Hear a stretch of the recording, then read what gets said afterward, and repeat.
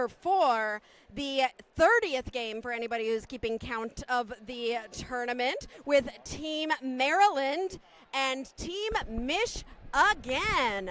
I am Aria, kidding me, from Derby Date Night. And I am Cricket from Lakeshore Roller Derby. We are so excited to be here. Let's tell you a little bit about how we got here before we get started.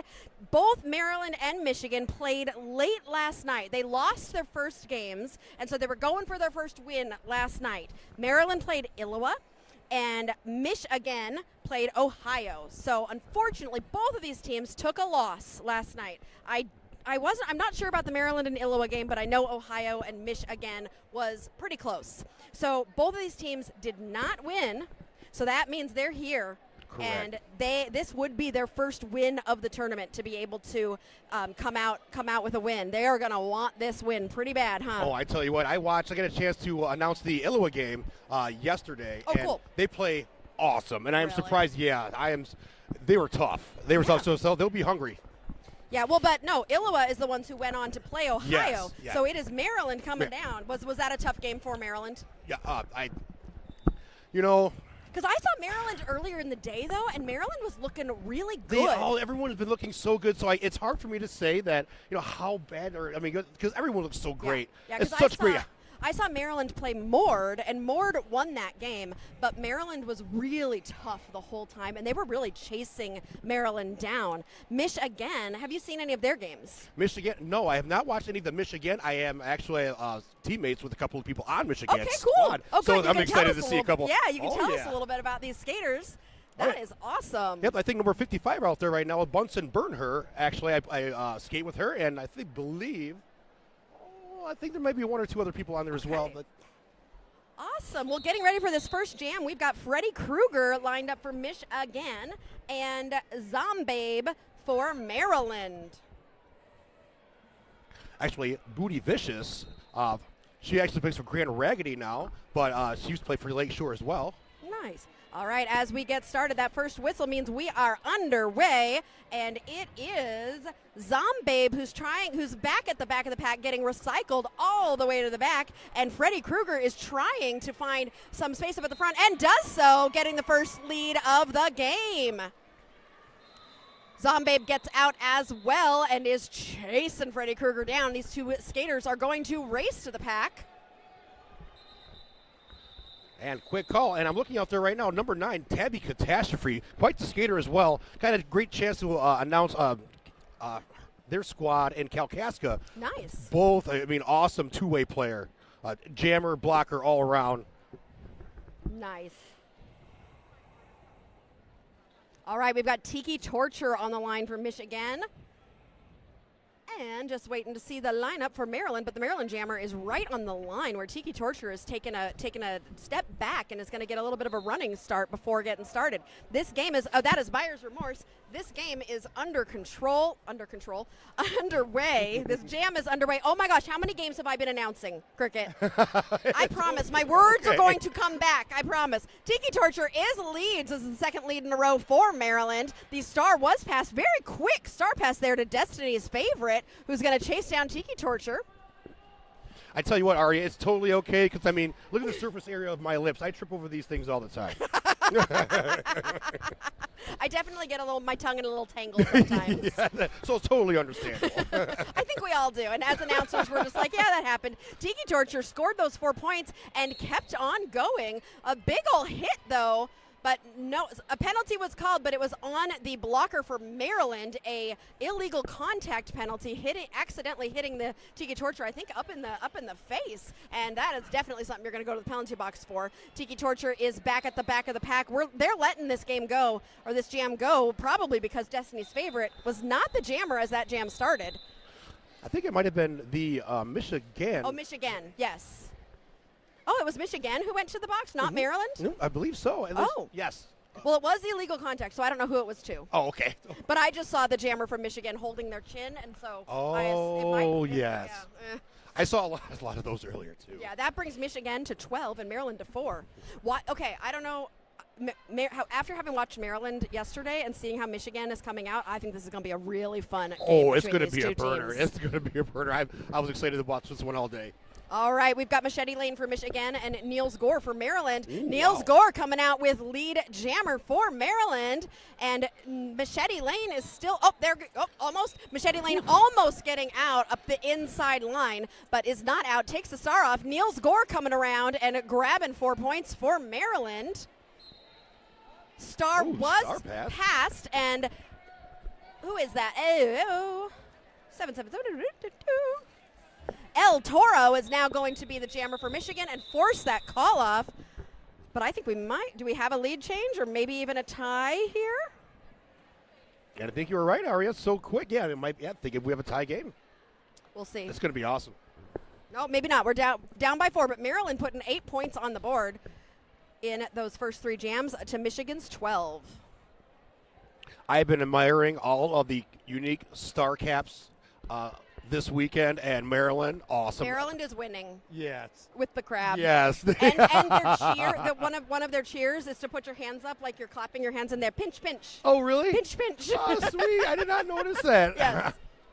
Kim Kong jamming for Mich-Again and Shenanigan Skywalker from Maryland. Kim Kong is out as lead jammer for Mich-Again. Shenanigan Skywalker is able to come up through the middle of the pack and get out to chase King Kong down. Kim Kong gets a hit to the inside by Lithumaniac. Woo! King Kong, first time around, did a shimmy and just stood up the blocker and went through untouched. Kim Kong calls that jam off. I think got a few points on the board there for Mich-Again. 15-12, we got ourselves a 3-point game. We are 5 minutes into the first half. This tournament has just been so much fun. Have you been just having the best time? This is the best time. This, especially a meeting this morning, for all the announcers and stuff. I thought that was pretty cool. I liked seeing all of us together. That was felt really good. We are usually by ourselves on a team, and so being able to be here with a team of announcers is so fun. You nailed it. That's exactly the sentiment I was going for. Zombabe is your lead for Team Maryland. Headhunter is stuck in a pack of jumbled up people while Zombabe is coming around on a first scoring pass. Headhunter did find some space and got out. I love Headhunter's stride. I've seen Headhunter jam a few times and just love. We are on the same page. I was watching Zombabe stride as well, and them both just powerful through those turns. Yeah. I feel like we all need some speed skating lessons. Yes, these skaters, I so feel these skaters who speed skate or even do USARs. USARs is so fast. What is USARs? USARs is another type of roller derby, but there's a little bit of a different rule set, and it's just very, very fast. So usually fast skaters do USARs. But you should check it out at some point. I'm going to write that down because I will forget. Freddie Cruiser for Mich-Again and Buyer's Remorse for Team Maryland. Freddy Krueger going up the inside line, trying to find some space or create some space. Pulling that pack apart, has 2 to beat at the front now, just has to get around the pivot and is called lead jammer for Mich-Again. What a shimmy move by 906. Beautiful little hops on the inside line from Buyer's Remorse, and they are going to chase down Freddy Cruiser. Buyer's Remorse, speaking of great skaters, strong skater there as well around those curves. Those strides, awesome. Strong. Absolutely. So strong, so good. Freddy Cruiser making it around again and getting free. Picking. Oh, great. Great way following the blockers to freedom right there. And Freddy Cruiser calls that jam. Both skaters able to score points there in that jam. Mich-Again is at 8. Team Maryland is 4. Freddy Cruiser, great job at checking out and following her blockers, seeing that small opening that was going to close up really quick because Maryland had been really good at it, closing those gaps and just took it. Tiki Torture on the line for Mich-Again. And Niels Gore for Team Maryland. Both jammers approaching the pack. Niels Gore sees some space on the inside, but is unable to capitalize on that and is getting pulled all the way to the back of the pack by Strega. Meanwhile, Tiki Torture is trying to pull that pack apart at the front. Nice Maryland tripod there, holding Tiki Torture the best they can. And Niels Gore loves that inside line. I noticed that yesterday. They are always aware of where those openings are, and if it's a small opening, Niels Gore's going to take it. Tiki Torture was able to get out, but Neil Gore with a Apex hop. Apex hop is through for 4 points for Maryland. Oh, for Niels Gore, doesn't look like doesn't matter if it's inside or outside. No.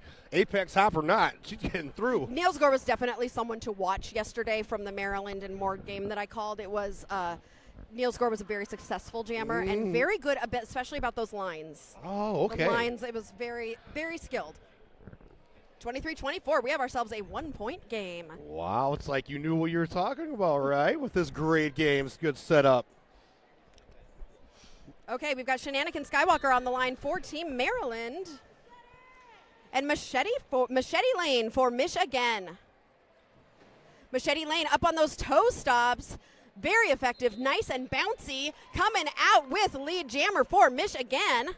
Shenanigan Skywalker, meanwhile, has taken that star off and is engaged in the pack again at the front, has found a tripod of people. Machete Lane hitting the pack on a scoring pass and finding that space on the inside line and getting through. Shenanigan Skywalker was also able to get through. Machete Lane notices Shenanigan and starts booking it. Gonna try to we're gonna try and do a hit it and quit it right here, I think. Oh, you were exactly right. Machete Lane tiptoed through the tulips on that first pass and got through. Holy moly. That's beautiful. Toe stops have become so much more important in Derby than they were 10 years ago. Really? They really have. And I know you're newer to the sport, but we didn't used to just get up on our toe stops and like the way that tiptoeing happens now is so. It's the sport evolves. It's almost used like a running, and it's exactly. awesome. Exactly. We used to practice. I remember running starts. We would run on our toe stops and then kind of start gliding. Derby used to be a lot faster, so that's where these toe stops.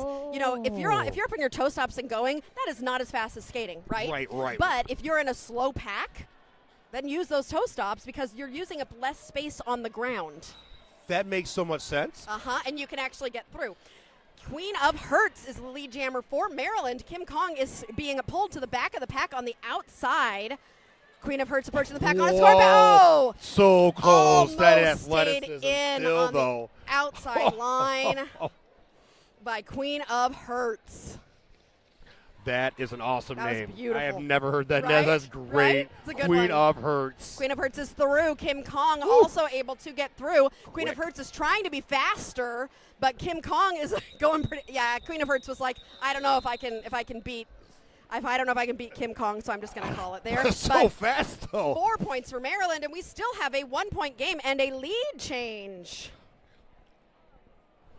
And when I ever do a lead change on my channel, we say cha-ching, because that's change. Cha-ching. I can't make the sound of spare change. I can't figure that one out, so I just go cha-ching. That would be a difficult one to verbalize through your mouth. Yeah, how would you make the sound of change? I'd love to. So that's why I just go cha-ching. You just gave me a challenge. I'm going to go home. Zombabe jamming for Team Maryland and Headhunter for Mich-Again. Oh, Headhunter is in a tough tripod at the front, while Zombabe trying to get some space with a spin on the inside. Did you see how Zombabe went back to make sure, momentum? Yeah. We need to get some speed there. But it is Headhunter who comes out with lead jammer. Zombabe is behind by only about 20 feet as these skaters are racing to the pack. Headhunter going to try to hit it and quit it. There we go. Did Headhunter get any points? That is 1 point for Headhunter. And you know what? We haven't had a penalty in a little while, have we? Let's talk about who sponsors the penalties that we are not having. It's Violent Spicy Designs penalty box. We have shirts, practice jerseys, sweatpants, sweatshirts, and much more that you want to buy and can't. From fun and sarcastic, cute and clean, we have it all. We have all the customization for your derby needs. Take all your clothes and show your derby pride. We have bands, temporary, and arms, and tattoos and water bottles and stickers, come see us for all your derby needs.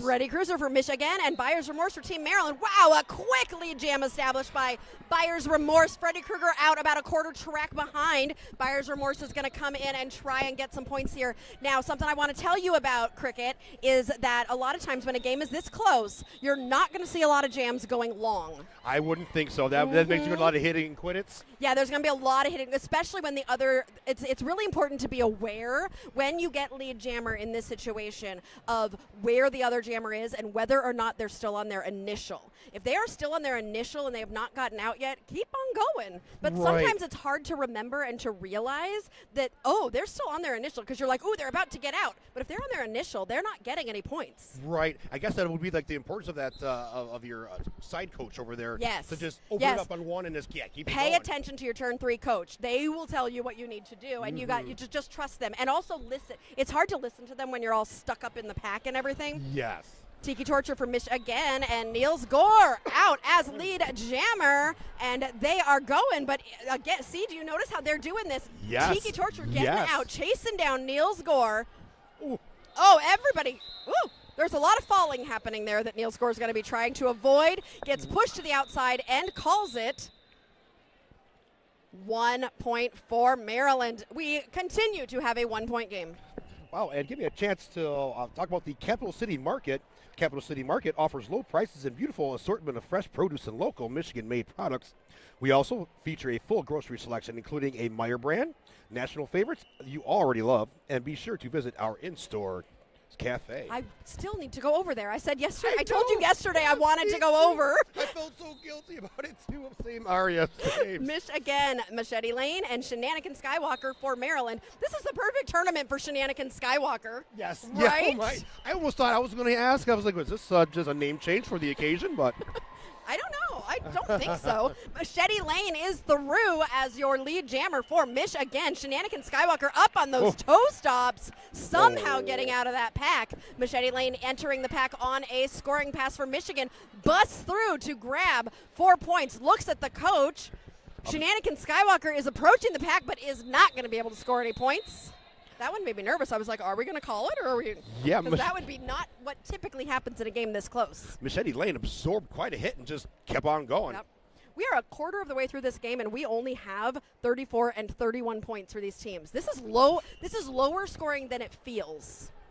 Yes. It feels a lot quicker, a lot faster. Yeah. You would expect there to be more points on the board, but I think because they are doing that hit it and quit it that we've been talking about, there's not a lot of points being scored. There have not been any jams that have run long.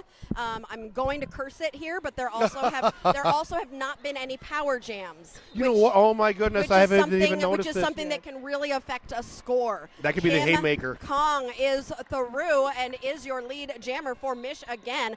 Zombabe is chasing down Kim Kong.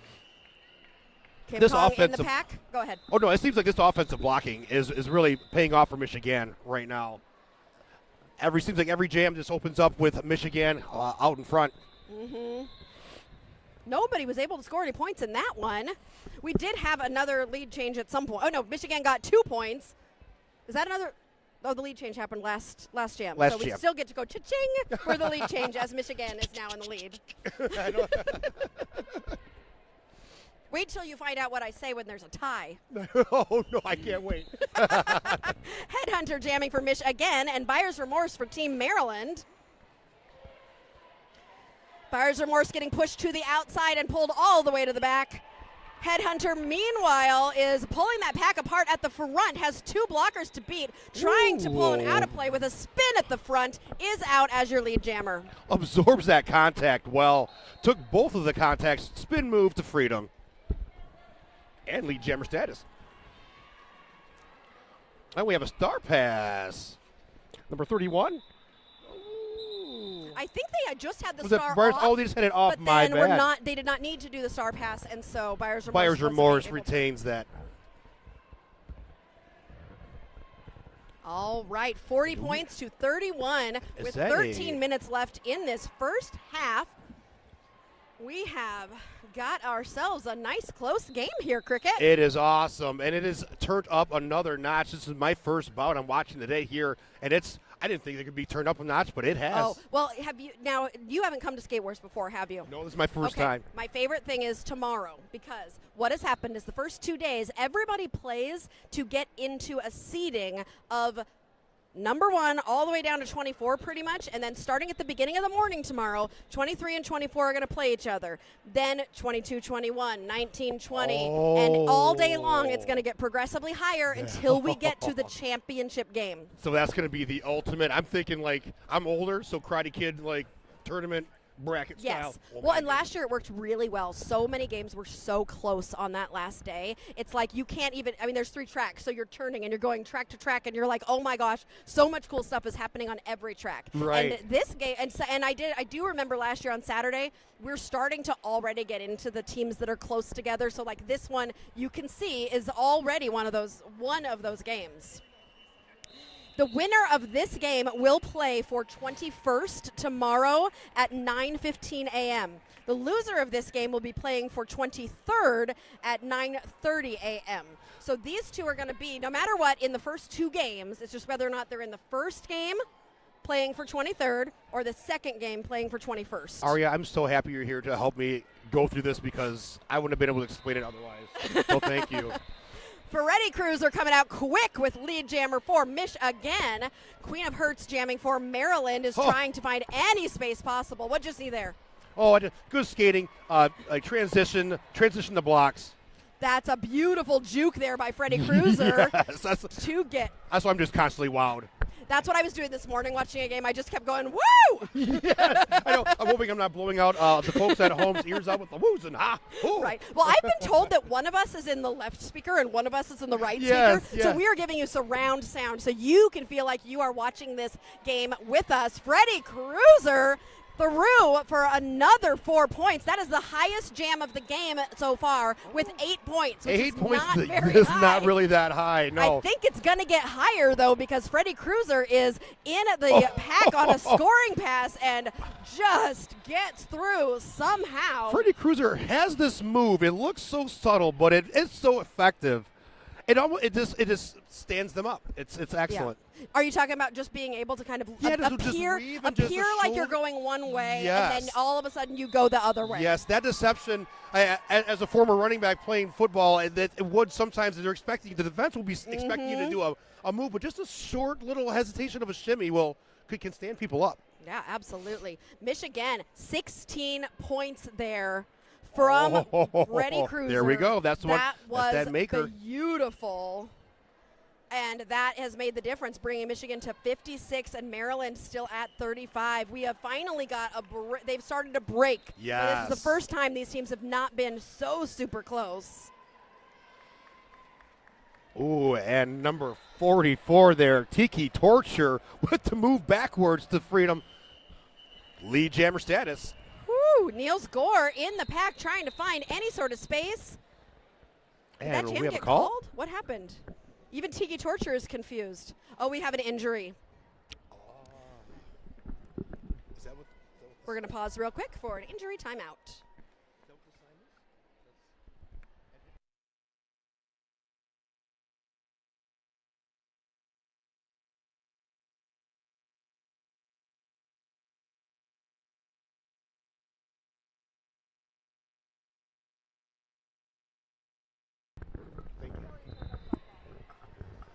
Oh, and we are back. That was a very fast injury timeout, and Machete Lane has gotten lead jammer for this jam. Zombabe is also out of, no, there was a star pass to General Chaos. I didn't even see the star pass. General Chaos now the jammer, but going to the penalty box, and Mich-Again calls that jam to freeze General Chaos, and they are going to start this next jam with a power jam for Mich-Again. First power jam of the night.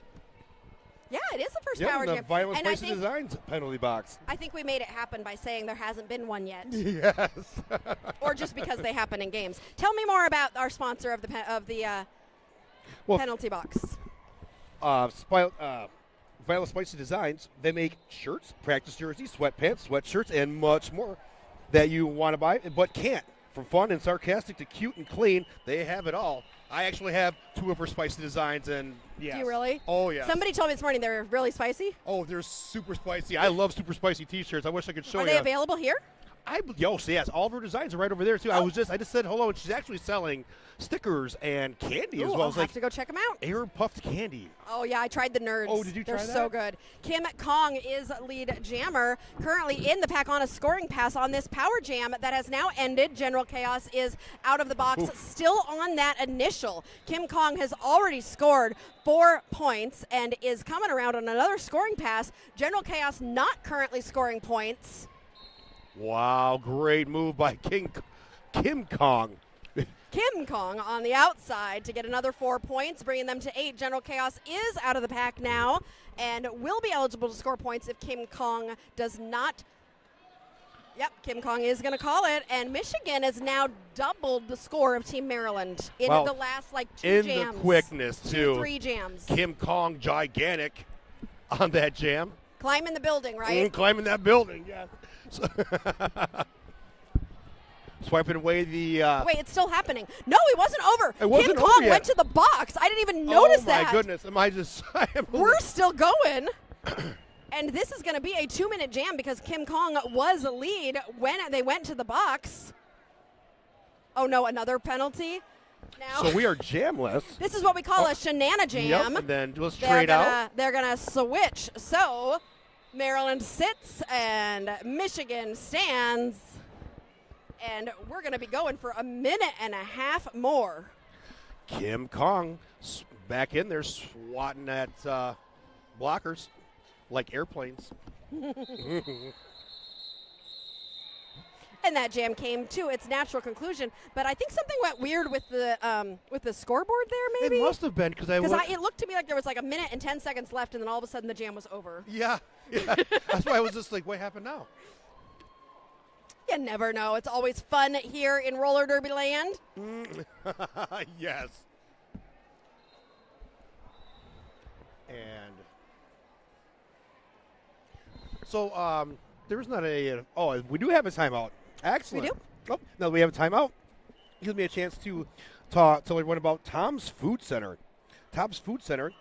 It's been Tom's Food Center's goal since 1982 to be your community grocery store, providing you with a great selection and friendly service while at the same time always looking for ways to make your dollar go further. Locations in Okemos and Portland, Michigan. Also, check out the Capital City Market. Capital City Market offers low prices and a beautiful assortment of fresh produce and local Michigan-made products, and they also feature a full grocery selection, including the Meyer brand and national favorites you already love. Be sure to check out their in-store cafe on your wheels if you can. If you bring your skates in there, you can come on in, and they're open from 7 a.m. to 10 p.m. daily. We still got to go over there. So at 10 p.m., that's a long time. It's enough time for me to get my skates and wheel on in there. Absolutely. We have 7.5 minutes left in this first half. Mich-Again has just come out in these last few jams and taken so many points. And Maryland, they were at 35 and have just gotten up to 43, but they were stuck at 35 for a good 5-7 minutes there. So Aria, with these rankings that they maintain, say after the tournament, all the rankings that they that all these teams, I guess, get established, do they carry on for the rest of the season? No, this is a tournament only. It's a tournament only. These are not for like WIFTA rankings or anything like that. Because we have so many borderless teams and things like correct. that. So, yes. And these games are also not regulation. So that is why we can do things like having a 10-minute timeout or adjusting the clocks if we need to. Whereas if a game was regulation, you would have to really do every single thing by the book. You couldn't, like shorten a timeout, for example. Right, or, intermissions, like shortening. Right. Those types of things that you can do in the tournament. So that's why none of this will count for, they don't count for like the WIFTA rankings, but they do count for things like, I know that when they did the rankings for this tournament, they were looking at, how did people do last year? How did people do at Y'all Stars? So even though it doesn't count for like rankings in the WIFTA world, it counts for rankings probably for next Skate Wars. Oh man, makes sense. That makes perfect sense. And like I would figure they put into account the people on the skaters on the rosters as well that come in and come out of that, I guess aren't maybe usually on the team or that aren't on the team anymore. Yeah. Well, Maryland, I was talking to them yesterday, and they have got about half of the people from their roster from the last time they played at Skate Wars. Last year at Skate Wars, Maryland struggled, and they had a hard time just really getting anything going at Skate Wars. So they came here, and they came wanting to, do a lot better, and they brought a new set of people with them. So there are about, like I said, half of the same skaters, and Mich-Again, as you know, is a brand new team. Oh, yes. Yep. It is kind of sad so that we've lost on Lakeshore. We've had Booty Vicious actually go to Grand Raggedy, and me being a new skater, this is kind of sad seeing some of our skaters go to a different spot. But being able to see them shine is obviously pretty cool. Yeah. Yep, absolutely. I think they were stretching. Did you notice that everybody was kind of doing squats for a second? Yeah. Keeping warm. Oh, the refs are involved in the stretching as well. There we go. Keep warm, everyone. I think it might have. Coach AK, I think, said something, and they all started stretching. So maybe Coach AK said stretch. Keep going. And then not only did the skaters do the stretches, the officials said, you know what? Good idea. It is. Don't cold up. Really. Don't cold up. Keep that intensity. Right. I know if I was coach, if I could have like a stationary bike on the side for folks to get on there and just keep their legs turning, that'd be ideal. All right, we have got back into the action with Headhunter for Mich-Again and General Chaos for Maryland. Wow. Headhunter coming out of nowhere, grabbing lead jammer very quickly. General Chaos got the star off, but is stuck behind a tripod of Mich-Again blockers. Oh yeah, ran right into a crowd.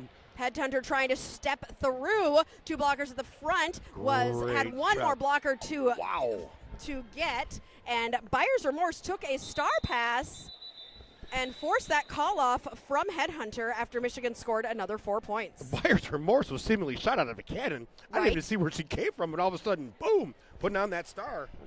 That is when you know it's been not only a successful star pass, but probably a sneaky star pass. Sneaky star pass looked like the skater was whipped into play. Well, you want it when you're a pivot, you want to get yourself in the right positioning so that no one is in front of you, and you grab that star and you just go. Yes. Which is why, that's how the most successful star passes are. But a lot of times players do pay attention to the pivot when they notice that the star is in the jammer's hand. As a former pivot, I used to feel it. I'd be like, why is everybody all of a sudden, oh, where's my jammer? I need to help them. Yes. Or I was even trying pivot before as well. I remember getting the star pass and all of a sudden feeling momentum come, and that was just, some of my teammates pushing me. All right. Niels Gore coming out. Oh, yeah, your teammate. Yeah, whoa, warp speed. Niels Gore is lead jammer for Maryland, trying to put some more points on the board here, but is getting stymied by number 3 from Mich-Again, Strega, who is going to make Niels Gore's life harder. Stuck like cats on pants. Right? I love your phrases. I've had a couple kitties just, right on the pants. That does make your life difficult. There is no question about that. Kill Switch took the star pass for Mich-Again and is now the jammer for Mich-Again. Niels Gore continuing to try and get those first 4 points. Strega is just locked in right now with the defense and is just trying to kill this lead jammer to help Kill Switch get through, which Kill Switch is able to do. Niels Gore got all 4 points and calls the jam. Wow. But it was not as successful of a lead jam as they wanted. Really good job there. It was excellent. So Strega's defense was just amazing there. All right, we are lined up for another jam. Tiki Torture for Mich-Again and Queen of Hurts for Team Maryland.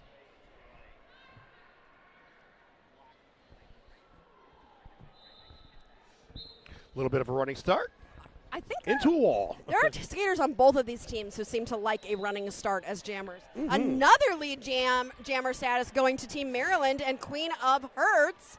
Tiki Torture able to find space on the inside line and is about half a track behind Queen of Hurts, who is racing to try and score some points before calling it. Queen of Hurts like a battering ram with guidance. That was excellent skating. It was like she was a magnet to the arms, and like I Yeah. get through those arms and get these points. That was beautiful. Because if I'm correct, if those arms are not broken, that's a heck of a penalty, correct? Yep, it sure is. And Mich-Again did manage to snag 2 points there at the end. So Team Maryland was a little bit late on that call. It was a beautiful bust through, but I think took a little longer than anticipated. Yeah. And Mich-Again was able to come in and sneak a couple points.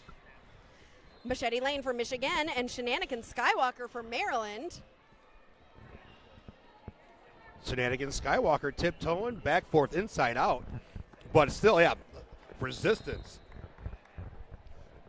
The pack is moving slower than usual, and this game we've had lead jammer established very quickly, and this is the first jam.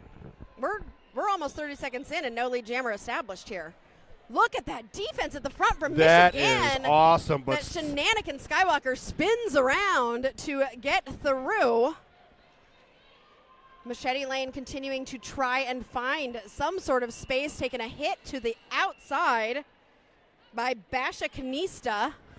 That's a funny name. Basha Canet is awesome. I love it. I will never get tired of the names. They're excellent. 4 points for Shenanigans Skywalker coming around trying to get some more. Look at that Ophelia great Plenty wall. has taken a star pass and is now the jammer for Mich-Again as we are running down to the end of the first half here. We've got 2.5 minutes left.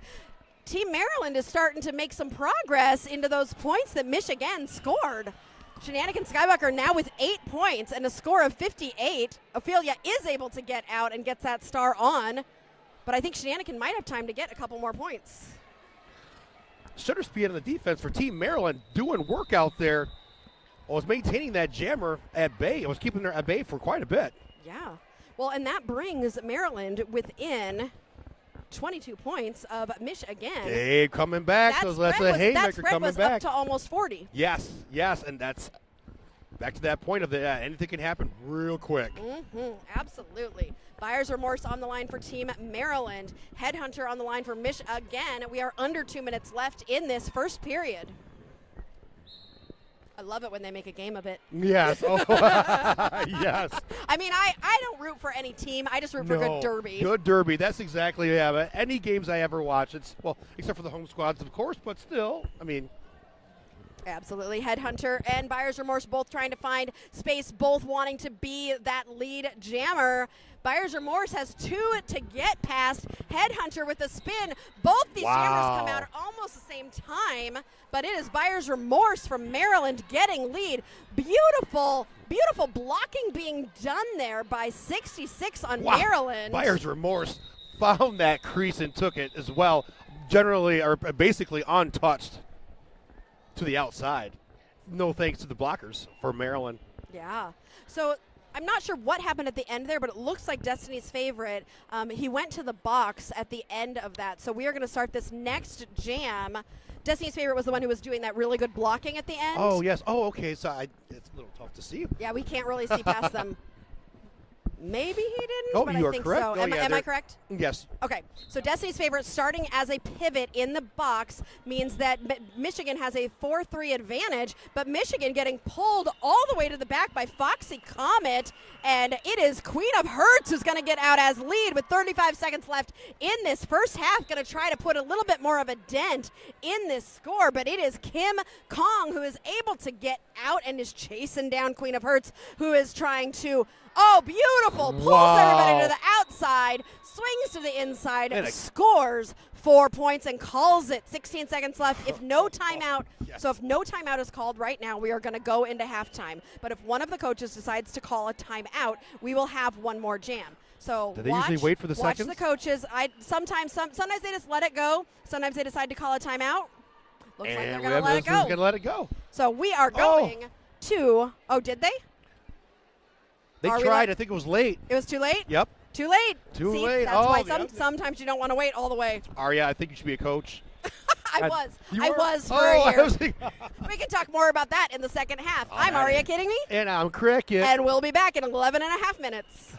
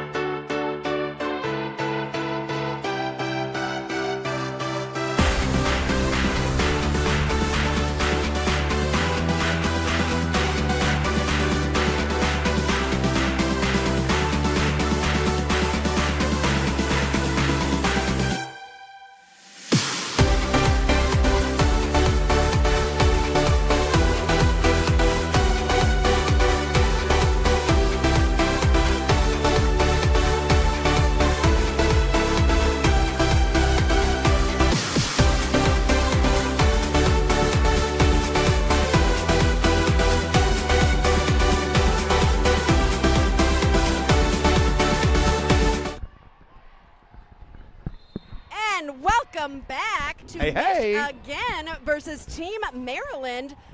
That was an interesting first half. That was a great first half. Wasn't it? Mm-hmm. These Quick, two furious. teams, very quick jams. Not a lot of points scored in every single jam until the end. Until maybe about 3/4 of the way through, Michigan started pulling away all of a sudden. Yep. And even doubled the score of Team Maryland. But then in the last 4 or 5 jams, Maryland just consistently was getting lead jammer and has now come within 11 points of Team Mich-Again. Yes, very proud of the Maryland squad for kind of putting it back together again and fighting to make this bout as close as it is now. I am so curious to see how we're going to start this second half because I think these two teams are really evenly matched, and depending upon who gets lead jammer and what that's going to look like. I mean, really, it was one good power jam for Michigan, and then another jam where there was just some really good defense on the Michigan side that let them get ahead by almost 40 points. But now they're within 11, so let's see what these two teams are going to do as we get started. All right, you're exactly right on that. Hit that right on the head. And it is Tiki Torture coming out as a lead jammer for Michigan, but Niels Gore also able to get out and is about half a track behind. Tiki Torture hitting the pack and hitting those hips. Yeah, that hit it, quit it. That's a clinic. And 4 more points for Team Mich-Again. So Mich-Again starting with the advantage here in the second half. Was that 4 points scored? Yep, it was. Do we have, is that a couple people in the box I see for Mich-Again? I think it is. Is it? So a timeout is being called or an official it's a review. timeout? I'm not sure which one. It looks like maybe an official review, but only 2 blockers are out there for Mich-Again and 4 for Maryland. So if nothing changes here, we may be going into a 4-2 blocker advantage for Maryland. Ooh, and they could really use that advantage. Well, while we're waiting, I'll give you a heads up on the Crash Course. Crash Course helps other roller derby athletes build strength, track confidence, and winning habits to become MVPs on and off the track. You want to make your 2-minute jams feel easy? Visit ChrisyCast.com for a 1-month free trial of Roller Derby Training Club Fitness app for just $1. Life is a contact sport. Win. And I have personally, before I even knew about this ad read, like I've done the Christy Crash myself. Tell me about it. There's a lot of really interesting, because I might be myself in my other day jobs. I was a personal trainer as well, and a lot of, say, reverse body squats, things like that. A lot of lower body work, which is gonna keep your endurance up for sure. Wow, that's cool. I've thought about doing it. I am not currently a derby skater, though. Is it good for people who aren't currently a derby skater, or is it really derby specific? No, you're not on skates. You're doing like a lot of off skates, and any of this could translate to just to real life applications. Type of physical fitness. Oh yes, by far. Cool. I might have to check it out for sure. I mean, I've heard the sponsorship enough times that I'm like, maybe I should just go ahead and do that. I'm so excited the fact that we're actually doing ad reads for it, because I saw her on. I'm not on Facebook very much, but the few times that I was very impressed by her presentation and everything. And I was like, wow, those exercises look really on point and really effective. So I couldn't help it. I reached out and I was like, I just kind of gave a compliment, like, wow, you were really on point. And she was like, yeah, you want to try it? I'm like, well, yes. Yes, I do. That's great. I love that. That's wonderful to hear. Well, I do not know what this official review is about, so we might find out. Someone that I would like to highlight, though, I always like to talk about our volunteers and all of our off skates and on skates officials. But over there doing some beautiful jam timing is Eggs Benedict, who is a Naptown Roller Derby head NSO and has been on the Derby Date Night live stream channel with me as a guest. And Eggs has so much derby knowledge, and it's just such a wonderful wealth of information. I adore Eggs, and her name is one of my most favorite names. If you ever meet Eggs, first of all, she always looks for anybody at any tournament with the name Bacon. So you can get a picture of Eggs and Bacon. Yes. And also, Eggs loves a good theme. So if you get a chance to see Eggs Benedict, make sure to say thank you to her and say thank you to your NSOs as well, because without our officials, skating officials, and NSOs, we would not have Derby. Nope, absolutely not. And they do a lot. And who wants to be the bad guy, or quote-unquote bad guy in the stripes? Because no one's ever happy at the officials most of the time, at least. Except for I always want to sing the You know, whenever I Yeah, the see them in a people's court, group, like, bum, bum, bum. yeah, exactly. We're just gonna have our own concert over here. I mean, you're a DJ, so if I make the music, you know, we can have some fun, right? Oh yes, actually, I I produce don't know my if the own music audience as well. would love that. No, You could produce music for Derby Date no, Night. I would love to. I produce. I'll shoot some stuff over to you. Ooh, that'd be really It fun. is all over the place. Yeah, we're always looking for new music because, you know, awesome. copywritten stuff. It's always a thing. This game has been okay. Let's take a look. Let's see if the box. Oh, and we are finding out what happened with that official review. So Cricket will come and fill you in and let you know as soon as we get that information. But meanwhile, we are back to the action. And we have got our jammers lined up and ready to go. Machete Lane for Mich-Again and Buyer's Remorse for Maryland. And it is Machete Lane who comes out quickly with a lead jammer while Buyer's Remorse is being recycled all the way to the back of the pack. Machete Lane coming around on a scoring pass. Buyer's Remorse was able to get out of the pack and will be chasing down Machete Lane, who gets through the pack to grab 4 points and calls the jam. What was that official review about, Cricket? So Team Maryland wasn't able to retain their the challenge because okay, if I can get this correct, I know, I'll it's struggle hard. through this. Let me see. The skater believed that she came out a little too early. Okay. And thought they already served the 30 seconds, but did not. Okay, And so when that- I said there were 2 skaters in the box for Team Mich-Again, it was actually they were challenging that there should have been there shouldn't have been 2 skaters. There should have only been 1. that is correct. Got it. And that was not the refs did not, the officials did not find any evidence that disputed that, and so they said nope, the decision stands, and Mich-Again will now lose their official review. You are awesome, and that is correct. You did a great job. You I did was a great so nervous job. when he was explaining. I'm like, listen, retain. The first time I ever had to listen to it, I was like, okay, focus. I actually will sometimes take notes. Yes, I didn't. I was like, where did I put my? I brought a pen. I think this is your pen. I think I stole it. Oh, that's okay. I'm left-handed, so I tend to steal people's pens and then they go away from them. I am a lefty as well. Besties. All right, Mich-Again and Team Maryland both scoring 1 point in that last jam, 89-74. Can you do that math? Because math is hard for me.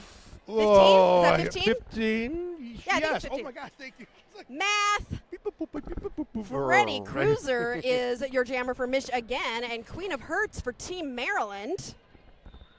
Queen of Hearts doing a lot of work today. Really effective as a jammer for Maryland. Wow, it gets super low into the outside to Freedom.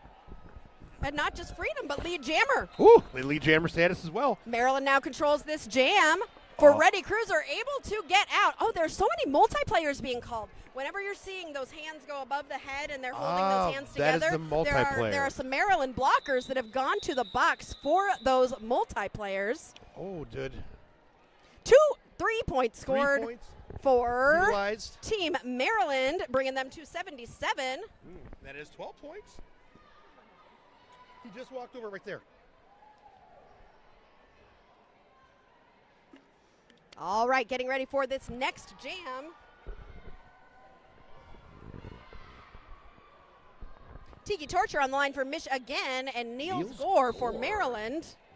Niels Gore, another awesome skater for Maryland. Tiki Torture is your lead jammer and will be coming out with that status for Mich-Again. Niels Gore, meanwhile, still stuck in that pack. And, ooh, beautiful moves by Tiki Torture, swinging her through that pack to grab 4 more points for Mich-Again.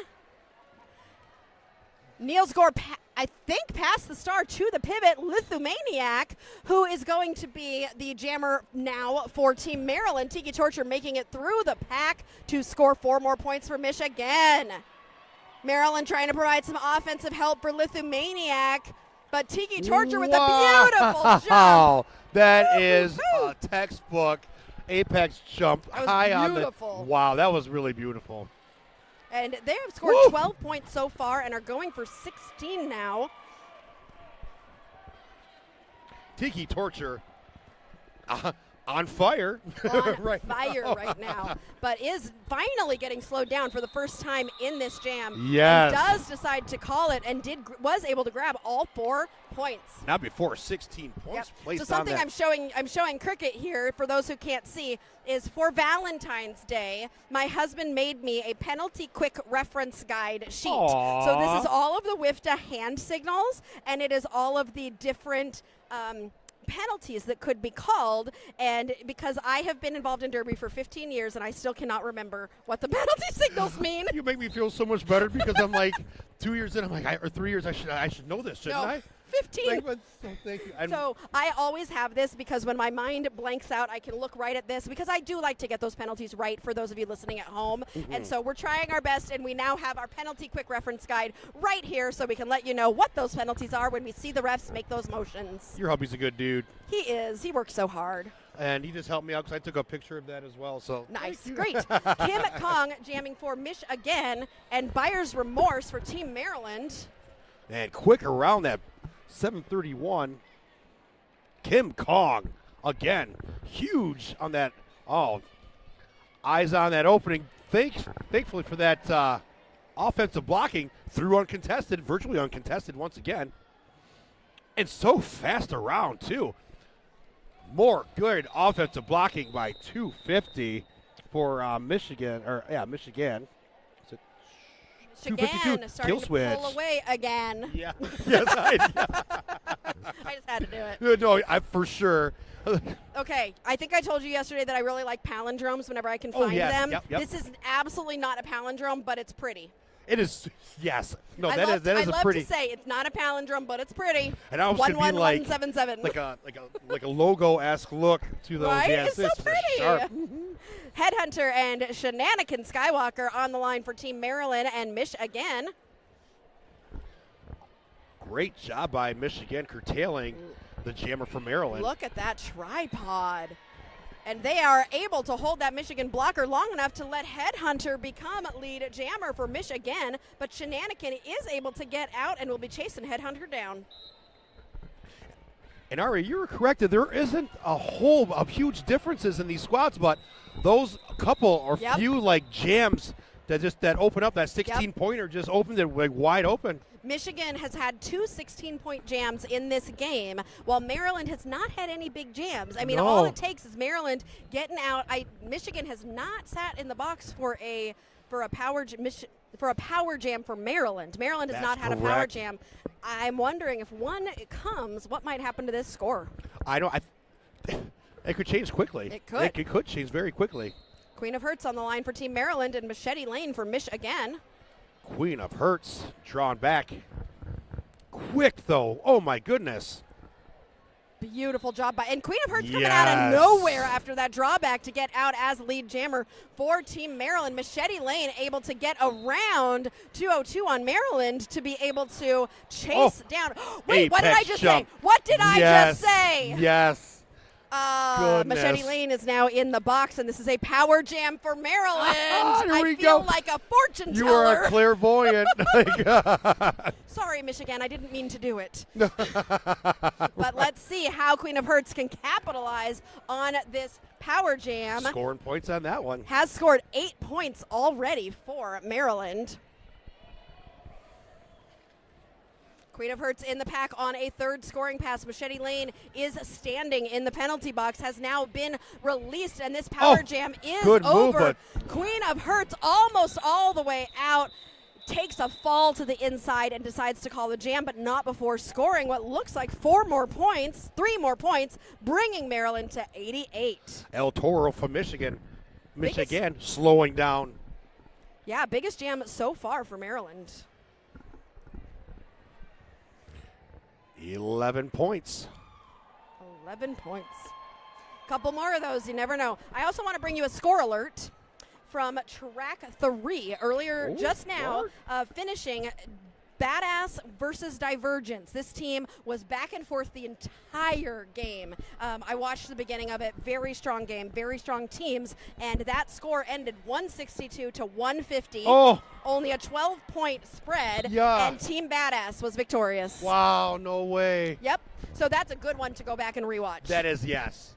Niels Gore is your lead jammer for Team Maryland, who's getting some momentum going here. Freddie Cruiser, the jammer for Mich-Again, is in the box. And this is a second power jam for Maryland. Wow, a perfect opportunity to cut into this lead a bit. It really is. Niels Gore getting pulled to the back. We're going to have to score some more points here if we want to take advantage of this power jam, getting some offensive help from those blockers. Yes. Niels Gore takes a big hit and decides to call the jam, freezing Freddie Cruiser in the penalty box. Boxy Comet tried to open up that can and tried to open up some space real quick before that, but unfortunately, they called it quickly, but while still in the penalty box, they're still going to try to take advantage of this, eh? All right, Freddie Cruiser still sitting in the penalty box, so that means that this, I'd say probably about 15 seconds left, and once Freddie Cruiser stands, it will only be 10 seconds left in that penalty. So Buyer's Remorse is going to get a running start in this power jam for Team Maryland, has got a tripod up at the front. Team Maryland trying to help Buyer's Remorse out with some offense. Good stoppage there. Good by job getting the Mich-Again, apex of the yeah. tripod there to help Buyer's Remorse get out and get lead. Freddie Cruiser is out of the box and in the pack as Buyer's Remorse comes around on a beautiful apex jump. Wow, that was awesome. That might be my favorite apex jump I've seen so far. Uh-huh. That was like, there have been a lot of apex hops, but Yeah. that was a jump. That was a jump. That was a jump, Buyer's Remorse. With momentum. Beautiful apex jump. Ooh, and we're having these packs moving now. Oh, for a Starting to second at move. least. Buyer's Remorse is stuck at the back of the pack with a blocktopus of all the Mich-Again blockers trying to. Oh, did you see those tiptoes? Yes, that was great. And the blocktopus. That was a great term. I've never heard that. That not was my term. freaking sweet. I Oh, got it from Johnny Pepper, who's a Texas announcer. A blocktopus with 4 blockers and 8 skates. that's awesome. Blocktopus. Thank Isn't it you. great? Yes. Yeah, when I learned it, I was like, yup. Yup. That's Johnny, going, can I use two? I put that in there. I think Johnny Pepper would be fine with it. There's a few of us announcers who use it, so That's go ahead cool. and you use blocktopus. I want to give credit where credit is due, but 19 points separate these two teams, and it is a lead jam for Mich-Again. Tiki Torture taking the lead, but Shenanigan Skywalker is chasing Tiki down. so quick. Oh, it's driven out. Good. Attempted apex jump there by Tiki Torture. It was going to be pretty, Yes. but Mich-Again said, nope. So is contact legal if someone tries to apex jump and contact it in the air while jumping? I'm sure as an official it's hard to catch. It's complicated. I would think so. I would really think so. You can contact, but you can't be getting momentum. I believe you can't be getting momentum.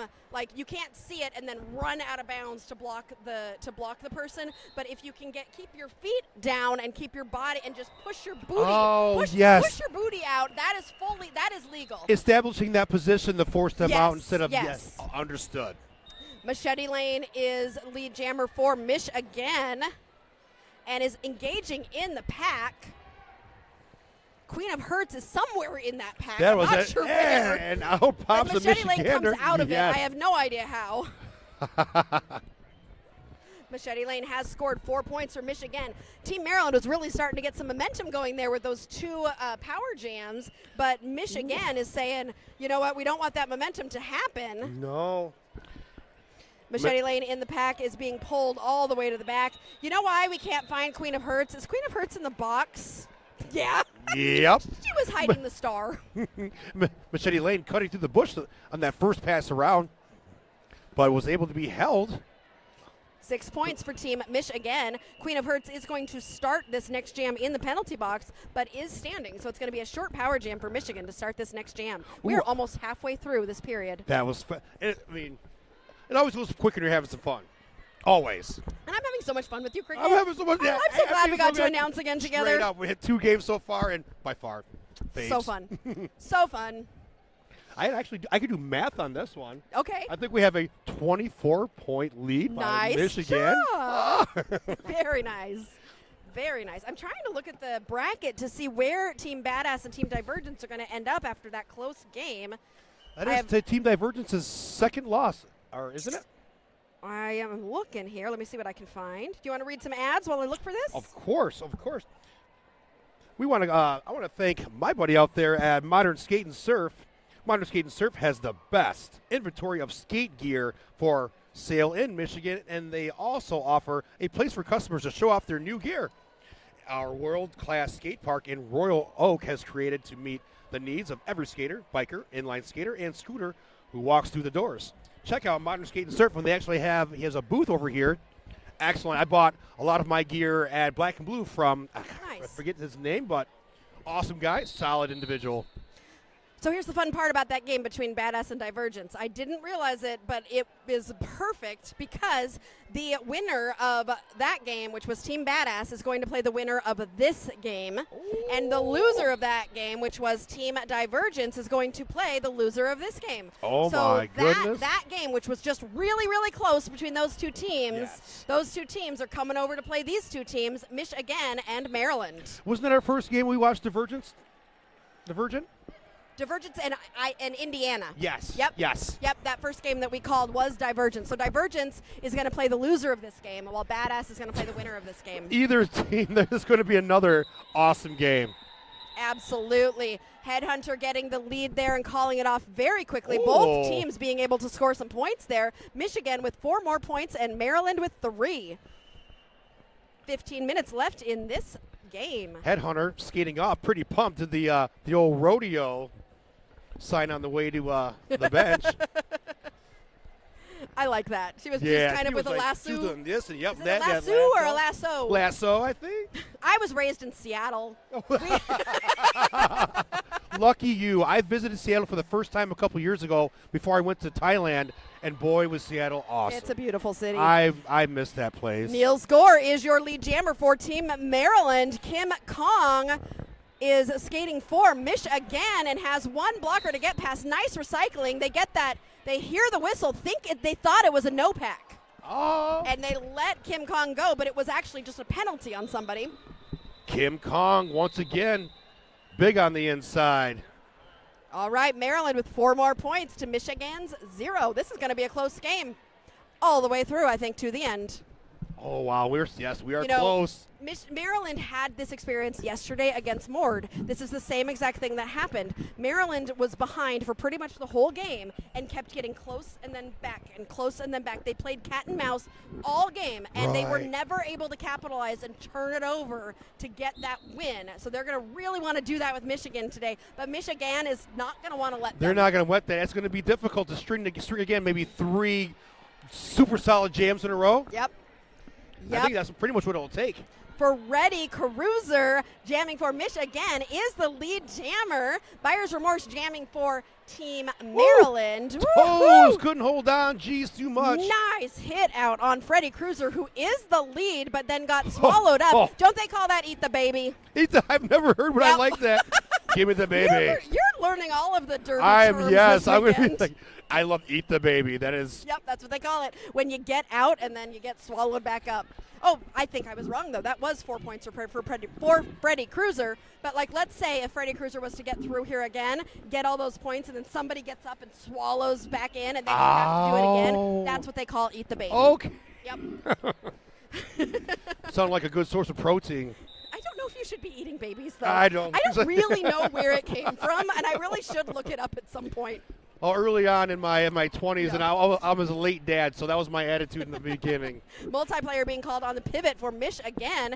Destiny's favorite took a star pass, and he is going to be racing to the pack to try and force this call off from Freddie Cruiser, who has scored at least 4 points. I think might have gotten all 8 there.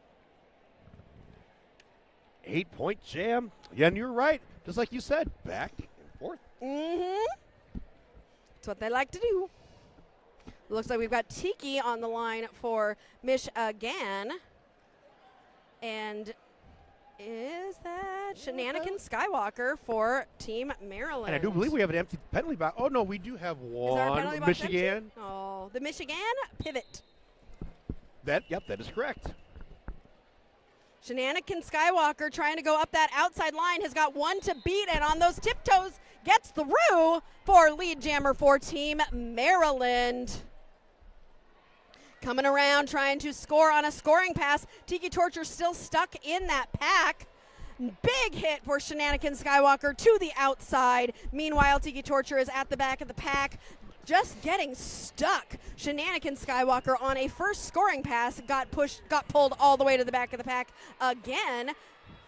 Tiki Torture has that star off. Might looking for the pivot, who is out of the penalty box. Everybody is out on the track right now. Shenanigan Skywalker has scored 4 points. Tiki was able to get through and is chasing down Shenanigan Skywalker, who is probably hoping that Maryland can get to the front so Shenanigan can get some points before calling Great pickup, but hips pass all. Did they score? The Skaters score 4?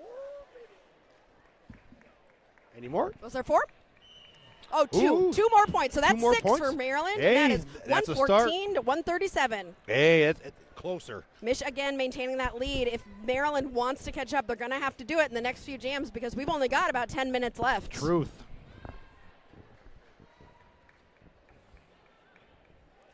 Both tripods ready to get all extra close and personal. Queen of Hertz is jamming for Team Maryland, and Kim Kong for Mich-Again. Calf strength on display for Queen of Hertz. Maintained that position even though 2 of the Mich-Again players were trying to draw the skater out. Whoa! What was that? And again, I am sorry to whoever is in their right ear. Tell me more about what that was. Well, it looked like Queen of Hertz was getting pushed out, but just was trying to stay on the toe stops, but just kept sliding. And a star has been passed for Team Maryland to General Chaos, who will now be the jammer, but will not be able to score any points for Mich-Again. 4-point swing on that one. And as we have the score now 141-114. Ooh, that's not a palindrome, but again, like you said, it looks a little it's so pretty. pretty. Wait. 141. Like nope. No. Nope, not a palindrome. It's so close. Do you Really? see why it's fun to look for palindromes? Oh, you have me looking now. You have me looking. Oh, that is pretty. I will have people in the chat on Derby Date Night who will be like, Aria, palindrome. We actually have a palindrome emoji on Derby Date Night. So when we find a palindrome, all of our chat members can put, it's a taco cat. And so they can put the emoji of the taco cat in our chat whenever they see a palindrome. That's killer. It's amazing. I can't wait. I can't wait to check it out. Oh, I cannot wait to see you in the chat on Derby Date Night. Yes. When you're watching and having fun. Oh, that'll be so great. I love it. I can't wait to catch all the replays. Yes, in fact, for this now, all of the replays for this game are going to be on Team Lansing Roller Derby's streaming page, so everybody can go there. So they have all. I was already watching the rewatches last night, so they are posted right as soon as they're done. You can already watch the rewatch. So all the games from this weekend, you can't watch all of them at the same time. Nobody can. No one can. So definitely be checking out all the games, and they are. There are so many great games. So much good. It's going to be like watching all the brand. It's going to be like reliving the weekend all over again. Absolutely, 100%. We are in an official review right now. Well, in an official review, I'd like to mention Skatin' Not Hatin'. Skatin' Not Hatin' has been around since 2014, owned and operated by Javelin, who skates for Kalamazoo Roller Derby, Team Mich-Again, and coaches in Kalamazoo Killer Bees. This small shop has huge Skatin' Not Hatin', offers skate packages, protective gears, wheels, accessories, and full sublimation apparel. Go check it out. And I've had the opportunity to watch a lot of Kalamazoo Roller Derby Killer Bees games. Actually announced more than a few as well. Great team. Wonderful. But we are in an official review that has been called by Team Maryland, and it looks like the officials are giving the information. So hopefully our alt ref will come over and let us know what that was about. So Cricket, you get a second chance. I'm going to make sure you have your pen. Oh. So that when you get the information about whatever that was official review was about, that you are ready. You can write right here on this one. Oh, excellent. Thank you. And while I have a second as well, I want to mention the Crash Course. Crash Course presents Derby in Paradise, a 7-day roller derby retreat to recharge your body, ignite your game, and connect with new roller derby friends on the coast of Nicaragua. Visit ChrissyCast.com for dates and details. That is ChrissyCrash.com with a K, Krissy, crash.com. We are getting ready for the next jam. We've got Headhunter for Mich-Again and Niels Gore for Team Maryland. And it is Headhunter who's going to come out with lead jammer for Team Mich-Again. Niels Gore, though, is out as well, about half a track behind. And these two skaters are going to race to the pack. Headhunter gets through for 4 points. Niels Gore, I think, might have snagged a couple points there at the end. Let's see what the ref lets us know. Looks like Maryland was able to grab 3 points to Michigan's 4. So Mich-Again only able to capitalize with 1 extra point. So tell us about that official review. So that official review, number 17 for Maryland was charged with a late hit by a Michigan blocker. But the contact was after the whistle and will not count. Retain. And will not retain. And yes, and they lose So they their. agreed that the hit happened, Agreed, but the yes. contact was after the whistle, and so there will be no penalty assessed. That is correct. Perfect. Sounds good. Good job, Cricket. Yeah, getting better. I was like kind of foaming or tripping over my lips as I explained earlier, but it's so hard to try and figure out. And eventually you'll know what your words are to use all of that. You know, you kind of get your style. You get your style going. And it is Machete Lane who thought that they were lead jammer but got a track cut. So this will be a power jam for Team Maryland and Queen perfect of opportunity. Hertz, who just found some space on the inside line and is lead jammer for Team Maryland. perfect skater to possibly to punch into this lead for I sure. agree. Take full advantage of this. Surveys. Oh, and takes a stiff shoulder. Ooh, it's getting physical out there. With 8 minutes left in this game, I'm not surprised that it's getting physical. Oh, no, not surprised at all. The best way to slow a person down is to lay a little shoulder into the person and Queen of Hertz taking a whip from her teammate to get around and get through for 4 points for Team Maryland. Queen of Hertz. Through again for another 4. While Machete Lane waits in the penalty box. But who was that from Mich-Again? Tabby Catastrophe is there for that that And stop. Mich-Again swallows Queen of Hertz back up. I know Queen of Hertz has all 4 points, but now has to go through again to get out of the pack. That's so hard. It is so hard. Machete Lane is standing, and Queen of Hertz sees the bench, telling her to call it so that Machete Lane can be frozen in the penalty box. This will be a very short power jam for Maryland, and who is going to be jamming for them? I think is that Niels Gore? That is Niels Gore, yes. No, General Chaos, number 4. Oh, number 2. I thought I saw General Chaos is pivoting, number 4. Niels Gore is, I'm not surprised they're putting out Niels Gore right now because they're hoping that Niels Gore can get lead very quickly before Machete Lane gets released from the penalty box. Oh, yes. That's the strategy here. And if you want to put a jammer out who you think can get lead quickly, because it's not going to be a long power jam. Good job by Maryland cutting away at that lead. 20 points right now, well within striking distance. 20 points with 6 minutes and 52 seconds left. That's probably 4 or 5 more jams. I love to see either. I just love to see great derby. Yep, always. I love to see close derby. I mean, you are from Michigan. It's okay. You can root a little. Oh no, a little bit. I can't. I'm kind of rooting for Maryland a bit. I am not even gonna lie. I always root for an underdog, and there it Me is. too, Niels Gore yes. getting lead, but Machete Lane coming out of the box and just racing to the. Oh, these two skaters are going to race to the pack to see who's going to get. Oh! I knew that was coming. I could feel it. Another beautiful hey, jump. feeling and a it. celebration Feeling it. from Niels Gore. That's what we want. That's exactly what we want. They are so excited. And that was 4. Was that 4 points for Michigan? I believe so. Or Maryland. 4 Maryland, points yep, for Maryland, bringing them to There we 129. go. There is 16 points between these two teams now. And a fire ignited, I'm sure, and they're going to be feeling themselves for sure. Buyer's remorse for Team Maryland and Freddie Cruiser for Mich-Again. You know, buyer's remorse. I'm wondering, what did that skater buy something that they did not? It just stuck. Like, I should have never bought that Nissan. Oh, I have remorse. I know. It's a great name, though. I wonder if their last name is Buyers. Oh. Sometimes people use their names. Freddie Cruiser is lead jammer and scoring points right now. Buyer's remorse is hoping to snag some points before that gets called, but it gets called with 5.5 minutes left. 2 points. Not too bad No, not at all. held off for only 2 points. Still plenty of time. Well, we're getting down to it. Yep. All right. We have got Shenanigan Skywalker for Maryland lining up against Tiki Torture from Mich-Again. Tiki Torture at the back of the pack, busting through, and is through as lead jammer for Mich-Again. And look at Tiki Torture race to the pack. Shenanigan Skywalker passed the star very quickly to the pivot. Skater that wanted all that smoke took it straight up the center. Zombie is hoping to snag a few great points. balance, driven out though. Got hit out, but still got some points there. Scored some points. And Maryland actually outscored Mich-Again by 1 point, bringing them within 15. Nope. Yes, 17. This is hard math. I just did 9 minus 2. It's so hard to do I'm math. trying to imagine in my fingers. I don't have an. I'm hiding when I'm hiding my fingers under the table and doing math. And that whistle means, I think, a timeout.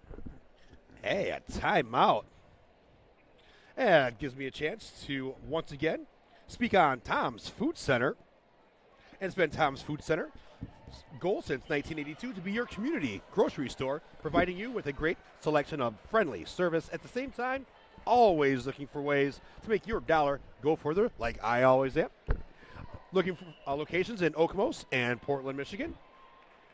Capital City Market, welcoming skaters on wheels to come on in and check out the store across the street, which I'm going to do probably after this bout. Michigan, our Capital City Market offers low prices and beautiful assortment of fresh produce, local Michigan-made products. And they also feature full grocery store selection, including Meyer brand and national favorites we already love. And be sure to visit the in-store cafe. So that timeout that was taken has now turned into an official timeout, but I hear a whistle, which means I think we are about to get back to the Derby. Only 4 minutes and 18 seconds remain in this game. Right now, unless something crazy happens, which it totally can, this is Mich-Again's. But remember, neither of these teams have won yet. I'm having those feels. This is a chance for that. Both of these teams are going to play again tomorrow morning at 9:30 and 9:45. It's just who is going to play Team Badass and who is going to play Team Divergence tomorrow. That is what they are playing for. Oh, playing for a whole lot. And that is Kim Kong getting lead jammer for Team Mich-Again. Niels Gore was not able to get out and so passed the star to General Chaos, who will now be the jammer for, a giant hit there. Good job. 2-0 to Condoleezza Slice. What a hit. Excellent name, Condoleezza Slice.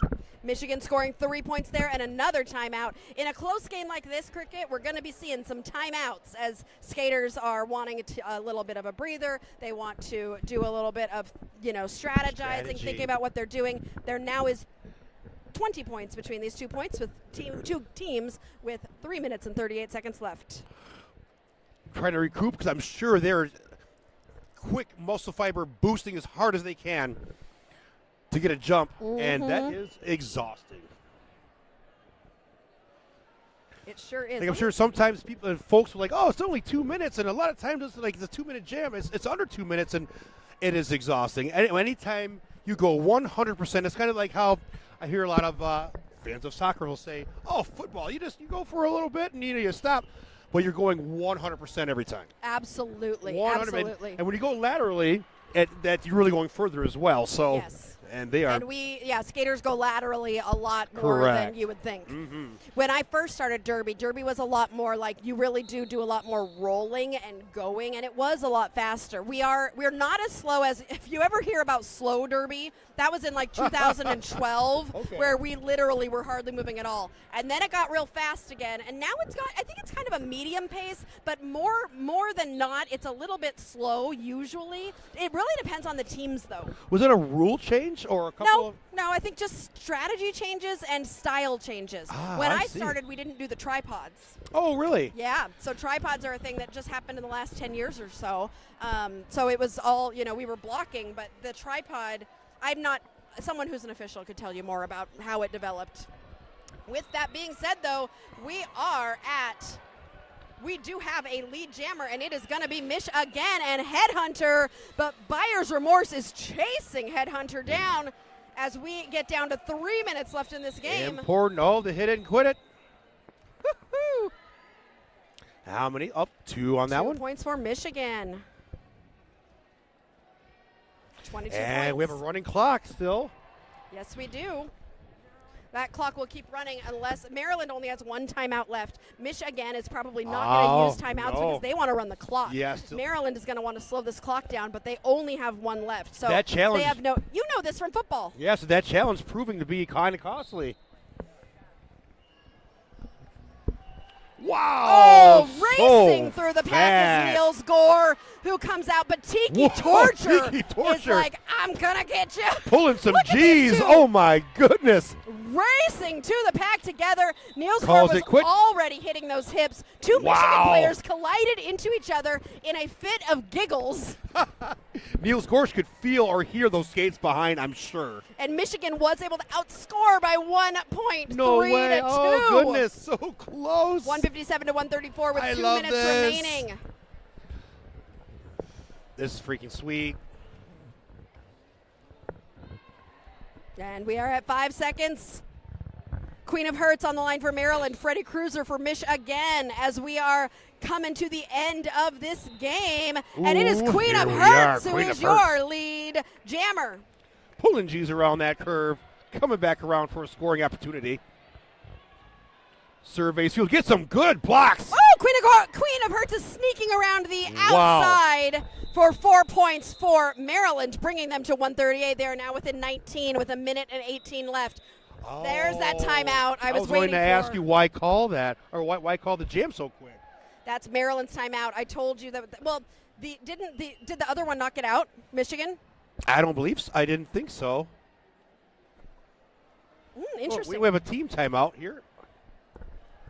Interesting. If Michigan didn't get out and they were still on their initial, you're right. I wouldn't have called it. That's what I was kind of confused. I was like, let's keep going. Let's keep going. Yeah, I would have kept going. But maybe they didn't want to kill maybe they're trying to not kill the clock. Like, there's a lot of strategies that could be happening here. That's they what I was could be like, wondering. you know what, let's get 4 and call it, and so that they can stop the clock, or they could have run it. It's a hard decision. Right, yeah, in the heat of the moment I might as well. have run it there. I thought that's what I was hoping. Oh, we're getting hype right now. We're getting there. We got the crab crawls. We got the crab walk. It's like a crab circle. Yes, it is a crab circle. It's adorable. All right, Niels Gore is out there with the star on for Team Maryland, and it is it Machete Lane for Mich-Again? They just switched the jammers there yes, right I believe at the so. last minute. They switched the jammers. Ooh, that's a little. Kim Kong. They switched it to Kim Kong right at the end. They had Machete Lane out there, and then Kim Kong kind of snuck out there. Wait, who called the timeout? Mich-Again called a timeout. I'm surprised. Oh, well, the clock was already stopped, so maybe it doesn't matter as much. Doesn't matter. They're going to regroup and talk it over. Did you see the officials just doing yes, the skating in a circle dance? I love it. I'm a fan of Futurama and Zoidberg and the little crab dance, and that's what I was thinking about. I love it. This is great. All right, so if the score stays as it is, then tomorrow morning, Mich-Again, here we go. Mich-Again would play Team Badass for 21st place, and Team Divergence and Team Maryland would play each other for 23rd place. All right. But we'll see. We've still got 1 minute and 15 seconds, and a lot can happen. 23rd place out of how many total teams? 24. 24 teams. So that would be that's the one where it's like, I haven't won a game yet, and I want to win one. Right, and there'll be that game will probably be fierce. Yes.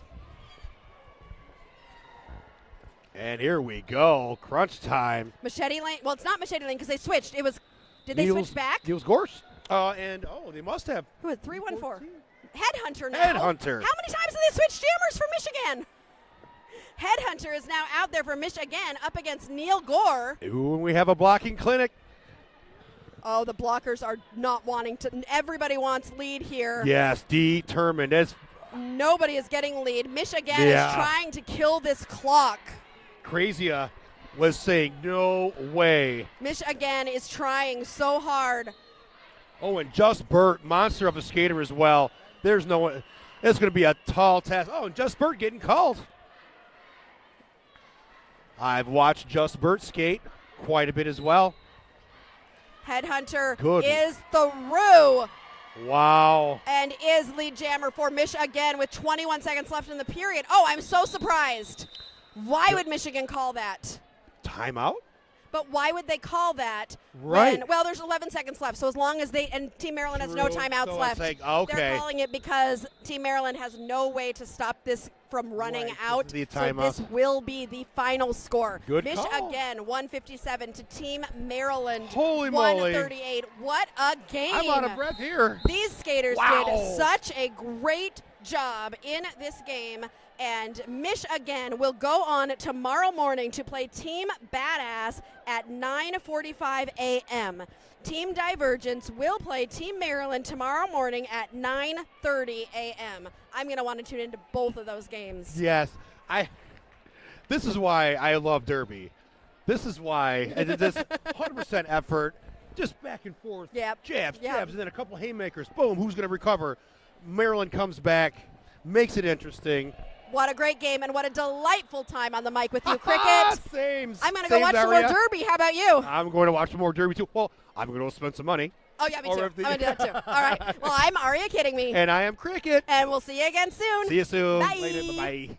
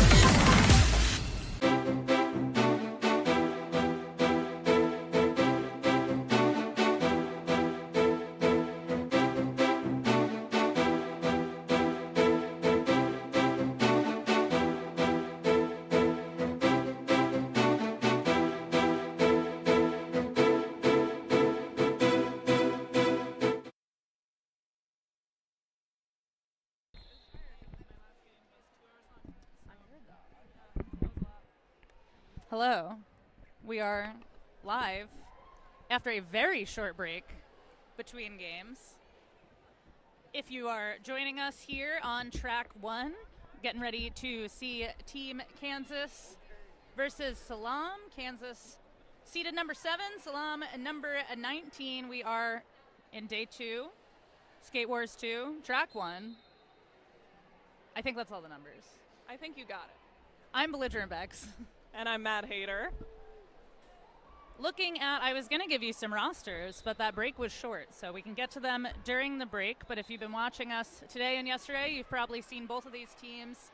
This is SALAAM's 4th game of the tournament. They played Mich-Again yesterday and won in an upset, and then they played New York yesterday and API Fury this morning.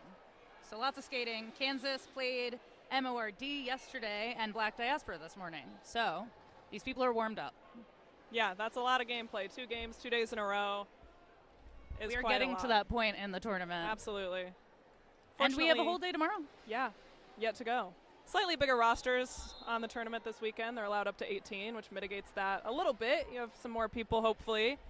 And then you have some of these people who are on multiple rosters this weekend. Yes.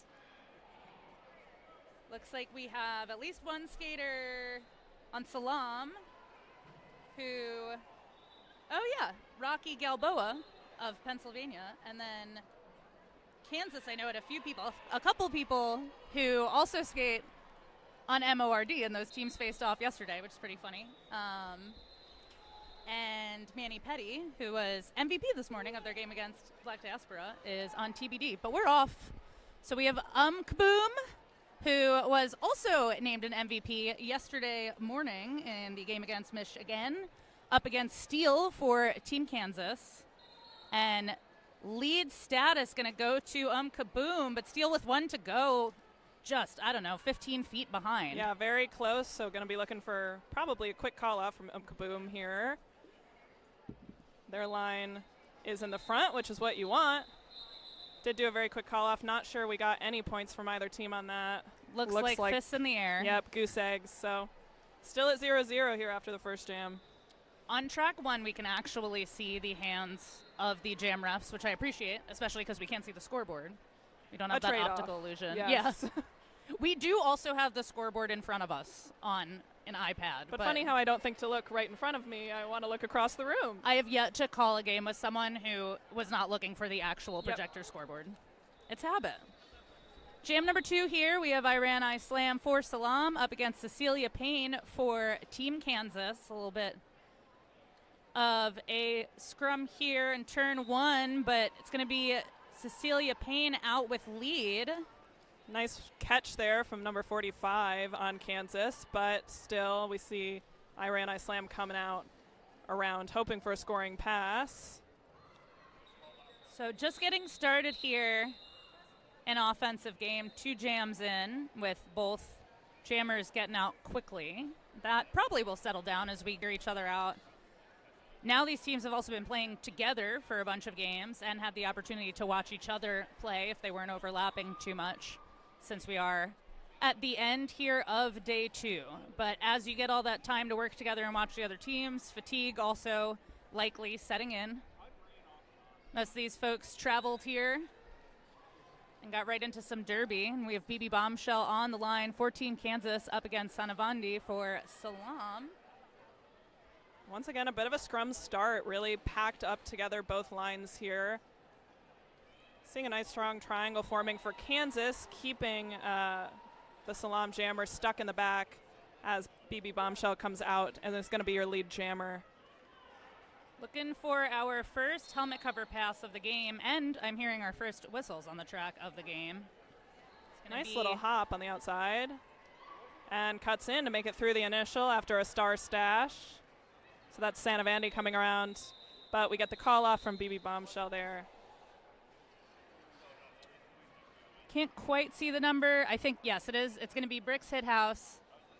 First skater sent to our Violet's Spicy Designs penalty box. I don't know why I'm fighting with that. I've said it so many times. It's also a great sponsor because people are spicy and they go to the spicy penalty box. Yeah, it definitely suits the sin bin, if you will.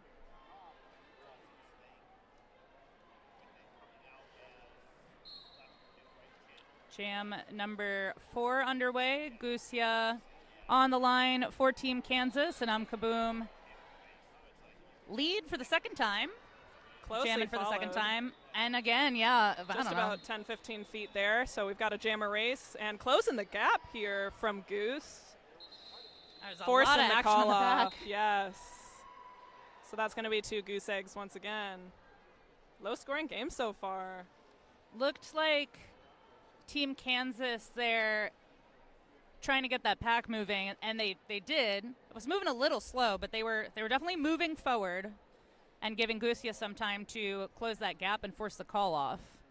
So we're at Jam 5. We're heading into Jam 5 with a 6-0 score in favor of Team Kansas.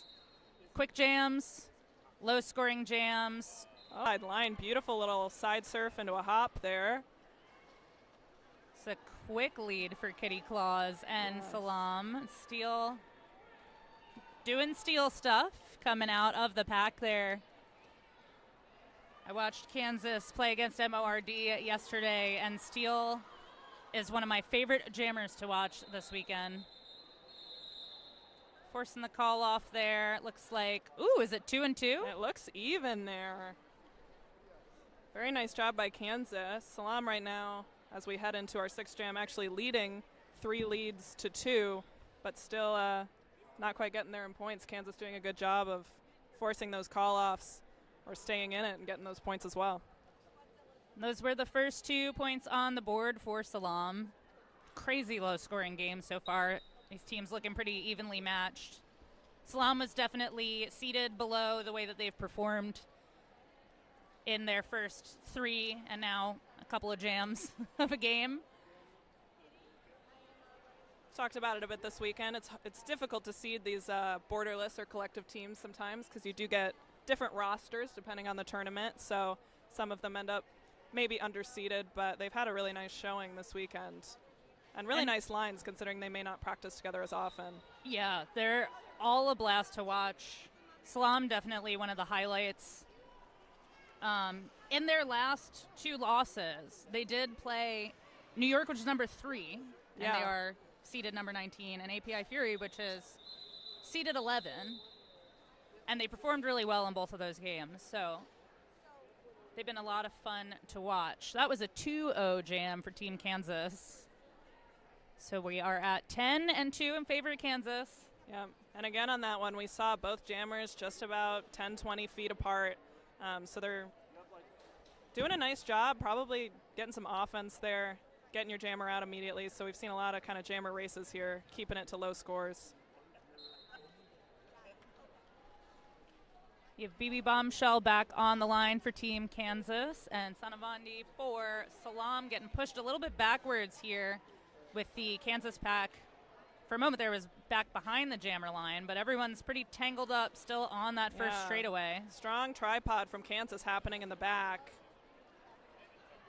Really keeping that SALAAM jammer contained. Now moving up a little as BB Bombshell gets run back to the back of the pack.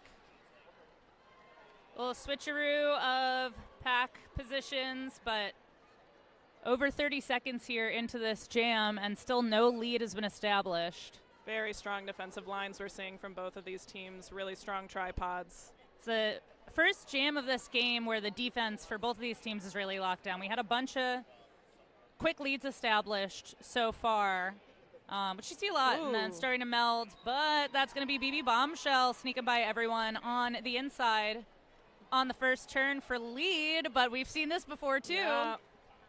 Not skating alone, about half a track between these 2 jammers, so I'm guessing BB Bombshell is going to try to grab a couple points and call it. That's exactly what happens.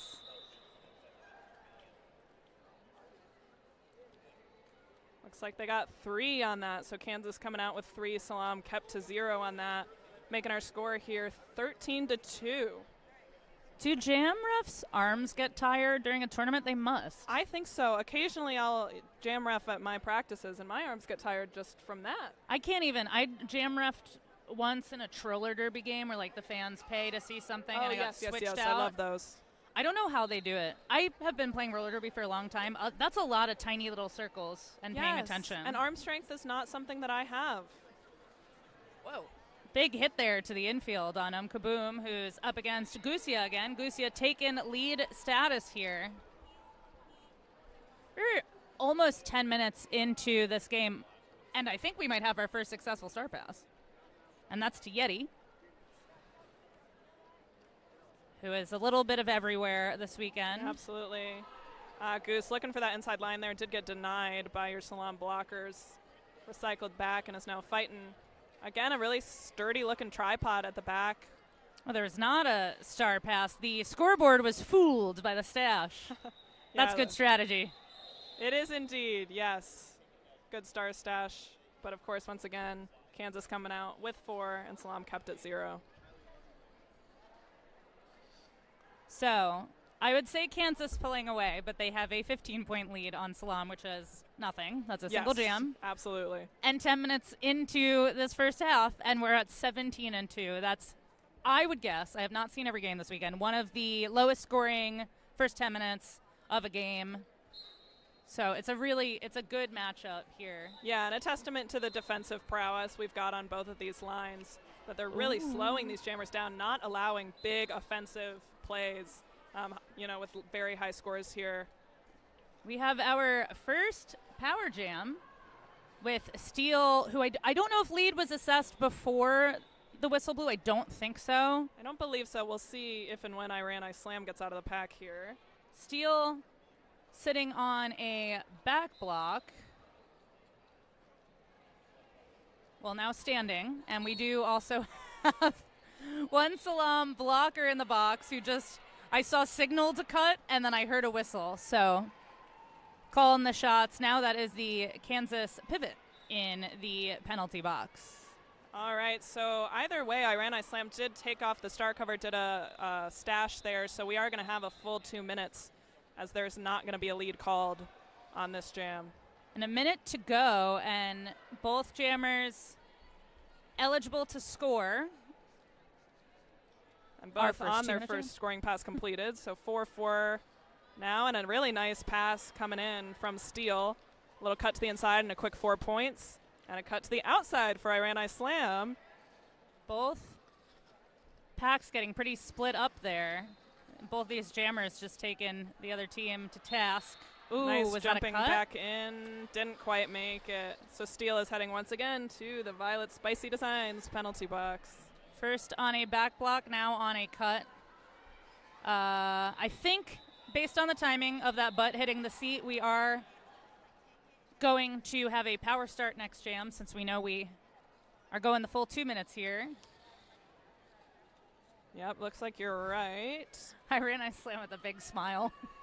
Yes, on a 2 minute jam, that takes a lot of willpower to have a big smile, I think. So that did work out in SALAAM's favor. They got 14 points to Kansas's 8, and that, of course, is their largest scoring jam thus far, as they just had 2 points before. So really nice for them. Oh, I'm sorry. Team Kansas ended up with 11 there.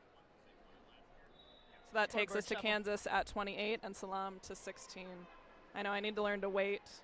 I get too excited. I never do it. Yeah. So that was definitely the highest scoring jam, I think, for both teams there. Definitely for SALAAM. Yeah, it was for both teams. Before we'd only had 4 or less, so nice big score. Power start here for SALAAM. Kaboom doesn't quite make it before Steele comes out of the box, so either jammer could take lead here.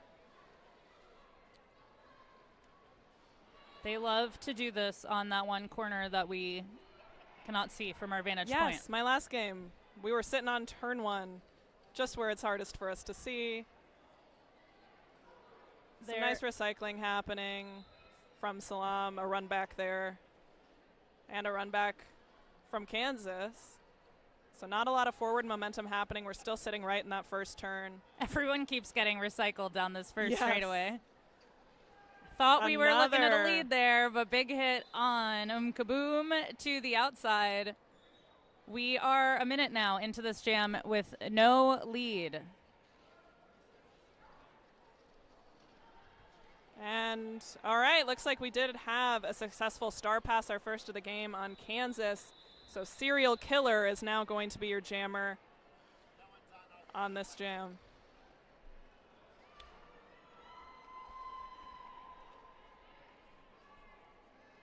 Oh, and Kaboom has the no, that wouldn't make sense either. So both of these jammers looking for passes, a successful pass, for Team Kansas, and I'm not sure if neither jammer realized that there is no lead assigned. Yeah. Sometimes, they might not have realized, or they might have just been tired enough to say, I'd rather just get some points here. I'm not making it through. Sometimes there's some strategy to that, but yeah, Kaboom taken off the cover did give up the opportunity for lead on that. Yeti did have the star there at the end, but that was 2 2-minute jams in a row after we had a whole bunch of 15-second jams to start the game, and that was a scoreless 2-minute jam. So we had a 14-11 jam for 2 minutes. Yeah, and looks then like Kansas squeaked out 4 there, if I'm looking at it right, but nothing for SALAAM. So very low scoring for a 2-minute jam. So yeah, the highest we've had was that 11 Kansas, 14 SALAAM. Everything else has been 4 or under. Nice quick jams. Looks like clear penalty box here, so everybody out on the track with Cecilia Payne jamming for Team Kansas. It's Sanavandi for SALAAM, and looking at 1 to go, gets a lead. Oh, but whistles on the track. We're going to be looking at an injury timeout here.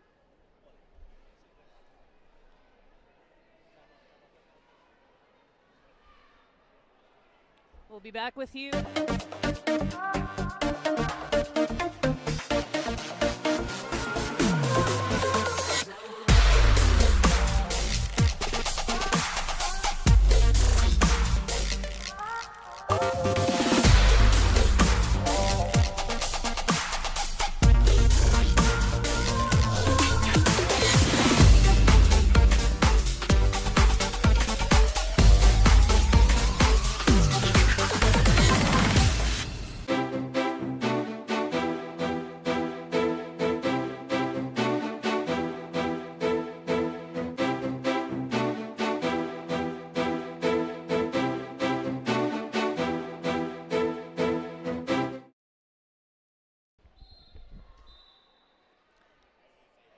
All right, y'all, we are not back to action yet, but the track is cleared. That was an injury timeout. Skater got up and skated back to the bench on their own volition, which is always good news. My millionth shout out, and I'll do a million more to our medics, who are the most important people in this room. Not afraid to say it. Absolutely. I think we could take this pause to try and get through our rosters here. Ooh, I don't believe we've done that yet. Because there is no one on the track. Yeah, I can start with Kansas. Go for it. So skating in blue today with Kansas, we've got number 0, Zombina, number 00, Gusia, number 1027, Bricks Hithouse, number 1337, Luna Shovegood, number 15, Mini Me, number 245, Boobs, number 424, Steel, number 45, Serial Killer, number 4816, Hateful Skate, number 55, BB Bombshell, number 605, The Shusher, number 678, Triple B, number 7, Cecilia Payne, number 9, Nova Klutz, number 90, Manny Petty, and number 999, Ebella Virus. Looks like we're lined up, so we'll bring you the other roster when we can. And I do see on our little master roster here that we have Miranda T. Reaver and Dr. Mamsu as the coaches for Kansas. But we are back with Kaboom and BB Bombshell. Nice recycle up and hit out by one of the Kansas blockers there. Can't quite see the number, but did get Kaboom hit out and recycled back to the back of the pack. So we're still fighting for lead status here. And there, SALAAM got a run back on BB Bombshell. There goes Kaboom, does manage to get through and is awarded lead status for this jam. BB Bombshell still looking for some freedom, and the Team Kansas pivot, who is Triple B, headed to the penalty box. So BB Bombshell going to have to handle it alone, which she was about to, but took a hit on that corner there by Yeti. Meanwhile, Bricks hit house, hitting him kaboom to the outside, who's letting this BB Bombshell. wisely letting this jam continue. Getting assessed a track cut there. So it's going to head to the penalty box. We've got a power jam for Kaboom, who also has lead. So really nice position to be in for SALAAM here. And Bricks hit house. Oops, they do that on purpose. They get me with those names. Yes, absolutely. Has been taken Kaboom to task. Kaboom, I think she might be able to read the future based off of that comment I was about to make of whether she was going to call it off. Yeah, and absolutely. then the jammer penalty happening. And we now reached the end of that. Nice offense there. Yeah, and choosing to freeze BB Bombshell in the penalty box. Yep, and still sitting there, so we are going to have a power start as well for SALAAM on this next one. Serving that penalty for a cut track. And Bricks hit house appears to have picked up a illegal contact penalty on that hit on Kaboom here on the second apex. I'm guessing it was out of play, so I think maybe just went a little late on that. Yeah. Just a little too far out of the engagement zone there. Looked spread out. So that jam, 11-0 for SALAAM, only 5 points separating these teams now. We are in a crash course team timeout. Yes. Team Kansas looking to slow down that momentum SALAAM just picked up. You already know what it means when we get a team timeout. Yeah, let's talk about Crash Course. Crash Course helps roller derby athletes build strength, track confidence, and winning habits to become MVPs on and off the track. Want to make 2-minute jams feel easy? Visit ChrissyCrash.com for a 1-month free trial of Roller Derby Training Club fitness app for just $1. Life is a contact sport. Win. I'm not going to get sick of in that. my brain. Yes. It really is. Crash Course taking over the world of roller derby, one team timeout at a time. We are back with that power start in favor of SALAAM and SALAAM, who had one to beat there on turn one and gets lead in less than 10 seconds. Ooh, nice. BB Bombshell was coming out of the box, and we saw a nice job from Yeti running back to make sure they had to enter as far back as possible. Really making BB work for it. Bit of a scrum happening in this first straightaway, but SALAAM finds the hole on the inside line and gets through that first scoring pass. There's great track awareness there by Yeti. No surprise. Team USA skater, multiple of these state borderless teams.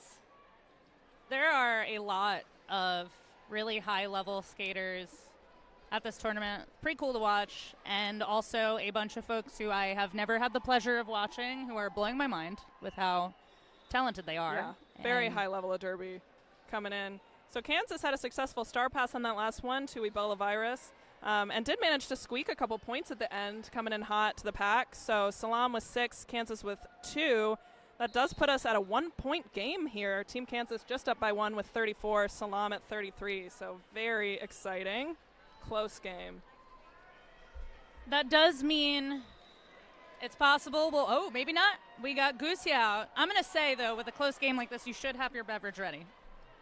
As you hopefully know by now, when we have a lead change, we have to drink. When we have a tie game, we have to drink. Nice call off there by Goose.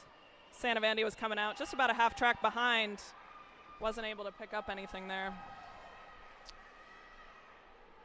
I hope to see that these stream numbers are large on this game because it is really good. It is really good. It's close. These teams are so well matched. And we do have a Crash Course official timeout. Looks like some refs chatting. Can't quite see the penalty box from over here. It looks like there might be a skater in there. It's just beyond my vision. Yeah, I'm not quite sure here what we're looking at, but So very low penalty game. Just 2 for SALAAM. 3, 4, I can't count. 6 for Kansas, but they're spread around to different players. So keeping these skaters on the track, which is always good. well, I can take the pause to talk about our equipment sponsor. Well, actually, we never got to the SALAAM roster. We didn't. Now that I think about it, so maybe we can do that here. Trying to see if the officials are getting back into position so Yeah. we don't have to speed read through it. And I genuinely can't tell. I'm not sure what the issue is either. I think we I don't might know why have it time here. I'm going to go There's for not a it. lot of moving. Let's try it. All right. On SALAAM, we have, making sure I have all my info up here. 1001. Scheherazade. Apologize if I got that wrong. I feel like I was close. 123. Monty Ravioli. I love Monty. 126. Gal Fox. 1383. Sanavandi. 15. Chorus Lane. 206. Bones. 221. Yeti. 2222. Shame. 3000. Queen Acrocia. 313. Beta Blocker. 426. Jackie Jerkhart. 4546. Iran I Slam. 5. Fox Force. 538. Kaboom. 77. Meraki. 789. Fish. 820. Blocklava. 86. Ethel Murders. And 961. Kitty Claus. And we have D-Rex, Nicholas Rage, and Ada Coaching. Very nice. Still in this official timeout here. Not totally sure what we're reviewing, but seems to be conversations happening. It all seems very casual, too. Like, the conversations look very casual. No one really seems to be out of their place. Maybe just a scorekeeping check-in. These crews also working a ton of games this weekend. Now it looks, I see people moving in a way that makes me think we might get a rolling whistle soon. Oh, there's some spinning happening. It's when you know the official review's gone on a little long. We start dancing, we start spinning. It's one of my favorite parts of this tournament and the other state and borderless tournaments is so many of the skaters know each other. Yes. Or at least are spending this long weekend together. So you see them when we're in these clock stoppages. Just hanging out. Yeah, lots of chatting, having a joy, good time. lots of sportsmanship, on the track. Very This nice to joy see. brought to you by Crash Course. Yes. Because it is an official timeout. Life is a contact sport, but also you can hug. Win and hug. Win and hug. Not quite as catchy, I think. No, yeah. Yeah. I wouldn't adopt it, but hey, you never know. Maybe we aren't restarting. In which case, I'm going to tell you who our officials are for this Yeah. game. It's Bionic Envy, Absolute Chaos, Heartscar, Emergency, Slim Fast, Princess Leia, Radar, Fairy Fire, Crazia, Geoknitter, Peaches, Catra, Dread, Vortex, Bibbidi Bobbidi Boom, and Fury. And they are all hanging out.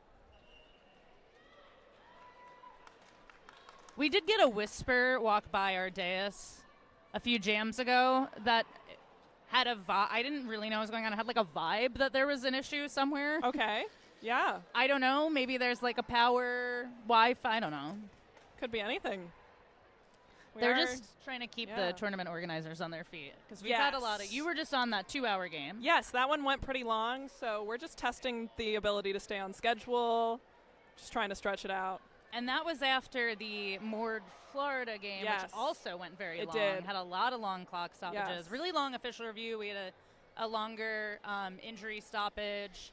And, teams obviously opting to use their team timeouts. But what was interesting at the end of that game, both of those teams have at least 2 more games to play after that one earlier.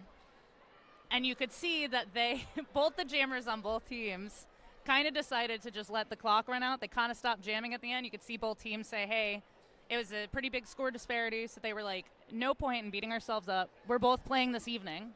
Clearly, the schedules are maybe not syncing between the tracks when it's operating like this. So let's just call it hang out with each other on the track, rest our bodies. Yeah, a good call. You have to keep focus at a tournament like this. You have to look ahead. You can't put it all on the line in your first game or you're going to really suffer through the next 3 or 4. So I like it. And the outcome of this game is that both of these teams will play the respective winner and losing team of Game 34, which is happening right now on track 2. That's Indiana versus Jersey. So both of these teams will play another game. This is already SALAAM's 4th game. Yes. The second day of this tournament. They're on Yes. game number 4. Kansas was seeded higher, so they did have a bye, but this is their 3rd game and their second. What games are we looking forward to? Who are we jamming those games? What are we doing? Who are we playing against? Yeah. Nice defensive work on that last one. Kaboom ended up forcing the call off from Steele, but had about 3/4 of the track and wasn't able to get a point there. So the SALAAM line did keep Kansas to a goose egg on that for a decent chunk of time. We have 10 minutes left in this first half, and we're still having 2 teams under 40 points apiece. 5 points separating them, 38 for Kansas and 33 for SALAAM, with 2 really great jammers out there, BB Bombshell for Team Kansas and Iran Ice Slam for SALAAM. I believe it was Iran Ice Slam who had that big jam earlier, which feels like an hour ago now somehow. I think that that's right. I definitely saw them have some really nice jams during their first game against Mich-Again, and then I did watch them against API this morning, and yeah, there was some nice work happening in both of those. Really fun jammers on both of these teams. Yeah. Nice 2-wall happening from SALAAM there. And Iran Ice Slam just kind of walked Yeah, just past that wall. Walked on through. We did get a star pass just now, again to a Balavirus, your pivot, so they are going to be a jammer and a hop and a call off on the outside from Iran Ice Slam. 2 full scoring passes. Are you ready? People that Whoa. are out there, I think. I hope you're out there. I hope you have your drink ready because we do have a lead change. 41 for SALAAM, 38 for Kansas. Kansas held the lead until now, but it was never a big one. No. Took a couple Been jams close. for SALAAM to get on the board, but it has been within, I think a 15-point differential was the largest we got. Yes. I suspect I don't think we're going to see either of these teams pull away at any point. This just feels like it's going to be one of those close games. I agree, and you know what? I love a defensive close. In this game, though. No, they're very even, and I believe we're still fighting for lead here about 40, 50 seconds into this jam. Oh, very nice. Little change of direction to stay in bounds from Goose, yeah. I'm sorry, that was a scoring pass. I lied about the lead thing. It all starts to blend together. I hear a whistle on the track, so someone's going to go we may have another. to jail. I see both a body and a helmet cover Yes. over there. Did get Okay, up, body though. is standing. That's good. Okay, that's good. So we didn't need to stop play there. Looks like a penalty was assessed.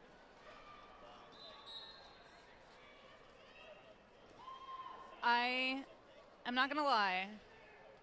I'm confused. I'm confused about what's in the track.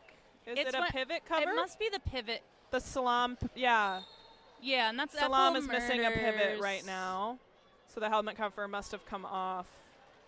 Oh, Oh. that was just slapstick. Oh. Bodies hitting the floor and a track cut call being assessed on Oh, Ethel Murders. okay. So we're going to have a big the do-si-do. shortest. The shortest. This is my favorite. We're about to have a jam that starts with no jammers. Yes. Very rare because you do need to have jammers on the track, but every now and then the whistle blows while one jammer's headed to the box and the other one has not yet been released. Yeah. I also have to say we just saw another lead change. If you still have your drink in your hand, because it was real quick from the last one. Delicious. Kansas now up 46 to SALAAM's 41, just a 5-point spread. Keeping it close, keeping it kind of trading off here. We are going to have an official review being called by SALAAM. I'm not surprised. I don't know what they're reviewing, but I do know that was a confusing There's a lot going on for sure. I'm not sure on track one. I have not announced on this track today. On some of the other tracks, we have had the alt ref come and let us know what the official review was after they let all the more important parties involved know. Yes. I'm not sure what the deal is here. So if Yeah, no we one may or comes may over and not. tells us, we won't be able to tell you, but we'll make sure to get that cleared up before the second half.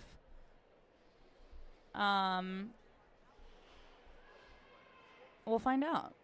They're still going to talk about it now. I think I do see that does look like an alt ref in the middle there taking notes. So I'll see if I can make eyeballs at them from all the way over Show here. us your notes. We are on, I don't know, probably the 4th game of the day on this track, something like that, 4th or 5th. Sounds about right to me. There's So been a maybe lot of Derby this weekend. There has. We're on game 31, 32, thereabouts. What's nice about being on track 1 and about the Lansing Center in general is we're in this big room that has all the tracks, and then there's like a lobby hallway area. But from track 1, you can look through the hallway to the outside You can world. see sunlight. The light of day does exist. I'm not very familiar with it. And it won't really be there by the time Derby ends tonight. I think the latest game starts 8:15 if we Yeah, stay on something schedule. like So that. this is a long day. And again, lots of officials, medics are here all day. Announcers putting in very long hours to make Derby happen. And of course, our vendors who are here all day long as well. A lot going on, a lot to stay for. Shout out to the people running the concessions in the corner here of the Lansing Center for having Celsius so that I am able to drink something when we have lead changes. I'm over here drinking water, which is not the most exciting, That's what I'll but I guess switch it gets to now. by. It has to happen. We do keep talking. Yes.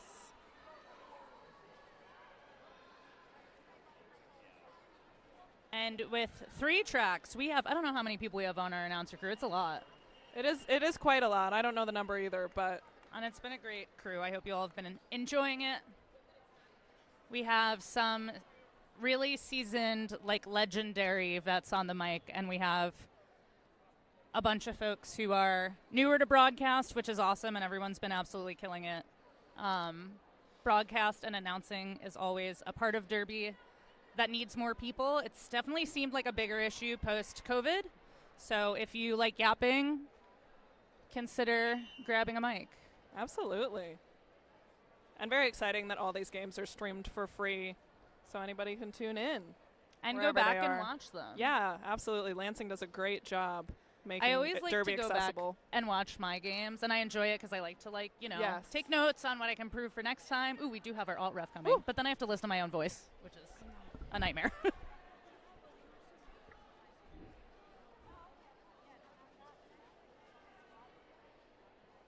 Thank you. So, SALAAM was requesting a blocking and downed skater. I don't know if the mic picked that up. I'm going to tell you. Blocking and down skater on a Team Kansas skater. They do not retain their official review. So, 6.5 minutes to go in this very close game until the half. Already a couple of really long clock stoppages here. Crash Course getting their money's worth, as always. Life is a contact sport. Win or wait for a while. Yes. Chill out for a second and then go win.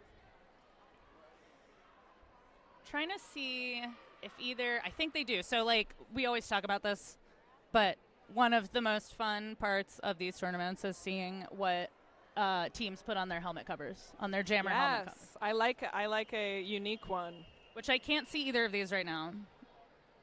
But there are always some highlights. I think Florida had Gators, Yeah. which, like, you have to. Jewish Roller Derby has their Star of David. Love those. Someone had sunflowers, and it was really cool. Yeah. And I don't know who it was. I just don't saw it from recall. afar. I think there was a sun at World Cup that I'm trying to remember which team it was. I don't think I will, but I do love to see an alternative star So much option. fun. This is Derby after all. We can have a little bit of fun. Yeah. More of that. Yeah. And I have seen more and more. Every one of these tournaments, you see more of these Yes. pop up. Shout out to Team Louisiana and the Fleur de Lis. I think Team Canada had a Maple Leaf when I think you're right. Yeah, I saw them at Y'all Stars this year. See, so we have this official review. Oh, I see. Man, these people taking a break. Team Kansas is now using Oh, their official review. I'm not Uno sure if they're reverse. using it as a timeout. I didn't see discussion before. I do see the refs in the infield in a circle talking, which makes me believe that they are requesting something. That was the kind of jam where you might see both teams Both calling an teams, official yes. review. It was very confusing. There was a lot of chaos, a lot of penalties. We have 3 skaters in the penalty box because we still have those 2 jammers who are just having a lovely chat. They're hanging out together now. Yeah. They don't get to see, 2 jammers don't get to see each other sitting that often. They're always just like standing next to each other, so it's nice. Yeah, I get to have a little convo.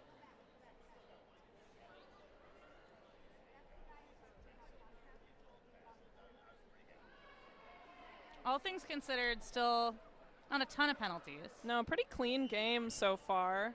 That one just started getting a little crazy. So, started saying this before, but I don't think I gave the time. So the winning team from this game, which we have no idea who it's going to be at this point, will go on to play for 13th or 14th place tomorrow at noon on track 1, and that is against the game 34 winner, which is currently happening on track 2. And that is Indiana and Jersey All-Stars, which is also a close game. Yeah, it looks like Indiana's up a little bit from what I can see from here, but only about 25-point spread, so could go either way. Lots of time left in that game, I believe. Looks like about 6 minutes. Oh my God! We started at 4:30. That game started at 4:45. Probably, give an extra 5 minutes there since everything's slightly behind later in the day, and they have a little bit less time on the clock now until halftime than we do over here. They're definitely beating us in staying on time here. And the losing team in this game will play the losing team in that game. So SALAAM or Kansas playing Jersey or Indiana. That will be tomorrow at 11:30 on track 2. All right, I see Alt-Ref heading over to talk to scoreboard operators, so I think we have a resolution, and we'll hopefully be getting back to gameplay in the next 30 seconds or so. And coming over to talk to us. Sprinting. Running, yes. You're amazing. Sorry, I just yelled that also into the mic.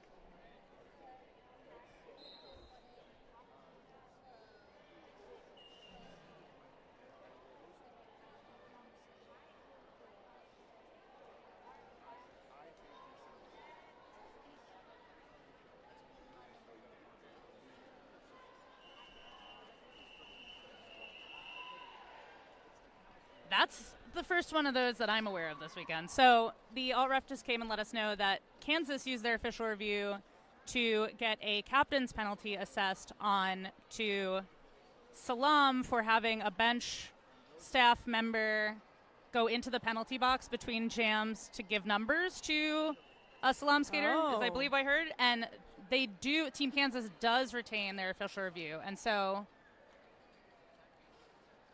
all right, that is an everyone is interesting back one. on the track because that was such a kind of unusual penalty that took a while it took to the suss full out. We did just get a lead call for Gusia.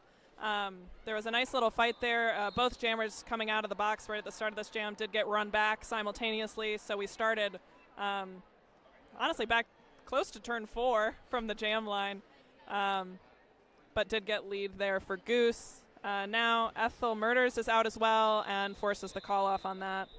called so Kansas, from the knees. Yes. That's always a fun one. Got 1 point on that last scoring pass, so total of 5 in that jam to SALAAM's 0.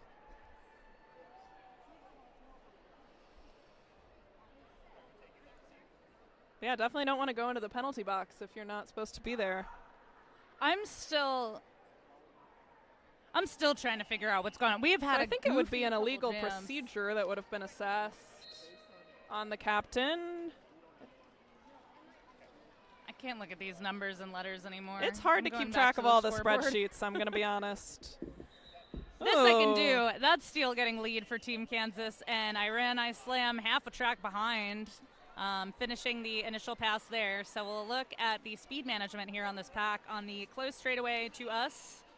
Kansas did a nice job of splitting up the SALAAM wall there so that their jammer was able to come through and get 2 points before having to call off. Yep. Smart. They're grabbing the 2 and calling it, opting to keep those 2 secure instead of trying to go for 3 or 4 and risking. I think in this game that's really smart. We've seen that these jammers are real close to each other. If you let it run, it hasn't worked out so well. So, yeah, I like the quick call off here. Widen that lead little by little. 12-point differential. Kansas currently in the lead, so that is once again nothing. In Right, roller very derby numbers. reversible anytime. Seeing the pack split a little bit here. We have got BB Bombshell pushing in the front, and nice little footwork.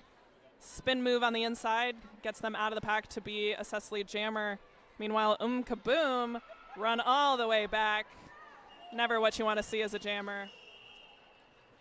BB Bombshell and Kaboom have both been out together a couple times now. They're pretty evenly matched, but BB Bombshell so far coming out on top of this one, but Yeah, getting getting some denied. some dedicated offense there from their teammate. Looks like maybe 1-5 was throwing some offense for BB Bombshell, but didn't quite get there.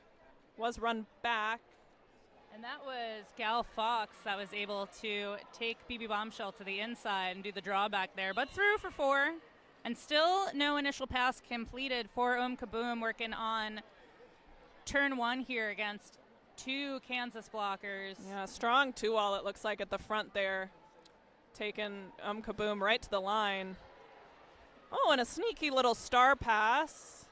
Now that's interesting. That pivot helmet cover for SALAAM It will not wants stay to be on the floor. I mean, better that one than, than the star. But I'm curious if that counts as a completed pass if the pivot is no longer on your head. I'm not sure.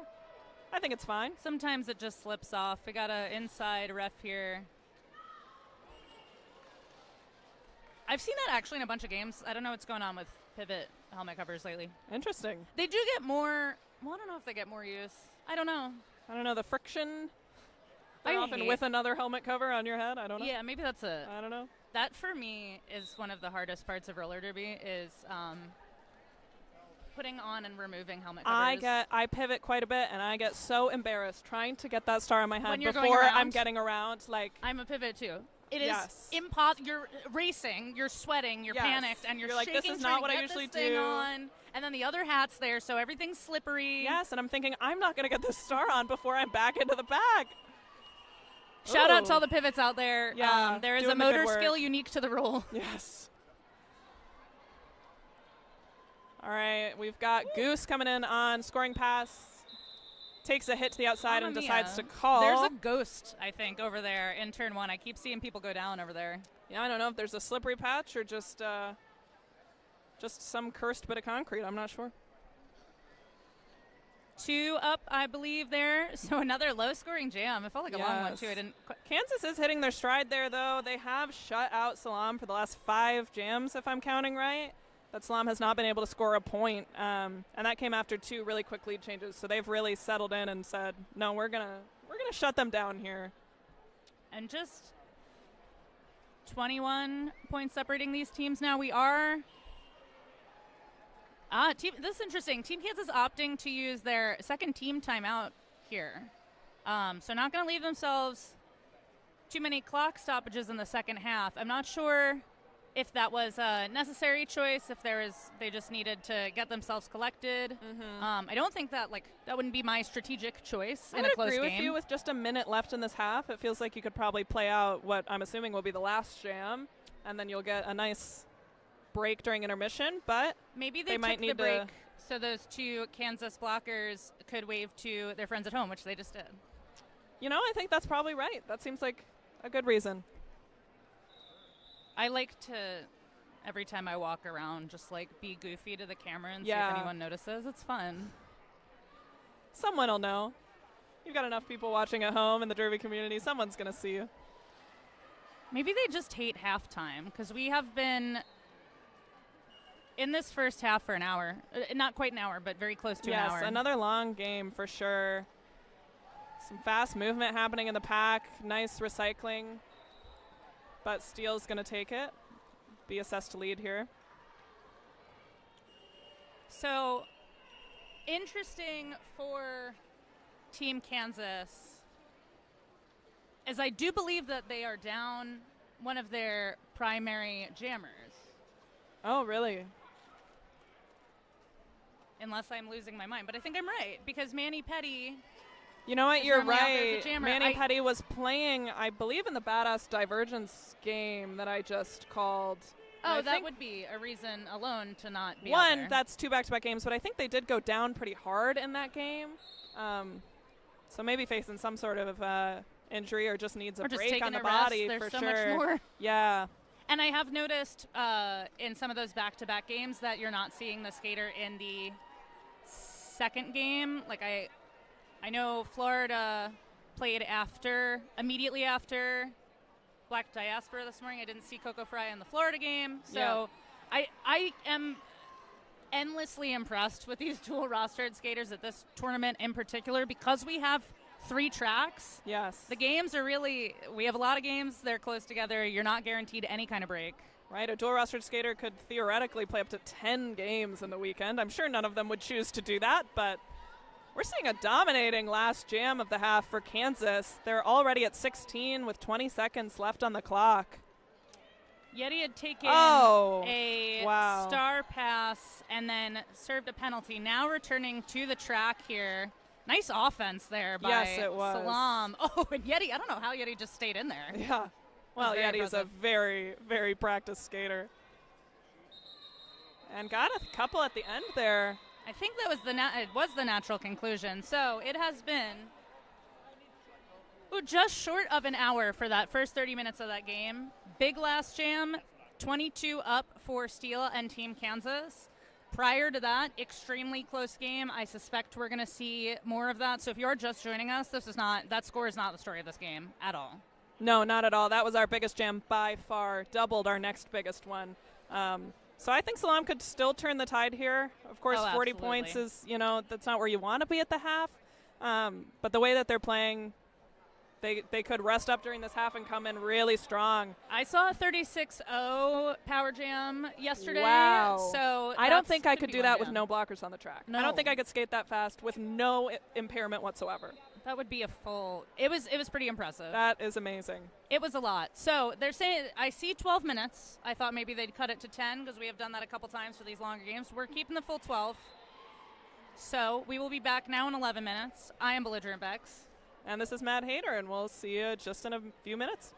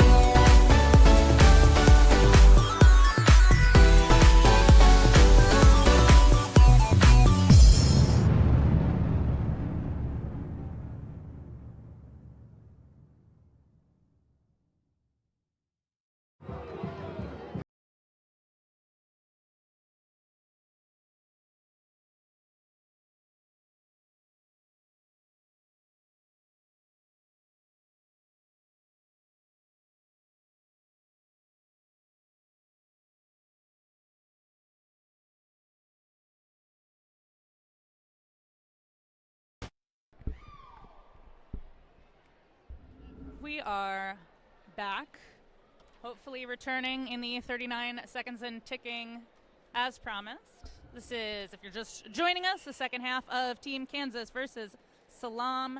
Day 2, Track 1, Skate Wars 2. I am Belligerent Bex. And I am Mad Hater. Happy to be here at the top of the second half, where we just had a large jam for Team Kansas at the end of the first period. 22 points, largest jam by far. But before that, we had a very, very close game, and I think we could get back to a very close game. I wouldn't count SALAAM out yet, so still a really exciting one as we enter the second half. I said this as we headed into halftime. I'm going to say it again now. This score does not reflect the game that is on. If you didn't catch the first half, Kansas had the lead for most of it. SALAAM did come back and overtake them at one point, but it has been a total neck-and-neck game. The split kind of came off of a couple power jams, which you see happen, but we have had a couple power jams in favor of SALAAM as well. So if that continues happening, we'll have to see which team is able to take advantage of it. Kansas, we also mentioned in the last half, pretty much on a 2-jammer rotation so far in this game. It's been back and forth between Steele and BB Bombshell, which is crazy. We have Kaboom, your MVP from game 1 of this tournament, out with lead, but that is Steele, 15 feet behind and gaining again, fast. that's another story in this game, is those really jammer races, both getting out around the same time. Nice call off there. Yeah, Kaboom with some really fantastic track awareness, as always. Another deserved MVP of this weekend. I think that is how we see SALAAM, barring jammer penalties. I think that's what we're most likely to see in terms of them mounting a comeback here, is just chipping away with some short jams. Yes, They'll just have to keep getting lead.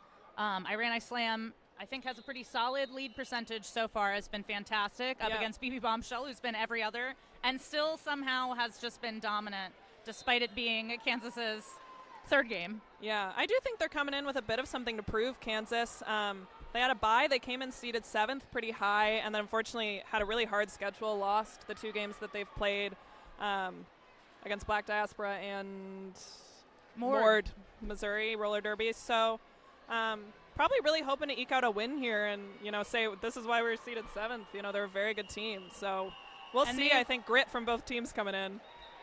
Oh, wow. Nice. Lead assess there to Slam. Great recycling and some crazy from SALAAM. recycling. Ooh, whistle on the track. That's probably going to be some kind of track destruction penalty. Yeah, they didn't quite bridge enough, I don't think. But Slam coming in. Nice 1-foot glide on the inside line. I'm assuming got all 4 points there. Yep, looks like it, and kept Kansas to nothing.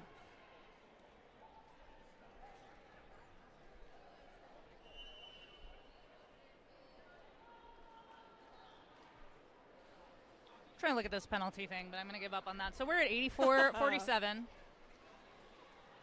We'll take a look again in a minute. We have a larger roster here for SALAAM for this game. All these teams that are here, there's a bit of variance in the amount of people on them. Oh, wow. Lead there for Gusia. Oh, I keep forgetting we have Gusia. Gusia. So it's a 3-jammer rotation. And Gusia's been fantastic. Gusia's been jamming a lot in this game. I'm so sorry, and Gusia. has been getting lead pretty reliably, too.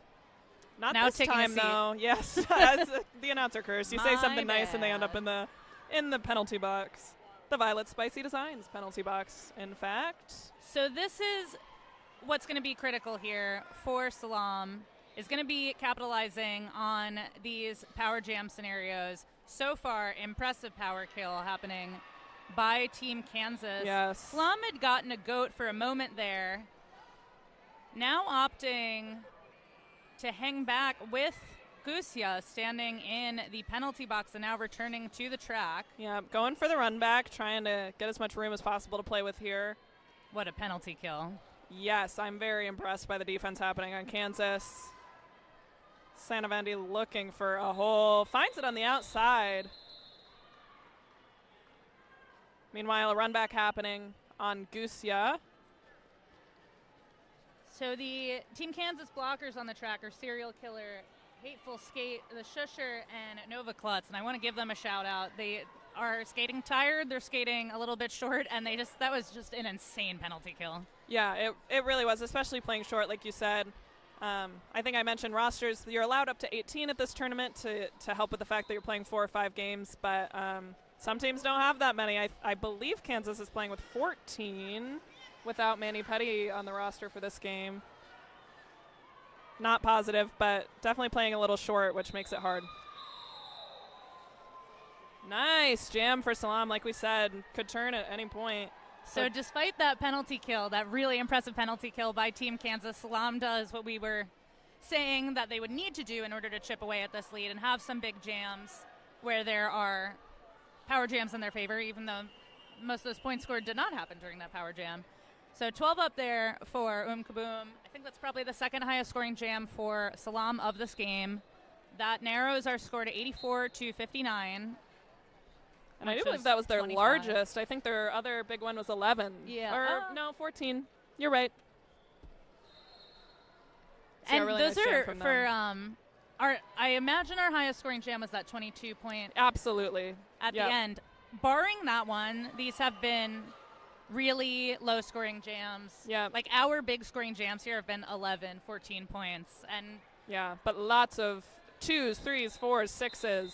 You know, quick call-offs. We're going to have that here. That's going to be a 4-0 jam for Team Kansas. Yep, and that was Cecilia Payne, who's been going into jam every once in a while, kind of filling in on the jammer rotation for Kansas. A 3.5 jammer rotation at this point. And not our whistles. They almost got me. Lots of whistle bleed in the venue. Something tough about this game being so close is I've seen in some of the other games some alterations to the jammer rotation to rest for those later games, and there's just no way either of these teams can afford to do that with this game this close. Right. Nice run back from Yeti on a steal from Kansas at the start of that jam. SALAAM fighting in the front. Beautiful little hop spin move from Iran Islam as they are assessed lead jammer. So again, nice momentum from SALAAM at the top of this half to chip away at that lead. Nice hit out once again from SALAAM. I think that was, I can't tell. Scheherazade, maybe? They're far away. Ooh. Over here. And this is also, it's an impressive defensive jam here. Very impressive. Still no initial pass completed for SALAAM. Also really impressive that it is against, now there's been a star pass to Bella Virus. It was Steele who is the initial jammer, and Steele in prior jams, prior games, is really good at getting a quick lead. So SALAAM, I think that halftime allowed them to refocus and really lock down their defense in a way that did not necessarily occur at the very end of that first half. Way to stay in bounds from Iran Islam there, really towing the rope on that one for yet another scoring pass. This is going to be another nice jam for SALAAM, chipping away at that lead. I didn't catch what the penalty was that was called. Ani Bella Virus, who confused me by having the pivot cover on in the box and holding the jammer cover, which is a very normal thing to do. Yes. It is a little discombobulating from where we stand. Yeah, they're number 999. We can try and check the penalty score on that. Having a bit of a scrum now. Momentum has slowed down a bit. Iran Islam kind of stuck behind a wall of blue. Oh, but some nice offense from their team allows a little hole on the outside. And I believe that was the natural conclusion of that jam. So that was another big jam, a 16. So, again, their biggest so far. So now we're down to just a 13-point spread. Impressive. I can do math, you guys. I can't. So I did it once, like a couple jams ago. So now I'm done. Narrowing that. So this is exactly what we were saying needed to happen here for SALAAM. A couple big jams, and that'll, we are now within an easy 1 jam's striking distance. It was a high block assessed, by the way, on Ebola virus in that last jam. BB Bombshell doing exactly what Team Kansas needed here and getting lead fairly quickly. Coming in for a scoring pass, takes a bit of a hit, falls, and is run back by the SALAAM line. Meanwhile, Santa Vandy is really fighting up nearer to the front and gets a successful star pass. Nice reaching around the wall there. So we've now got number 86, Ethel Murders, and then we get the call off. So Kansas only got 3 of the 4 on that scoring pass, so SALAAM able to keep them from a full scoring pass there. But that is 3 points in favor of Kansas. Inching ever closer, Team Kansas is, to that century mark. But Yeah, I think suspect we'll get there. the way it's been, it'll take a little bit because we do keep Yes. having those low-scoring jams.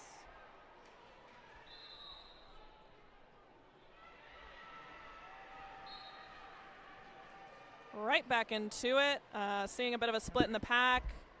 Nice persistence up front from Kaboom. Really broke up that triangle of blue and is going to be your lead jammer on this one. Moving backwards here.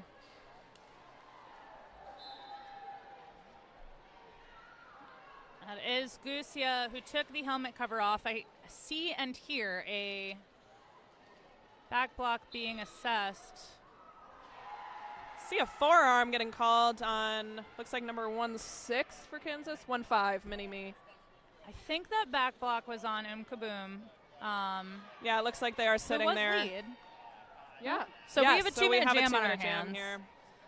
That what I think was a back block was called right on that first straightaway. So Kaboom hopped right into that penalty box so fast that I was not sure who was going there. Is getting released now. Oh! Comes in with another jump on the inside.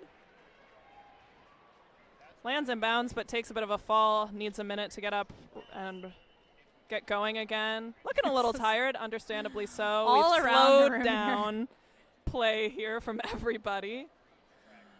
A lot of laying down.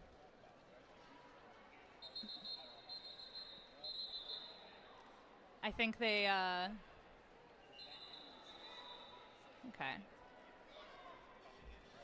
All right, that was Heading into, I believe, a injury timeout. So we will be back in just a moment.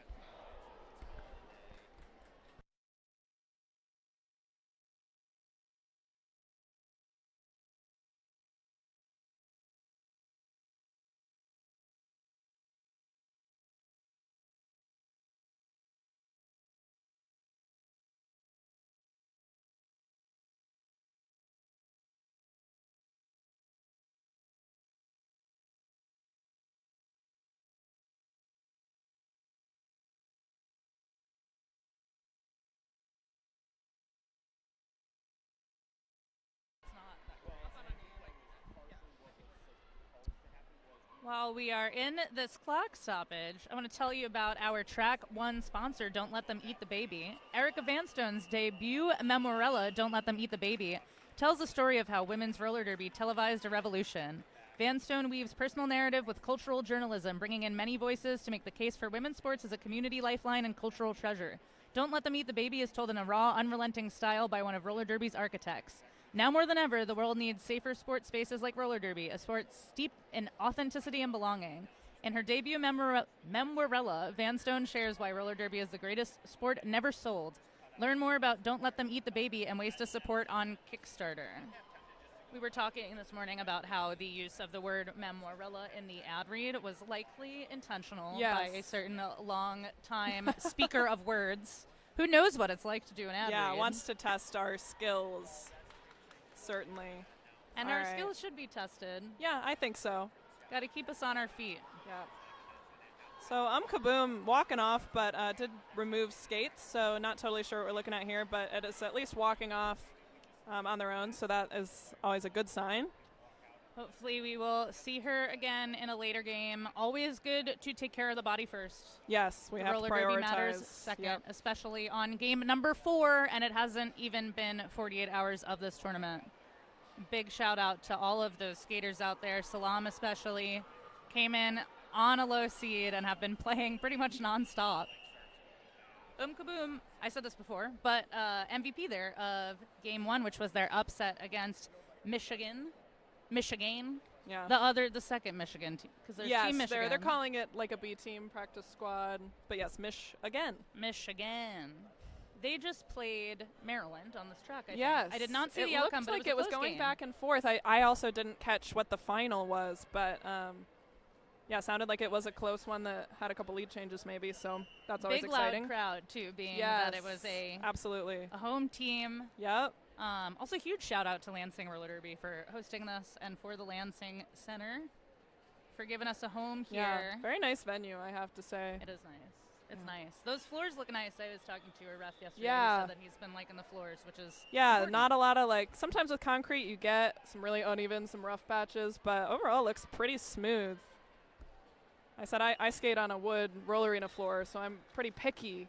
Those I have can be high brutal, too, standards. when they reseal them. That did happen was they resealed it about a year Brutal. ago, and it was extra sticky after they did it. It's it so changed sticky. it changed it a little bit. Took some getting used to, but Long I just Island love Roller that. Rebels have their practice space is in United Skates, and for some reason at the end of my time there, it felt like they were redoing the floor once every 6 months. Sure. It was so sticky. I am now on, well, it was concrete. Big Easy now has sport court down yeah. in our unair conditioned warehouse, so it Oh. doesn't matter what the floor Yes. is. It's just hot. Right. You're not thinking about your feet? No. No. This is a luxury. We have climate control in here. It's cold outside though. It is. Michigan, we had some rain, and it got to be autumn real fast. Yeah. Yes. I walked to get some food and I was like, I gotta go inside. I feel like the temperature's the weather's gotten a month off. I feel like in May it was 90 degrees this year, and now it's September, and it was 45 when I woke up this morning, It was cold. which is pretty cold. Ooh, that was a close game. So the last game that was here on track one, Mich-Again did take the win over Maryland. It was 157 to 138. All right, yeah, that ended up close. And so I believe they'll be playing Badass, if I'm remembering the bracket right, tomorrow. It's somewhere in our Pepe Sylvia pile Yes. of papers that we have over Thank here. you Oh, a for whistle! for Look that at roller reference. derby. Oh, we're on. Okay. Looking for lead there. Cecilia Payne, one to go. Takes a little tumble. Stayed in bounds, it looks like. Yeah. Very nice. So we do have. So are we? Okay, We're so I the think we jammers started with in a the power box. start. Yeah, it looks like It's it. Iran Islam, who I assume is sitting for Kaboom. That's what I'm assuming. Yep. Who is the jammer, but that last jam was called Yes. off. So for injury timeout. has the star stashed coming onto the track. Meanwhile, Cecilia Payne on a scoring pass here. But Iran Islam sneaks through. See what Cecilia Payne chooses to do here. Yep. Calls it from the ground. Yep. 3 in the sky there. So SALAAM again able to hold Team Kansas to less than a scoring pass. Very nice. Happened a couple times. As we're lining up here on the jam line, I will mention our jammer line sponsor, which is Skate Not Hatin'. Skate Not Hatin', been around since 2014, owned and operated by Javelin, who skates for Kalamazoo Roller Derby, Team Michigan, and coaches the Kalamazoo Killer Bees, their B team, I believe. The small shop offers skate packages, protective gears, wheels, accessories, and full sublimation apparel. And I said in my last one, I personally have a Skate Not Hatin' jersey, and I like it very much. Ooh. So a jammer penalty being assessed. Did you catch what that was? I'm assuming it was a cut because I did see Ethel Murders look confused near the line and then Okay. choose to keep going. Sure. We've all made that move before. You're like, I think it's fine, and maybe it wasn't. And these Kansas blockers have been really great at doing these long drawbacks. Yes. And that you don't want that to happen. Really pushing through that SALAAM wall at the front. Some nice offense there. Can't quite see the number, but from one of those Kansas blockers. Ethel Murders is in the penalty box for a cut track. Yeah, it's Confirmed. standing, it looks like, and heading out. Line yelling jammer very effectively, very loudly. And Kansas hears it because they're running back. Ethel Murders there. I think they really realized, thanks to their bench at the last second, and they are now doing a great job Yes. of keeping Ethel Murders tied up back there. Looking for, I believe that's Yeti with the Ooh, nice Pivot little helmet beam cover dip on? on the outside there from Steele. The Kansas pivot, who is Triple B, was just doing a great job. Ooh, that's going to be a high block. Yeah, Is it not? maybe. Oh, was it yeah. a blocking with the head to Yeti? I don't know. Interesting. And the high block, I'm guessing. So Triple B, the Kansas pivot, was playing some really, really aggressive defense on Yeti to try to stop the star pass. It happened anyway. Yep. They both just had a weird little tangle up here on the closer straightaway. I thought it was a high block being assessed to Triple B. Then we saw Yeti get what I'm assuming was a blocking with the head. Then it turns out it was both. It was crazy looking, so... Yeah, there was a lot going on there. I'll also shout out in that jam, Bricks Hit House was doing some really nice blocking for Kansas. Some run backs on the jammer, right where they needed to be, getting up front, recycling. I was very impressed. And it worked out in Kansas's favor because they had 16 points to SALAAM's 0 on that jam. So that brought widened. them over the century mark. It did, yes. Take a Happy sip. century to Kansas. That brings our total score right now, Kansas at 114 to SALAAM's 77. And I'll say Bricks Hit House has been a standout this whole game. Absolutely. Definitely one of the notable performances that I've seen so far on the track, with 3/4 of the game done, slogging along with another official timeout. I'm starting to think that Chrissy Crash is paying off these officials to keep doing these official that might timeouts. be true. Life is a contact sport. Bribe the Win. officials. Yes. Don't do that. Sorry, Yeah, Crash we don't think Course. that's happening. Don't worry. Instead, you should go to Nicaragua, which is an option. Yes, let's hear about it. Crash Course presents Derby in Paradise, a 7-day roller derby retreat to recharge your body, ignite your game, and connect with new roller derby friends on the coast of Nicaragua. Visit ChrissyCrash.com for dates and details. It's not in that particular ad read, but I am going to say that life is a contact sport. Win. Thank you. So not sure what our zebras are talking about. Like we said, there was some weird penalties there happening at the end, so Normally, I'm a big let the kids play person.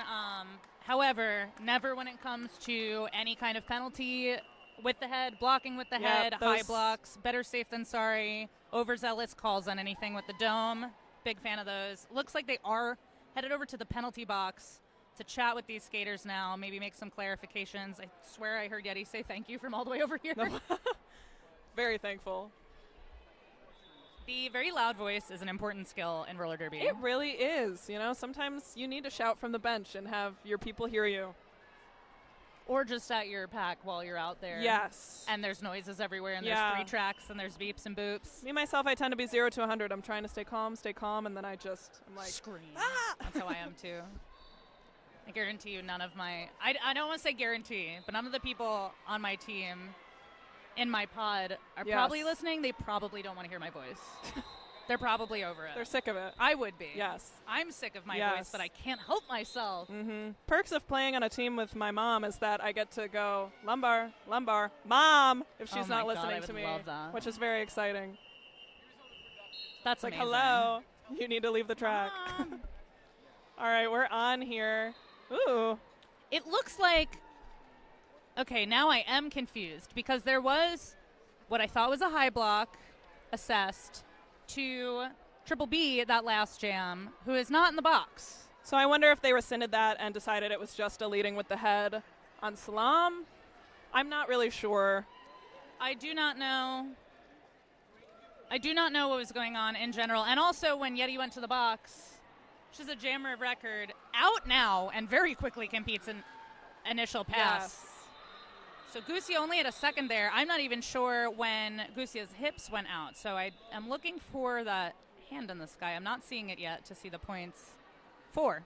Yep, in favor of Kansas there. 5 even. Yeah, there's the initial. So it was 1 point on that second scoring pass. I Yep. could not tell, since they were on the opposite side, when the hips passed and the skates went out. Yes. But that's why we have refs. So we're about halfway through the second half. If you're just joining us, I thought it would be more than that. We've had a lot of official timeouts here.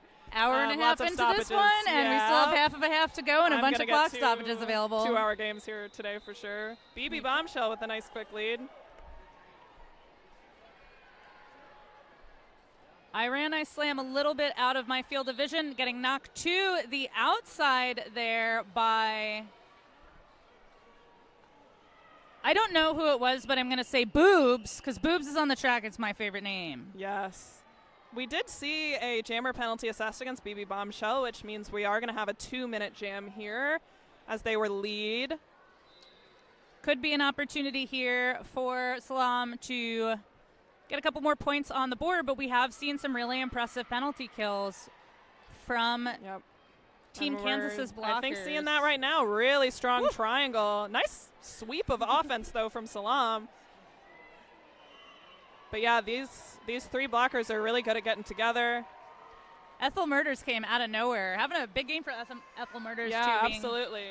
Offense, Mini-Me defense, and Bricks pivot, holding it down jammer. at the front for Kansas there. Another jammer penalty against BB Bombshell here. It was a full 30-second penalty kill. It was. For Team Kansas, but then by the time that penalty kill was done, I slam got out, and then BB Bombshell heading back to that penalty box. Yeah. The Violet's Spicy Designs. Oh, that was box. very nice footwork to stay in there. Stayed in. And SALAAM doing a nice job creating kind of a fast pack in that situation, which with this jukey jammer that is I Slam, I think benefits them. So was able to really weave through pretty easily on that last scoring pass. Ooh, nice hit out from Mini-Me. And we see BB Bombshell returning to the track with just about 10 seconds left. Let's see if BB Bombshell able to sneak in any last-second points. I think that's going to be at least 1 from my vantage point. Yes, I do believe they had their initial, so 2 with that pivot in the box. So it is 2 up on that pass for Team Kansas. 8-0 on the last one for SALAAM. So it is going to be an 8-2 jam. Full 2 minutes. Yes. And 2-minute jams are the only way we're going to move this game along. I think that's true. We need to get going here. SALAAM's pivot in the box. I'll try to quickly talk about our penalty box sponsor because we haven't yet. It's Violet's Spicy Designs. Oh, and it's like they heard me and decided to do an official timeout. Brought to you by Crash Course, just so I have time to talk. So Violet's Spicy Designs is your penalty box sponsor. We make shirts, practice jerseys, sweatpants, sweatshirts, and much more that you want to say but can't. From fun and sarcastic to cute and clean, we have it all. We have all the customization for your derby needs. Tag all your clothes to show your derby pride. We have armbands, temporary arm number tattoos, and water bottle stickers. Come to us for all your derby needs. Again, that is Violet's Spicy Designs. If you want any fun custom derby style merch. Well, we are still on this Crash Course official timeout. I said it a couple times in the first half, but in case you missed it, you're just joining us now. This is seeded 19 team SALAAM, seeded 7 team Kansas. Each of these teams will play one more time this weekend. They will play the respective winner and loser of the game that's currently happening on track 2, which is Team Indiana versus Jersey All-Stars. That has 6 minutes left, despite starting 15 or 20 minutes after this game did. Whoops. I think it is specifically this announcing crew that is cursed. We have both announced a 2-hour game today. Yes. Separate games, so we're bringing in extra energy. 5:50 left over there. Yeah, and it looks like Indiana is going to take it. If I were a betting woman. Anything could happen, but they do have Yes. a sizable, 46 point lead. Yeah, oh it's my not God, we're playing impossible. roller derby on yes, track 1. we are on here. I know it's not just us who feel this way either. Like I said, both of these teams playing tomorrow. Winner will play at noon. Loser will play at 11:30. Bit of a tumble for Santa Vandy there. Yes, absolutely. I'm sure they're looking forward to some dinner and some bed tonight. I like the attempt there at a chase down, but Santa Vandy was fast enough to make it through there and is going to be your lead jammer. Pivot returning to the line as well for SALAAM. Took a good 30 seconds there for lead to be assessed, but we had a very quick scoring pass there for SALAAM. Still looking for an initial pass over there for Team Kansas. Once again, Ethel Murders was doing a lot to stop that Kansas pivot from getting closer to their jammer. Oh, and yes, Santa Vandy saying, I'm going to fight you. I'm going to race you for these last couple points against Cecilia Payne, who made it out on the initial. And goes for the quick Got- call. Let's see how that worked Should out. be 2 there. 1. Maybe I can't count. 1-1 maybe? 1-2. I think it should be 2-2. It's 2-1, you're right. Yep, so SALAAM did come out. I thought there was someone. Okay, regardless. I can't Yeah, see that on far top away. there. 10-1 jam there for SALAAM. I kind of think that they were running it long because every time a jam ends, we have a break. Right. I don't want to say anything, but oh my God, 2 in a row with just a 30-second break between jams as the Derby Gods intended. Quick lead. Yeah, That's very the steal nice. that I've seen all weekend. Able to use that really impressive footwork that she has. Quite a tall skater, but able to get through the pack really cleanly, which can be a little bit complicated for a taller skater, especially when you're up against shorter statured blockers, which there are a few on the track for SALAAM. Yes. Steele's just really good at playing pretty clean, pretty smart, and from what I've seen, does the best straight off the line.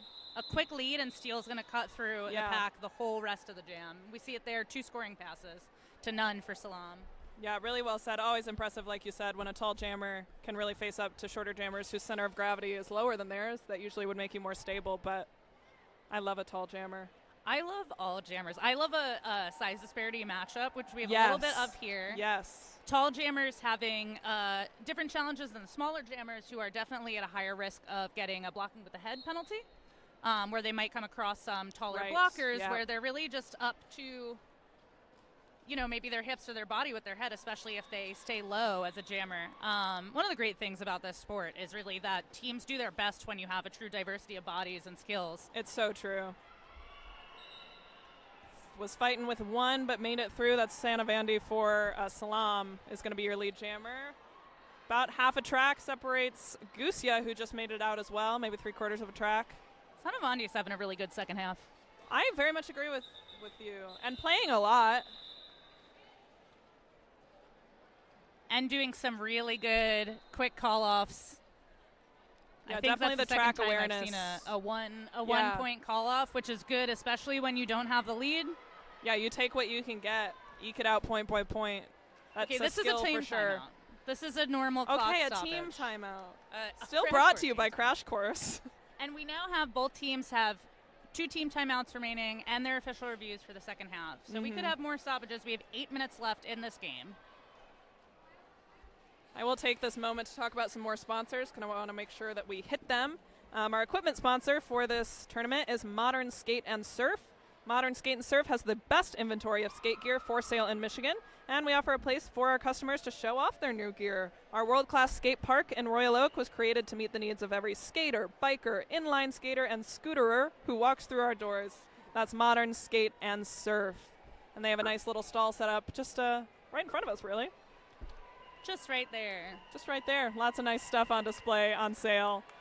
Tons of vendors here this weekend. Couple things I want to pick up for myself before I get out of here. Lots of great options for sure. My teammate owns Derby Kiss, so I've been spending a lot of time, in that stall with good old Susie Seam Ripper. I was looking over there before. I better get over there before everything cleans out. Oh, she's got lots of shorts. Okay, good. She's not going to run out of shorts. Good, that's important information. I'm definitely going to check that out. We are coming out of that. Oh, my goodness. Now it says official timeout. All right, we've transitioned. I apologize for my foul language, but we are in our maybe 470th official timeout of this second half. I'm starting to believe my conspiracy theory that Crash Course is paying off the officials. Rolling whistle means we are in theory and hopefully practice back into the action here with 8 minutes, 8 seconds left in this game. That's a whistle. Looks like Kitty Claus up to jam, it says, for SALAAM, which I do not believe that they've really jammed just once in the first half. Yeah, so their second time out on the track. And I think this is the time in the game where we see these teams thinking about their games tomorrow morning. Cecilia Payne out, who's been a relief jammer for Team Kansas this game. Both of these teams now down one of their key jammers, Manny Petty, who played the game before this, and Kaboom, who left the game a little bit early. So I imagine we'll see more new names. Maybe not. Maybe they do know that they don't have to play until tomorrow. So perhaps Yeah, they'll but leave it all on the tomorrow track. But feels that's, sooner than you'd think. yeah. Looks like a jammer, or not a jammer, but a penalty being assessed to a blocker from Kansas there. I believe that's Luna Shovegood heading to the penalty box. Meanwhile, the Kansas jammer is going to get lead. Cecilia Payne did finally battle it out of the pack there. Looks like that was Jackie Ooh. Jerkar headed to the box. A little. I don't know what happened there. I looked up and I saw Cecilia Payne looking at the jam ref with a smile shaking. There was a little Matrix head shake. move there on the line, a little backbend moment that I liked. These Nice are two always wall my from favorite. SALAAM in the front. Couldn't quite get all the way to the line. Little tiny little bean dip. Yep. Kitty-sized portion of bean dip there. Yeah, Mini Me really on that SALAAM pivot, who it appears has taken a star pass. It's number 15, Cora Slane. I think it's the first time they've had the jammer cover in this game.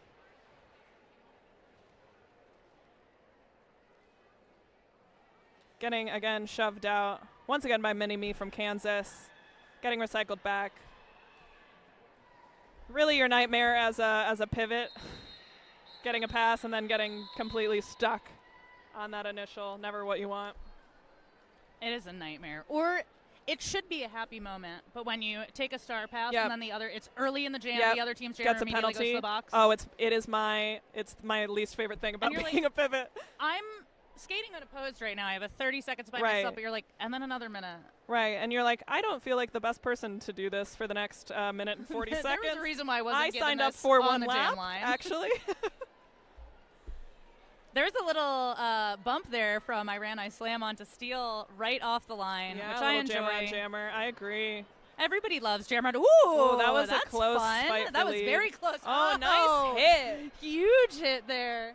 That was really. That was Fox Force for SALAAM. Yeah, that was a nice hit at the top of the pack.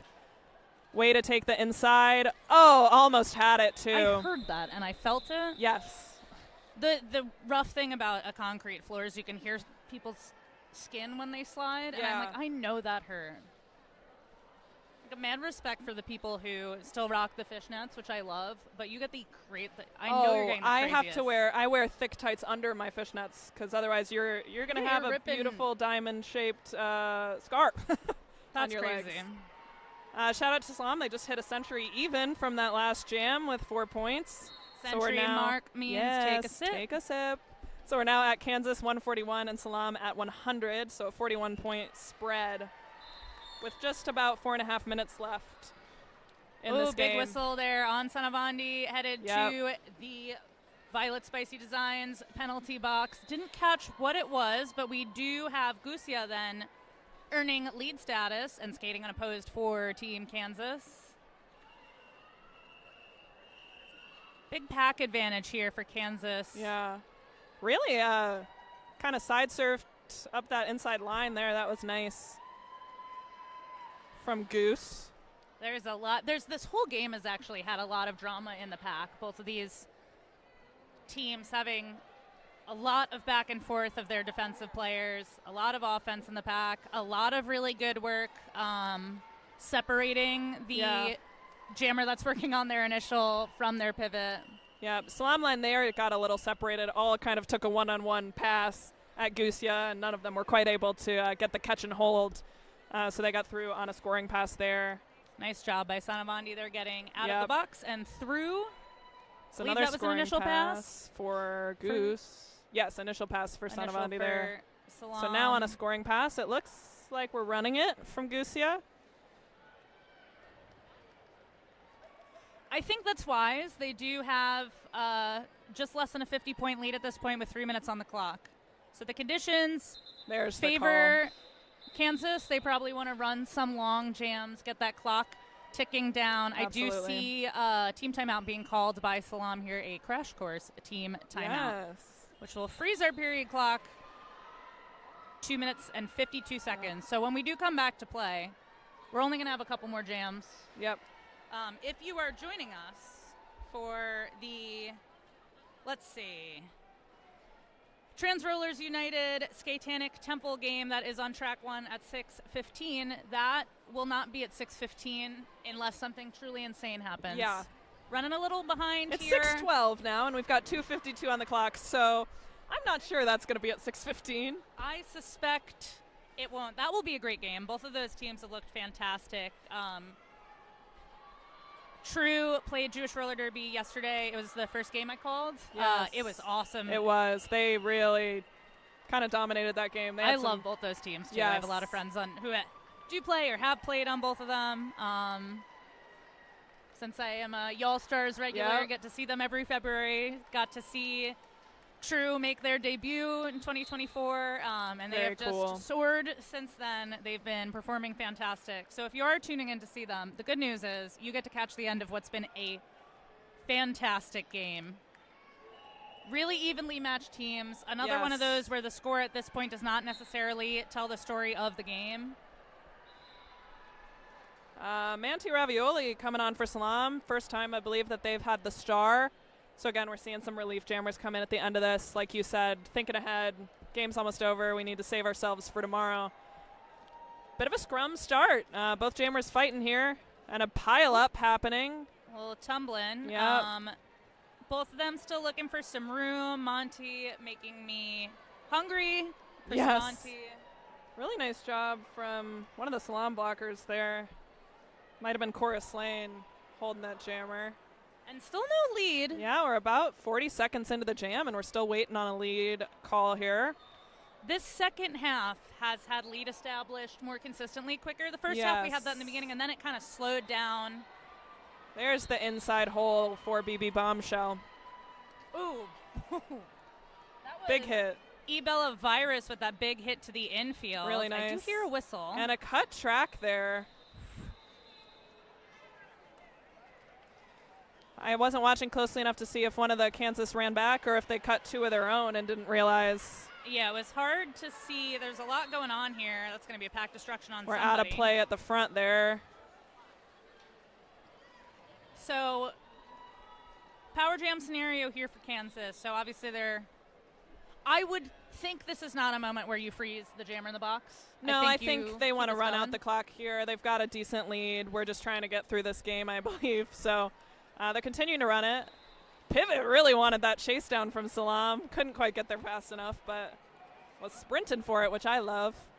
Ethel Murders definitely had her Wheaties this morning. Yeah. I think probably for me, for SALAAM, the standout player, frankly, because I'm was going with to say you. blocker, but Ethel, Yeah. Ethel Murders has been doing wearing it the all. start. Yeah, absolutely. Into We're a gonna no-pack have- situation there. I believe that was natural conclusion, right? It felt like it for sure. I think it might have been. I knew there was likely to be a clock stoppage here because there are 44 seconds left on the Yep. period clock, meaning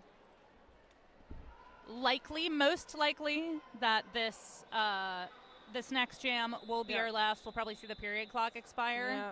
So I should probably try to talk about our sponsors right here at the end. we're We've got a out of couple time. more.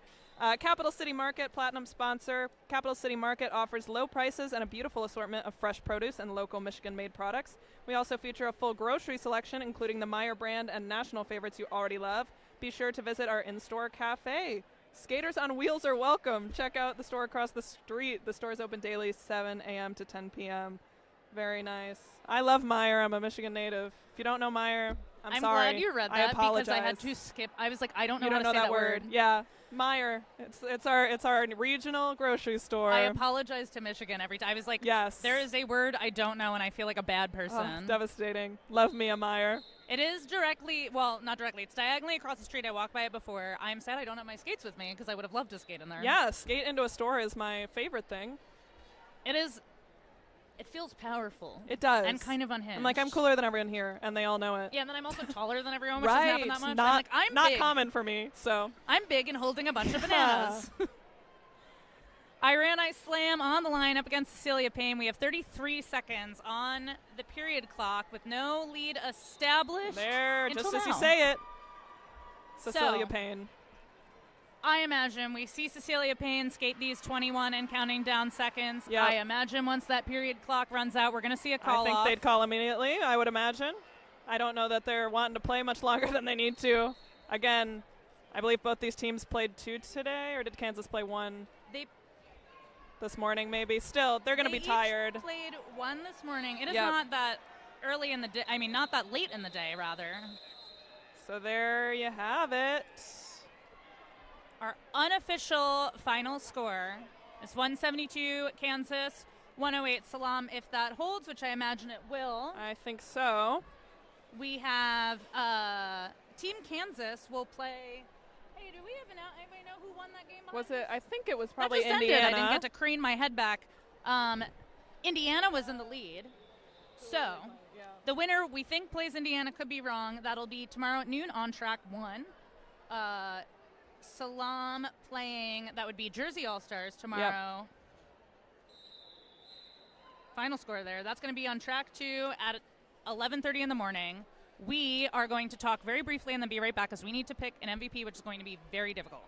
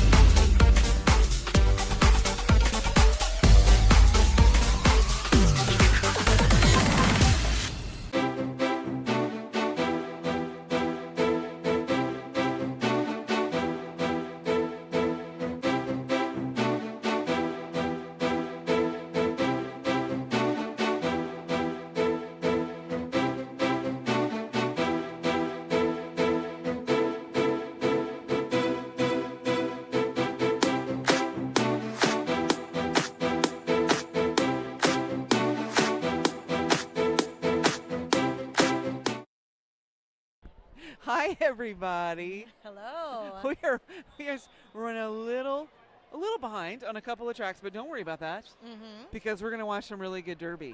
I know, I'm so excited for this one. I'm Rippy Longstocking, And I am Rookard. and we are here to bring you Skatetanic Temple taking on Trans Rollers United.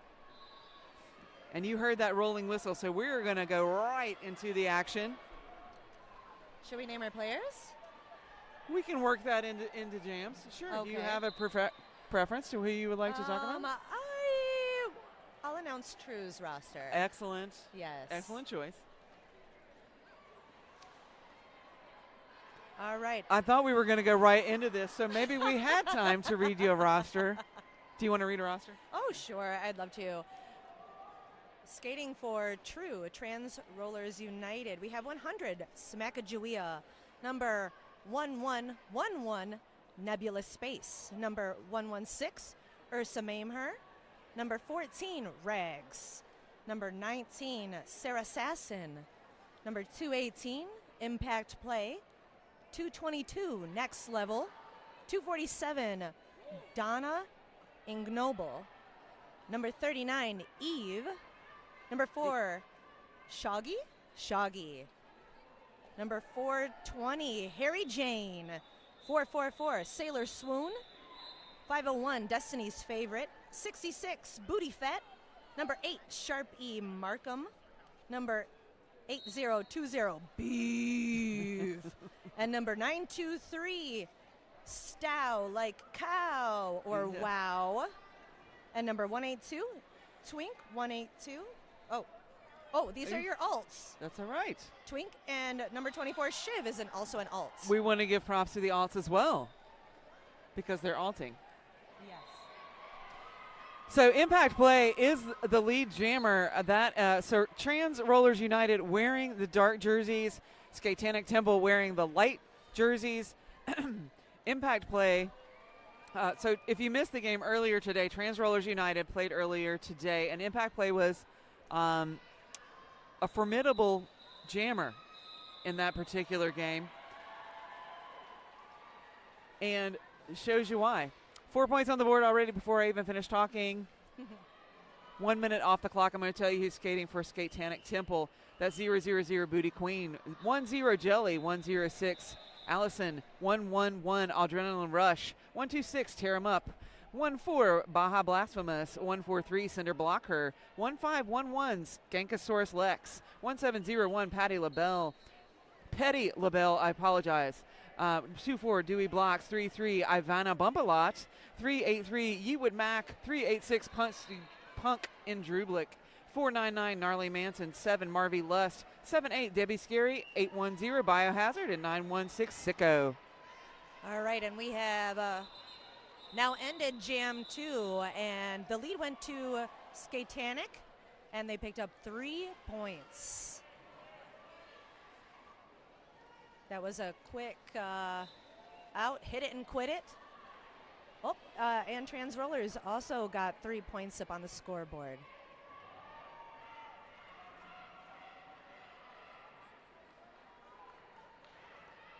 So two very quick jams.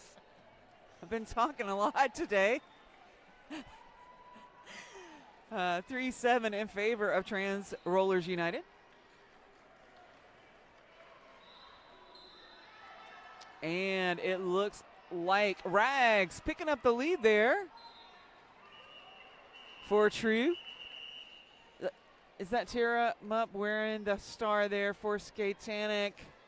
Or not really wearing it, holding it, I should say. Out of the pack. That's the initial pass for Tara Mupp. Rags is going to go ahead and call it after picking up the 4.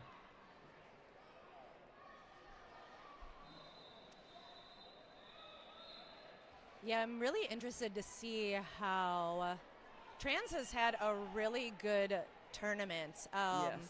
I know a couple of those players, and because right now they also have, I know that they have 2 Detroit players out there, so they've got familiar bodies out there, and let me tell you what, their defense is solid. Yes. And, Jammer 218. Impact play, tiptoeing around the outside, and they'll get drawn back.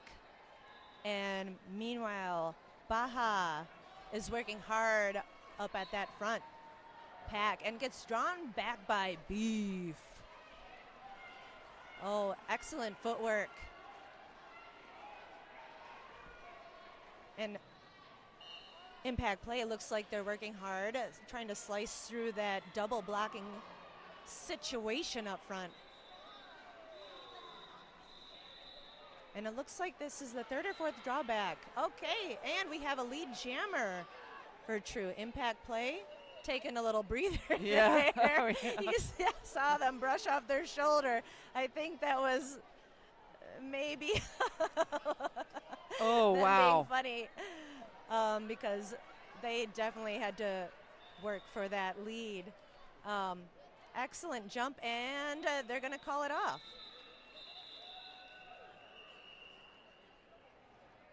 Let's see if they were able to snag any points there.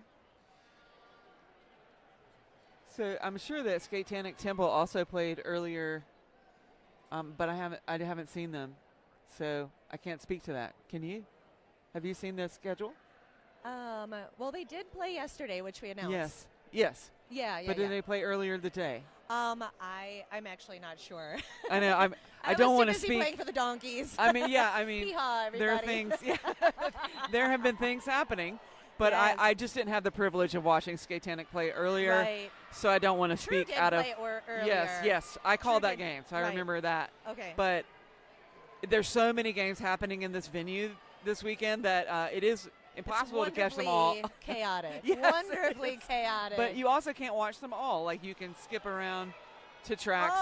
Oh, my goodness. Big hit by True. Big but legal. And that was Sarah Hassan. Sarah Assassin. Sorry, I am. When there are double consonants, I'm telling you, double consonants really get me. It's the end of the day. It is, and it's been a day, but it's been super fun, amazing. I did see the lug nut. Have you seen the lug nut? The lug nut. The What is- largest lug nut, the world's largest lug nut. No, tell me You can all walk about it. outside and see it. Yeah, just went to see that. It's not that far away. You can literally walk outside and see it. Oh, the things you can see in Lansing. Yeah, Who knew? it's a pretty fun city. So we do have Tear 'em Up facing off against Rags. We have not had a lead assess yet. As we come around turn 2, and there it They is. Sneak by. Tear 'em Up. Very excited about that lead. Bench also excited. I think they were holding up one finger, and I'm not sure if that was, I'm going to grab some and then call it. And they said, heck no, you're not. You're going You're to gonna keep going. Well, Heck there. yeah. Oh, there was one tap. There was one tap of the hips, like, I'm going to call it. And they're like, no, They said, no, you are not. nope, keep going. Darn those bench staff. So 4 points apiece because Rags very fast coming around the track. And on that very last little bit, it looks like Skatetanic did pick up one extra. So 1 extra point. They did keep Trans Rollers United scoreless on the last little bit, but they all both got 4 to begin with. Yes. Yeah, there's been some big point differentials in the earlier games, but now we're getting to the point where they're probably going to be more competitive. I know some games earlier were really exciting, so I'm Yes. hoping that this is the same, and I am here for it. Yep. I'm here for some really good, tough, fun, high-five and derby. All right, and we are now in Jam 7. 22 minutes left to go. And both jammers are still working and grinding against those packs. And both seem to be very good at the defense and those drawbacks. We have Baja being recycled at the back. And it looks like next level for Trans Rollers is officially lead. That was some excellent two-person blocking up at the front. And they got they got a little bit of wobbly legs, but I'm sure that's not going to stop them. And they bulldoze through that pack. That was amazing strength. Amazing strength as they put up 4 points for their team. Oh, we have Skankosaurus Lex. What a great name. All right, Lex is still working hard back there. And, oh, we have a call-off by True. Sometimes you do want to call it off. If you're feeling a little shaky or winded, sometimes you call it off just to save maybe another trip to the box. Safer is always better. I was telling my team that earlier today. It's never worth it to rush. Sometimes just call it off. Yeah, humble yourself. Take a breath while you're ahead. So that whistle does take us into jam number 8. And we have impact play picking up that lead jammer status. I don't want to say easier, quicker than the last time impact play had the star. Not easy. It's never easy. Impact play just makes it look that way. Coming through. 4 on the board already. Oh, Skateltanic's trying to get a hip on impact play, but impact play did the whirling dervish. Yeah, it was like a spin move. A skedaddle? That's skedaddle. I like it. I'm going to pull out some big words from my vocabulary on this English teacher over here. I like skedaddle. But again, it has 2 consonants in a row, so it's hard for me to pronounce. Just double consonants. So impact play, getting held up there. That looks like Petty LaBelle. I think that's true, but I can't see the jersey number. But then I think that's Booty Queen as well. I think that's the sort of front part of that wall. Impact play, though, coming through again for an additional 4. That puts 16 on the board so far. Now, there has been a star pass on Skatetanic Temple's side, and that is Marv Elest with the star as pivot, waving to everybody, and we would like to give a special happy birthday to Marv. That's right. Happy birthday, Marv. Happy birthday. Happy and look birthday. at you with the star.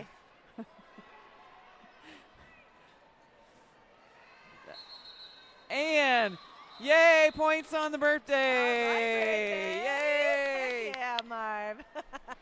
Big shout out to you.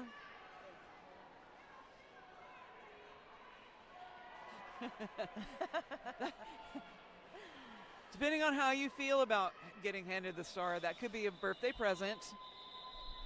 I Or don't not. know. They didn't look. I don't know how excited they looked. I'm trying to read their body language. And yeah. But points. But they got the Points. points. Got the Birthday points. points. Yeah, that's right. All right, here we go. And we're under 18 minutes left to go. And we've got Gnarly Manson and Sarah Sasson out there, still working hard against those blocking walls. And True gets recycled all the way back. Excellent. Getting back into a shape. Oh, but they bust through. Oh, they did set up a beautiful shape, but sometimes you just rip roar right through there and you've just got the momentum. Yep. And they wow. skip-a-doodled right on the Didn't inside even lane. look around, just straight. They just knew where they wanted to go and made it happen. Oh, it looks like they're trying to wrap the jammer around. Woo. That was like a tight little whip. I've seen a couple whips out there today, which is really exciting. We always like to see a good shirt whip, or we just had our 20th year anniversary and we tried to pull off a leg whip so bad. Me and old racer McChaser, but tried to do a leg whip at one point. I've seen one executed. And true. Wow. I'm not even sure if they made contact, but they spin-a-roonied right outside and are they're just taking themselves to the back, you know. They went by a little too easy a couple times, so they're just trying to mix it up a little bit. They're getting down and dirty in that, that nice, solid Skatetanic wall. So it looks like we've had a star pass for Skatetanic, but I couldn't did see they? the jersey. I couldn't see the jersey, so I'm getting all wrapped up in the spinning. It is pretty mesmerizing. But I couldn't see the jersey, and we are on the opposite end of turns 1 and 2, which is where a lot of the things happen. But I think that's true. I feel pretty confident that that's true. But now we are in a team timeout. So this gives me an opportunity to tell you about Crash Course. Crash Course helps roller derby athletes build strength, track confidence, and winning habits to become MVPs on and off the track. Want to make 2-minute jams feel easy? Visit ChrissyCrash.com for a 1-month free trial of Roller Derby Training Club fitness app for $1. That's Chrissy Crash. Chrissy with a K and Crash with a K.com. Life is a contact sport. Win. I was talking with some of the Ann Arbor folks, and I have some lovely stickers for you. It's your choice. I have a gopher and an alligator. Well, this guy's eating spaghetti. Oh my! A weenie hot dog covered in ketchup with little mustard feet. Is that a dragon? What is that? I don't know if I can Okay. say it on the air. Oh, okay. It's a hot dog, but Okay. it's a very interesting fellow. And then I have a pocket hot dog, which with little that looks like you maybe. I think I like the hot dog. Oh yeah, with the headphones. It's very announcer-esque. I do like the hot dog. Winner, Thank winner. you. I got a sticker. You're welcome. So happy. All right, and we're back in the action with Rags as lead for Skatetanic, and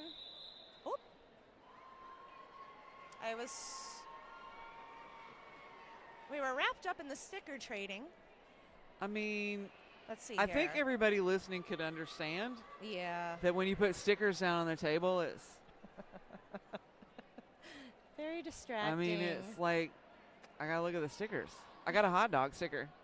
a hot dog wearing headphones. Wearing headphones in a pocket. How cool I are you? mean- And you are wearing a Baby Yoda I necktie. I meant to tell you yesterday Yes. that I loved it. I love that little baby. I put down my cat's ears one time and then did a side-by-side of a Yoda and my little orange kitty cat, and the side-by-side was real. It was kind of like a who done it better. Yeah. He does look like a little Poor cat. Yeah. cats. We do crazy things to We our do. animals. But they make good pictures. Better them than me. So you are looking at Nebulous Space taking on Baja Blasphemous off that jammer line, and it is Baja that's out of the pack first. Coming around now to engage that pack for points.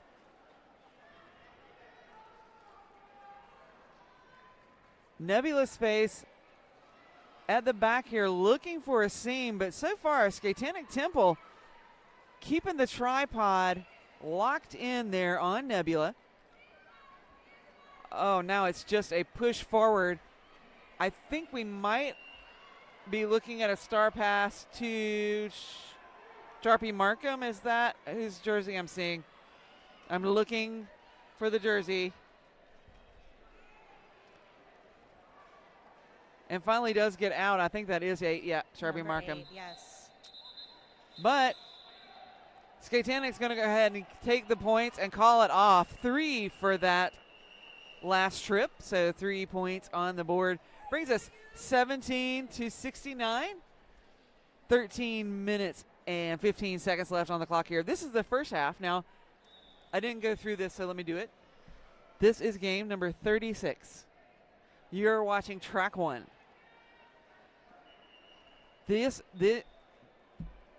these teams, I know, I've caught a lot of games. These teams have each played 2 games to get to this point, which I will wait and tell you about because you're going to talk about this jam. All right, and we are at 12 minutes, and lead jammer is assessed. Beefy Boy tried to chase them down, but was unsuccessful. All right, we have Skankosaurus Lex out there trying to snag some points, wrapping those hips around. And gets through. You can hear the crowd shouting, beef. So they're not booing. That is that's correct. They're not actively booing. cheering on beef. What a good name. All right. Oh, and they slice through, and it grabbed those 2 skaters' points. And it looks like True is working hard. Oh, great. Great. Oh, they hit them out. Almost saw the light of day. Long draw And back. let me tell you what, that is a feat because Impact Play has had one heck of a tournament. They are a force to be reckoned with. Oh, and they just hit that wall so hard to get them moving. Oh, looks like we got a star miss. Oh! That is They Evie. took that hit like a champ, and they've passed it off to Evie. Oh, Evie, I did say. Oh, you Yes, even ma'am. told me how to say it, and It's I all did right. it wrong.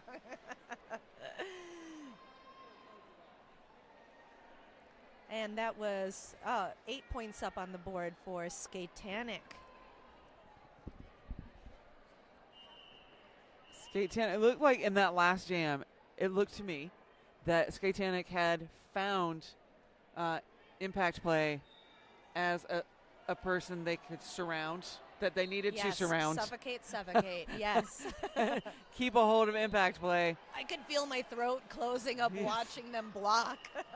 However, Trans Rollers United has other jammers that are also very fast, like this one, Sarah Sasson, who has made a real, I think, a double-digit jam earlier, a couple of jams ago, and now looking to put another 4 points on the board. 4 so far. That's 8.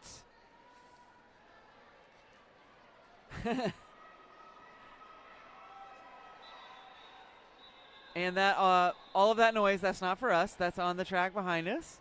So don't worry about that.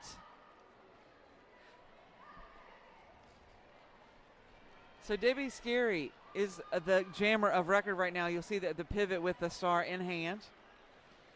Meanwhile, Sarah Sasson is through the pack again. That is another double-digit jam for Sarah Sasson. Debbie Scary trying to find some kind of seam there. And you do see Cinder block her, trying to open it up, but nothing doing. So we will end up with a 15-point run there for Trans Rollers United. All right, and this brings us to Jam 14 of this first period. Yeah, so they are, True is missing Shiv out there. They actually broke their pinky toe somehow. Oh. It was, yeah. They tried to Aw. ski this morning, and unfortunately, are the bench coach for now. But luckily, True has a bench full of talent to go out there. And Rags got that lead jam and is actively scoring points. Skatetanic, Baja gets out. Oh, and they call it off. They're keeping this a short jam. And they picked up 4 points to bring True to 88 and Skatetanic at 25. You know, the pinky toe is one of those things that you don't truly appreciate until you break it. I'll tell you what. And then you realize how much you use it.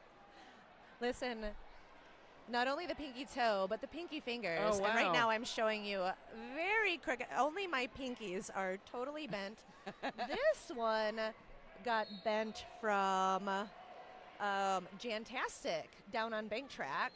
And Smarty Pants nailed me into the rail. Wow. And I'm like, well, I'll take it. This one, I don't know what happened, but I was like, they could have straightened it, but I was like, nah, I can open pickle jars like a champ, so I don't need no man. I can open my own pickle jars now. That's funny.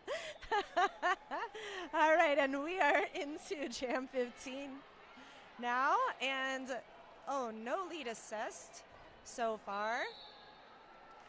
I've heard a whistle, and number 222 from True Next Level is sitting in the box. It looks like they're having a fun little chat over there. Commiserating.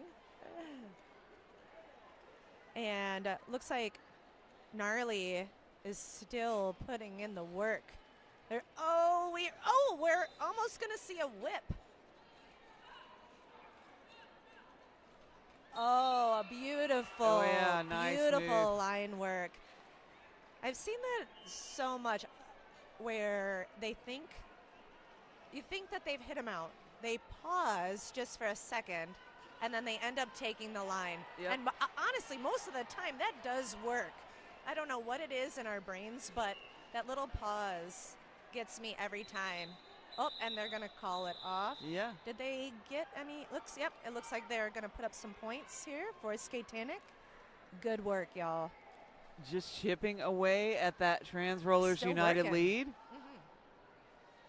So I'm going to tell you how these teams got here. So Trans Rollers played Indiana earlier this morning. So I'm summarizing today, not the whole tournament. So played Indiana earlier on track 2, took that win.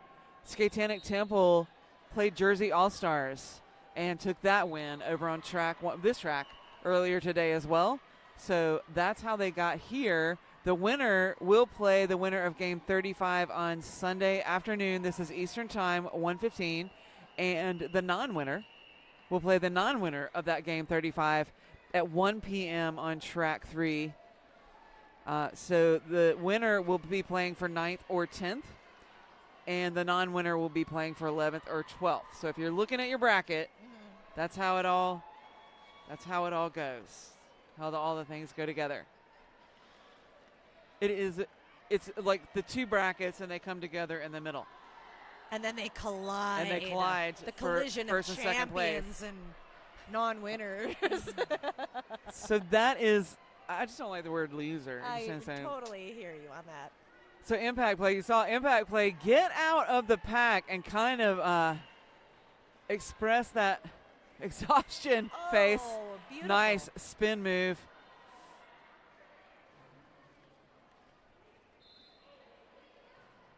So that is Impact Play with control of the track. We have tear him up. Wow. Beef knows it. So tear him up. Sliding off the track. Yeah, and that was we'll go ahead and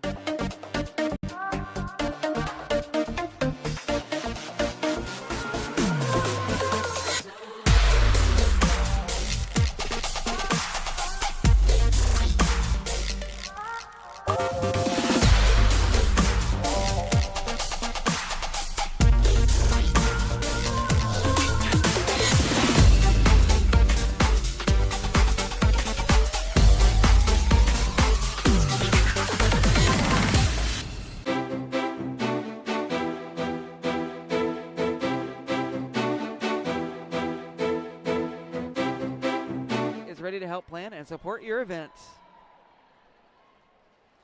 all right, and it looks like our down skater is up and seemingly healthy, which we like to see, and they're going over to see the medics right now. There's a group of volunteers want to give a lot of love to. So appreciate the medics who take care of everybody. They bring their expertise and their professionalism, and they've got their go bags, and they're here. Yeah, And they do great work. And if you've thought about volunteering and you have any experience and you're a medic or CPR certified, we always do need volunteers here. And it's a great tournament, so come have fun with us and Yes. take care of our athletes. Yeah. So there is the whistle that will take us into jam number 17. Baja Blasphemous taking on Sarah Sasson. Both of these jammers doing good work for their team so far this half. And that is, oh no! It was a pretty cut. It was so pretty. I was really hoping to say that was lead, but Baja does pick up that cut track. We'll head to the penalty box. Sarah Sasson. Oh, nice little Nice joke. move there.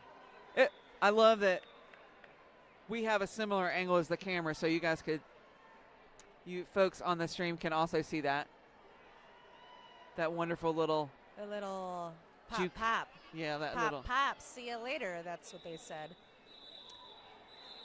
So Sarah Sasson will go ahead and pick up an additional 4 points and call that off. Can you believe it's 3 minutes and 40 seconds left in the first half? No, this game has flown by. I mean, Absolutely. how did that happen?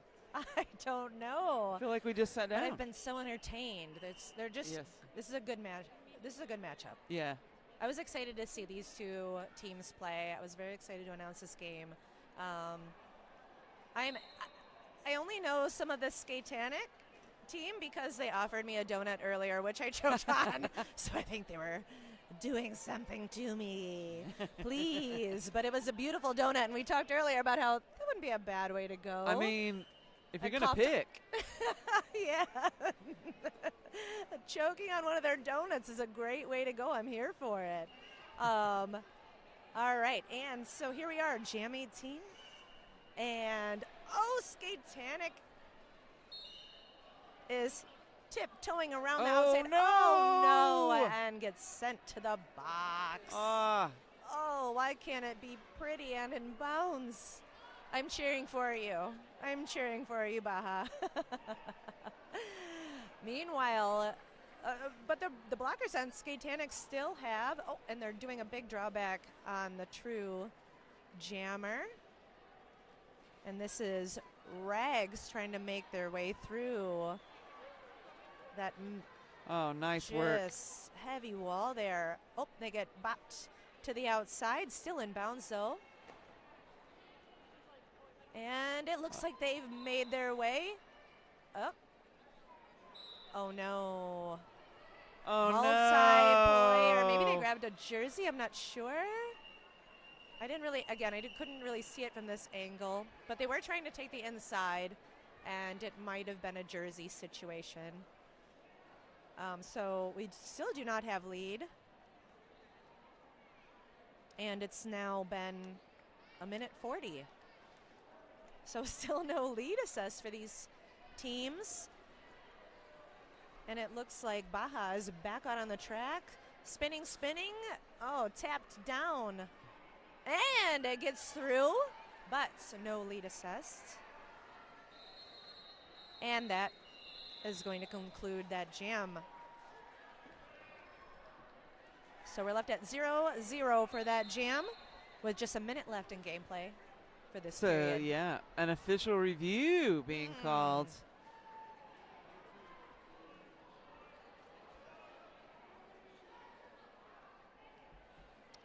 You know, we didn't tell everybody about our officials. We were thanking all these folks, but let's tell them who is out there with us working this game. Bionic Envy, Absolute Chaos, Heart Scar, Emergency, okay? Slim Fast, Princess Leia, Radar, Fairy Fire, and Crazia. Do you want to tell us who's skating with us? Sure. We have Darth Bling, the Great Cornholio, Snaps Smear. Oh my goodness. Fury, Higgs, Tim the Ref, Nano, and Nomad.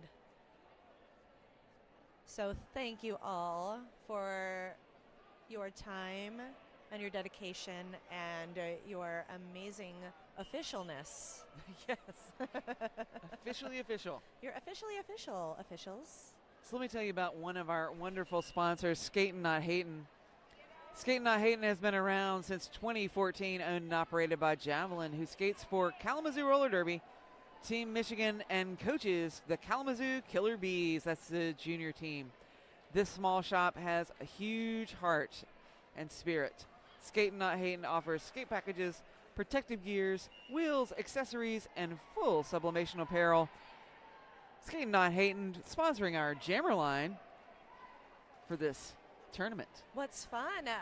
So I know Skate Not Hatin'. She's great, and it's great because her daughter is now skating for Team Mich-Again, which has been so fun. And her name is Nice. Mexican Takeout.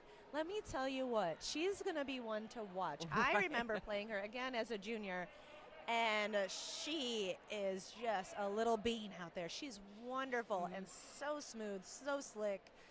That footwork. Yeah. Oh, she is small but mighty. Yeah. I should recruit her for the Tiny and Mighty for RollerCon. I'm Yeah. on Tiny and Mighty, and which is, so, oh my gosh! So Tiny and Mighty plays the Amazons usually at RollerCon, Nice. and it's a blast. And we get in all sorts of shenanigans.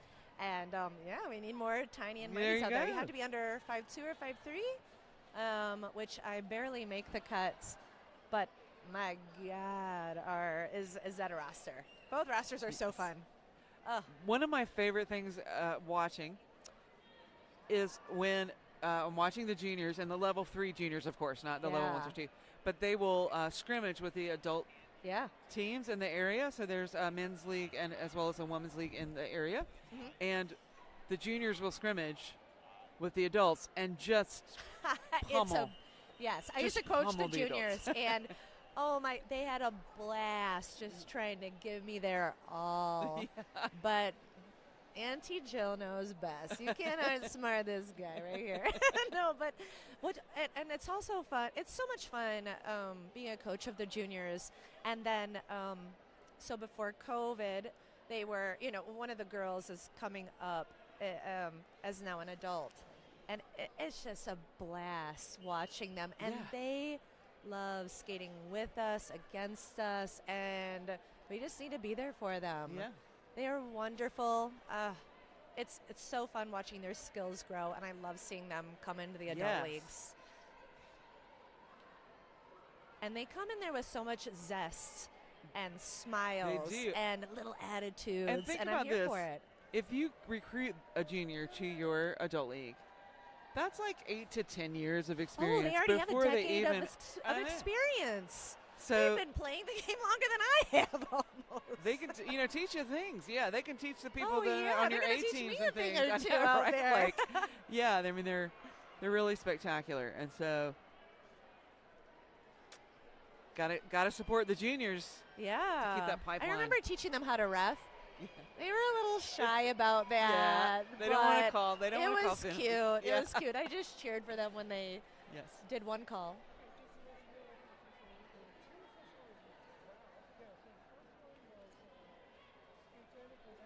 So right now we're getting a word from the ref on what the official reviews were about. So apparently there were 2 official reviews. So, and we're going to hear from Rippy in just a minute on what those were all about. But right now we've got just a minute left to go in this first period. Looks like a multiplayer got access to Skatetanic. I can't see their number, but it's the pivot, and they are sitting in the box. So they are shorthanded, and True comes out with lead. Yeah, do you want to let us know what those official reviews were about? Yeah. Did you notice there were 2? Yes, there were 2. Yeah, there were 2 that were happening there. Oh my goodness, that was amazing. I'm sorry, that was an amazing Apex Wowed. jump. So Wowed I by the had to talent. stop what I was talking about. And do I remember what I was talking about? So Skatetanic Temple was looking for one of the skater who was exiting the track wanted a late call. Didn't leave the track, and there was not enough evidence for that, so they did lose their official review. But Trans Rollers United was looking for blocking out of bounds call, Okay. and that was present, and so Trans Rollers United retains their official review. Ah. It was a lot of summary information there. Yeah. All right, and we are finishing up this last part of period 1. And Impact Play has the lead right now for True.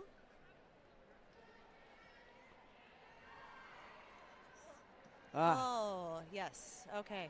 All right, and they are out with those 4 points. And the pivot, there was a pass, and Biohazard has that star now. We'll see if they choose to. Oh, there's only 2 seconds left. Yeah. Sometimes you run it and sometimes you don't. Earlier in a game, they wanted to keep on going, but Yes. I'm like, oh, no. That pass was to a very good, also jammer. I know that they're a Yes. pivot, but you do not want to run it on that pivot. Right. Yes. No. You call that. This is You not gotta going to look be around pretty at if you who- underestimate those pivots. Who you are dealing with. Yes. Yes, know thine enemy. All right. So again, this is game 36. You want to come right back. Just stretch your legs. Remember, we're only about 10-minute intermissions. So stretch your legs, get some more beverage, and come right back. We'll see you then.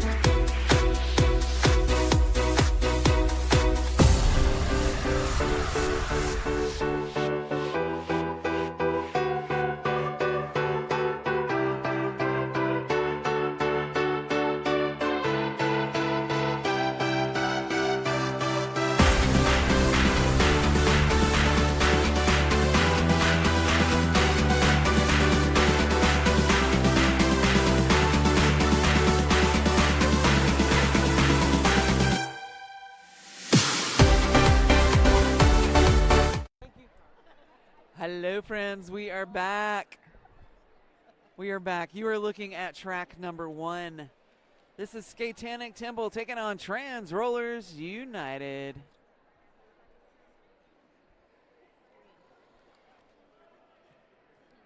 Skatetanic Temple sitting at 28, Trans Rollers United at 116. That was a very short intermission. Like, I feel like Was that it 12 was minutes? This whole game it is just flying felt by. like I am not ready. Give me a minute.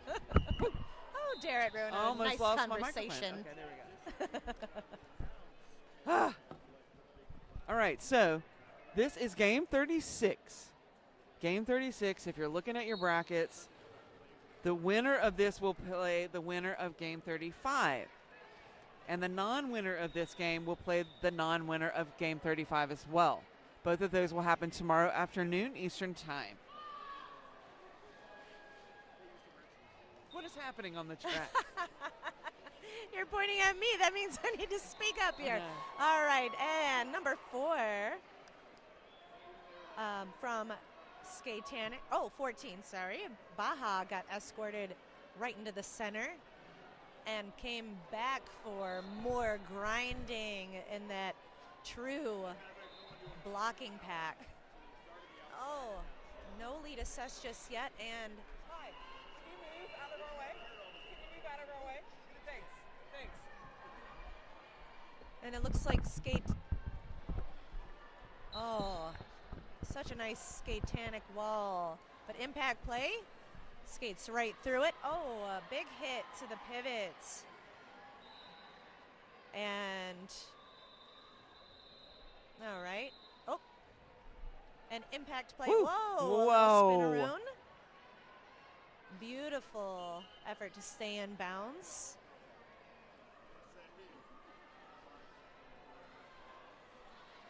Oh, looks like they're, yep, you saw it coming to yes. back. They had their eye on that apex.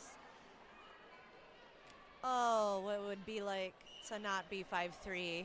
And again, oh my gosh. Wow. They even got their hips twisted a little bit and made it happen. Yeah, beautiful skating. Beautiful skill. Oh, a duck around the outside and took a little mini shirt whip off of Stowe. Stowe is my teammate, and I still call them Stowe. I'm so sorry. All right, and they've called off the jam and snagged, oh my goodness, 17 points. Wow, that was a great jam. It looks like they're barely breathing. Oh my goodness, they were just doing laps out there. Wonderful skating.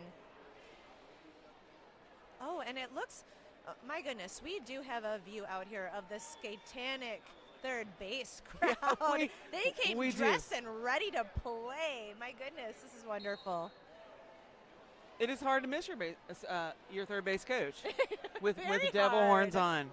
Yes. That's what I'm saying, you know. And it looks like some sort of devilish empress out Yes. there as well. Look My at that goodness. nice crown, yeah. Love it. So we are looking at Sarah Sasson with the star on for Trans Rollers United and Adrenaline Rush. The jammer of record out there for Skatetanic Temple. Sarah Sasson out first as lead jammer. Oh my goodness.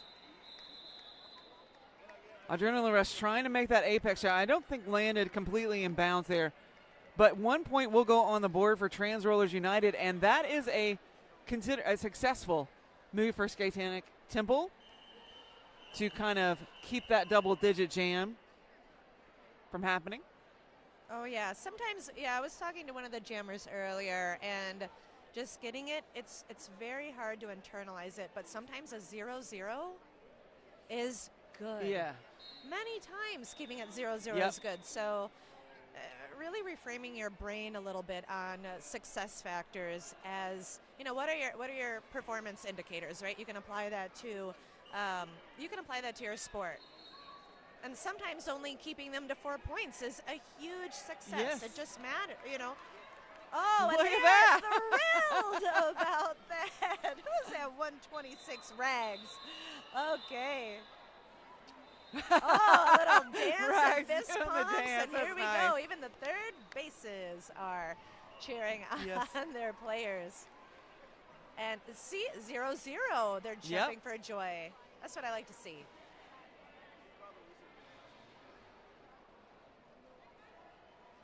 Because the true blockers have really locked down the Skatetanic Temple jammers, really put up, I mean, I was going to say put up a wall, and that's really what they did. Literally. But I meant, metaphorically put up a wall, but Right. also literally put up a wall. And it's really kept the jammers in check. Now, what you are seeing out on the track right now is Gnarly Manson taking on Impact Play. Impact Play almost. So Impact Play has this ability to kind of leap over part of the track that's a little straighter, which is an amazing, I don't know, maybe Impact Play's made of elastic, not really sure. But Skatetanic Temple collapsing on Impact Play, which allows Gnarly Manson out of the pack. This is the first lead jam that I think Skatetanic Temple's had in a few bits. Gnarly Manson's going to get in there backwards, trying to get the hips through, pick up a few points. So 2 points, but more important, keeping Trans Rollers United from putting any points on the board. There you go. Huge success. Yes. Huge success. That's how you chip away.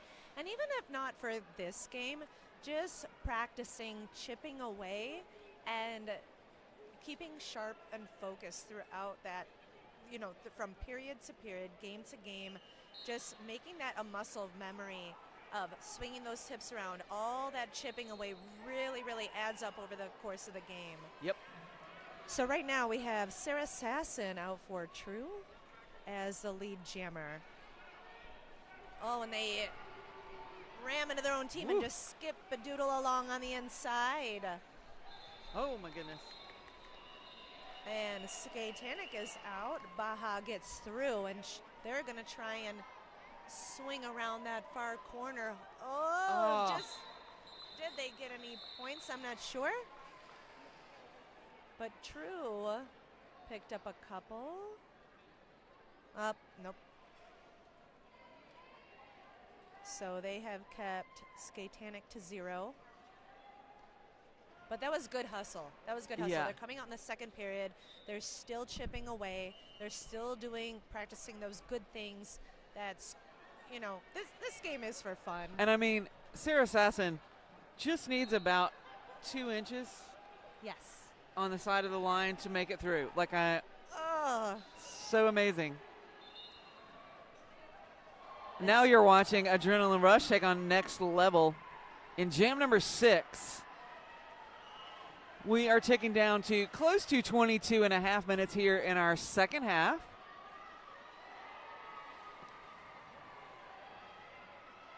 Both jammers pushing against those walls. Looks like we have a true blocker having to bridge. Pack is coming closer together. Now it's close enough so that Next Level can get a little assistance there from a blocker, but it's really hard when you're trying to bridge and also pay attention to your jammer at the front. Oh, they can't quite get Next Level out, but that will be a penalty, of course. Blocking someone who's down. But that pack able to reform, even though, is that 116? Ursa Maimer trying to break up that tripod. But Skatetanic Temple able to reform over and over, no matter how many times Ursa Maimer tries to get in there. Look at this. Ah! excellent blocking. Oh, my goodness. Oh, my gosh. That was wonderful. And especially with that offense coming over and over, they just did not break. Wow. Look at that. Now, Next Level, oh, you're going to draw me back, are you? Well, I'll just come on through and pick up lead. Now we have had a star pass over on Skatetanic Temple. I think that's Allison. Allison, right. Allison.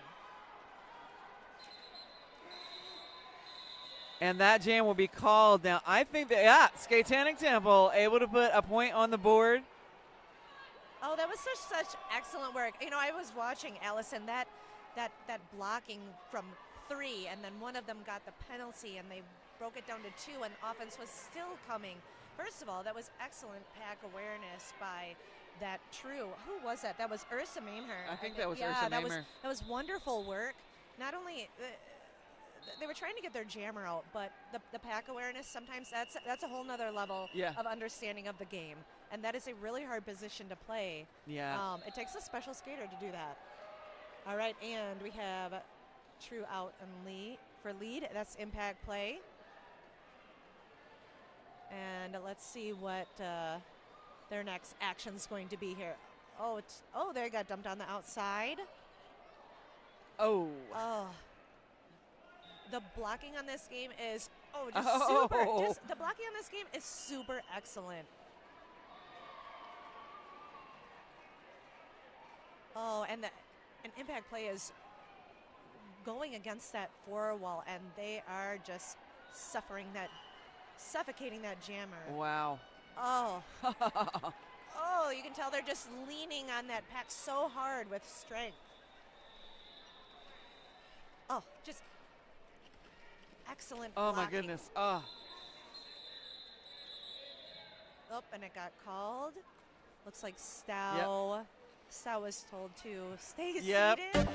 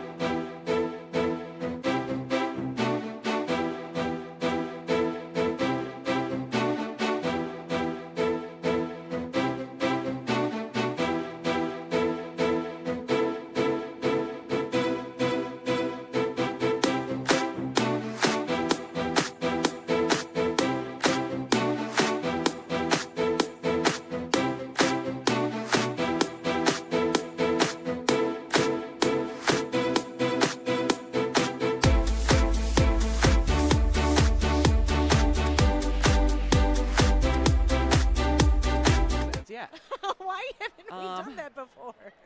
You know, Here, you just sit your we head. wanna- Let's wobble over. we want to make sure your head is okay. Absolutely.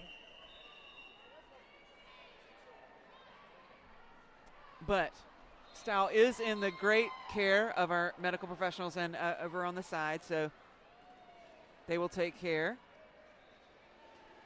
Is it my turn? Sure. Oh, it's Go my for it, turn. man. Sure.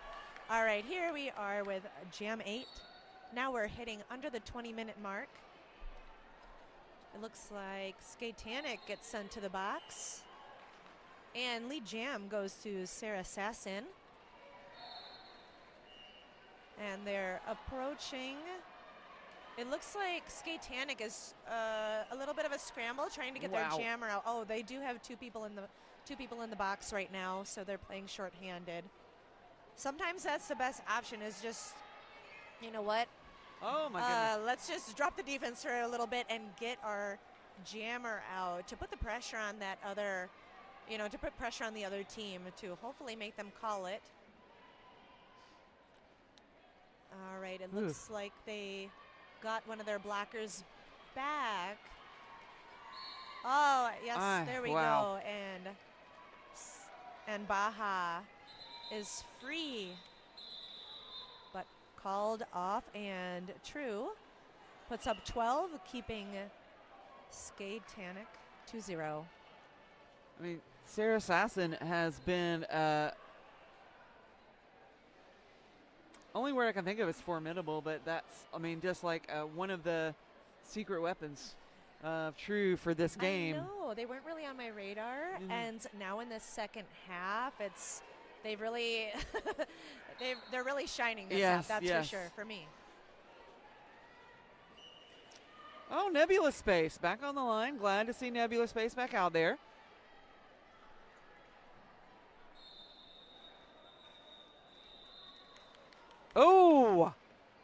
Wow, that was such a, I guess a follow through. That's what the word I'm looking for. Getting a hip on Nebula space and circling all the way around.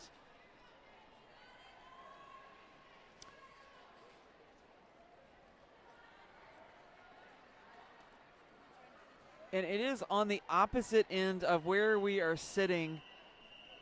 But you do have two jammers out there. I know it's hard to see. But Gnarly Manson has got the star on for Skatetanic Temple. And it looks like True is trying to hang on to the blocker there. I think that was Allison.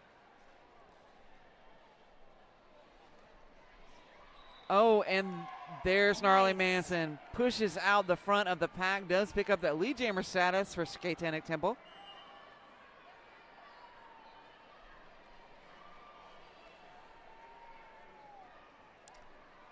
And now we are hung up again at CERN 1. Now, I think there was a star pass there. Evie now with the star, I think, making a way around the track. And so Gnarly is going to call that off. Does pick up the full 4 and keeps True from putting any more points on the board. There we go. That is a huge success. All right, we're going to come up on Jam 10 here with about 15 minutes left. We're about halfway through the second period.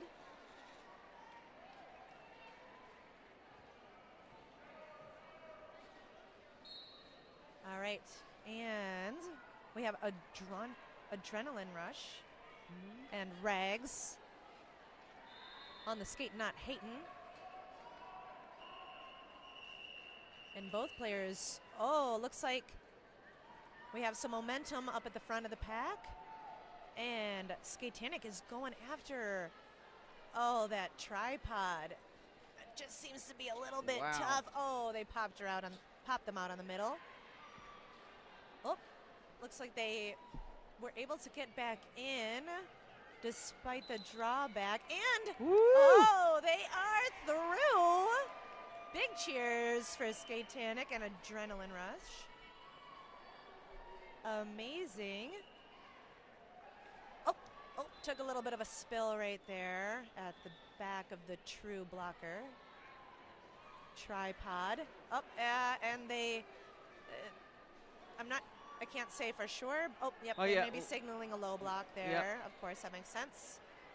And they will take a seat.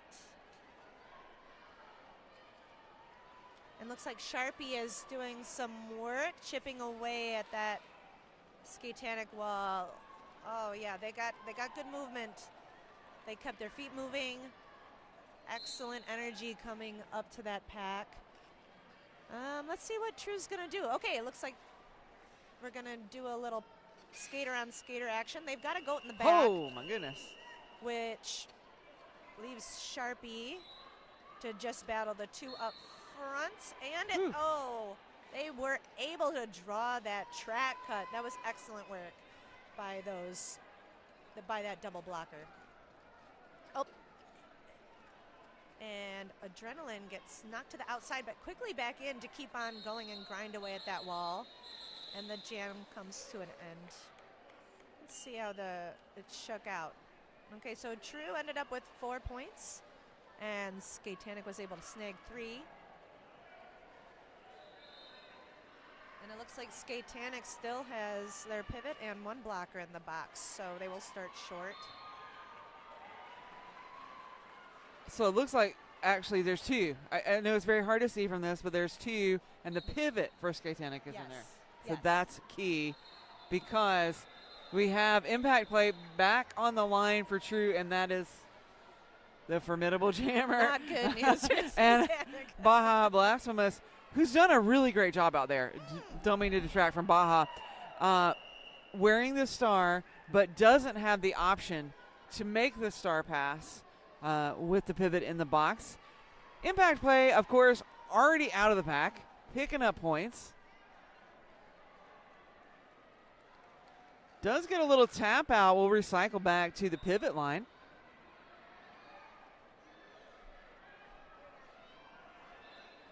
And Baja Oh, Oh, just they're the work, getting the tangled in work. there. I It's mean, a watch tangle. how the blockers of True just find the hips. Their hips just, they absolutely find, and there's the bridge, the one-on-one, Yeah, tracking. Oh, and finally, my legs hurt oh, that tracking was for her. beautiful. But now we have both jammers coming around. These are both eligible for points. Both jammers coming through. Baja comes in, but that is impact play. Will receive a cut track. We have 2 blockers for Skatetanic and the jammer and a blocker for Trans Rollers United. So we have a very short track. Sorry, not track. We have a short pack, not a short track. It's a different thing altogether. And so Skatetanic Temple looking to take advantage of this. But now we've got folks released from that box. True setting up the defense in front of Baja. And that jam comes to a close. Oh my goodness. Did that we get double- everyone released? I can't see the penalty box no, from my. Skatetanic still has a Has person one, sitting in okay. the box. I can't That- see the That penalty box from where I am. that double blocking up at the front for True, that was Really excellent stunning. tracking. Even though it Yeah. did result in one of them going to the box, that footwork and skill and just the control of not doing a directional Right. when it's so intense, that was great. Yes. I really like to see that. Oh, and yep, we have a lead jammer going to Sarah Sasson. Oh, and they just mow through Skatanic's blockers. Whoops. Up. A little Yep. tangle. We heard it. Another We heard little it from tangle. here. That's, Yeah. Yep. We've got. Yeah, you heard the tap. Yeah, on you heard the zap heard on the tap. concrete. So, hey, So- it doesn't matter No, what the tournament is. You need to do the protocol because your I'll- head's important. I'll tell you what. My sister is an athletic trainer, and she's been one for about 20 years now. And just before COVID, we were doing at practice, we were doing lots of impact, and it was needed just to build like our strength and our tolerance. But over the course of the season when we were training, I did start to feel the effects. And my sister had told me about subconcussive hits and how it's kind of like taking a car down a dirt road Right. over and over, and there's not an event that happens to your head, right? So there's never an event where you smack it off the ground Right. and you know that you have a concussion. But she was talking about it just shakes things loose, and Yeah. that is just as dangerous, if not more. And there's doing lots of additional research, and now, like for example, schools are bringing on. When she first started her athletic training career, jobs were a little tough to come by, and now they're just taking that so much more seriously. And there's so much more research that goes into, especially subconcussive hits. Yeah. And so, people just watch that whiplash and really increase your knowledge base about subconcussive hits, because that is a thing, and there's sometimes not always an event where your head Right. hits the ground. Right. It's very important to understand that. That's my speech of the day. Is There it you my go. turn? It's all right. Go for it. Oh, thank You're you. hot. You're hot. Here we Do go. it. Okay, we've got Beef and Nader blocking out there. I love to see Beef out there. Oh, wait a minute. Oh, it's next level? Or we have next level out there? Okay, here we go. And they're zooming around the track, and Ooh, wow. lovely hop. Did they grab those Wow. points? They were in bounds. Fist pump. Yes, that's amazing. It looks like they're just having fun at this point. Yes. And that's where you see like the creativity. At practice sometimes we talk about the creativity. Like, we always have our go-tos. And I just love talking about being just creative out there as a jammer. Not only, you just got to keep it fun for us. You got to keep the other team guessing. And wow, the crowd, that's a total thing. Yeah. Love it. I'm entertained. All right, so who do we see out here but Impact Play, who is so agile on those skates. Just, do you want me to apex jump over here? Sure. Do you Can want me they to run spin a around the clinic? outside? Okay, Yeah. I will do those things. So we also have Adrenaline Rush with the star on first, Skatetanic Temple. Now, Impact Play picked up that, I think that must have been a cut track on that little spin move. So Adrenaline Rush is through, has picked up 4 points. Now, this will go the full 2 minutes because Impact Play did have the lead before the penalty assessment. And so this will just be who can make the most trips around and get sort of stopped by this defense. Oh, so much good work in there. Wow. And that was number 8, Sharpie Markham. Oh, wow.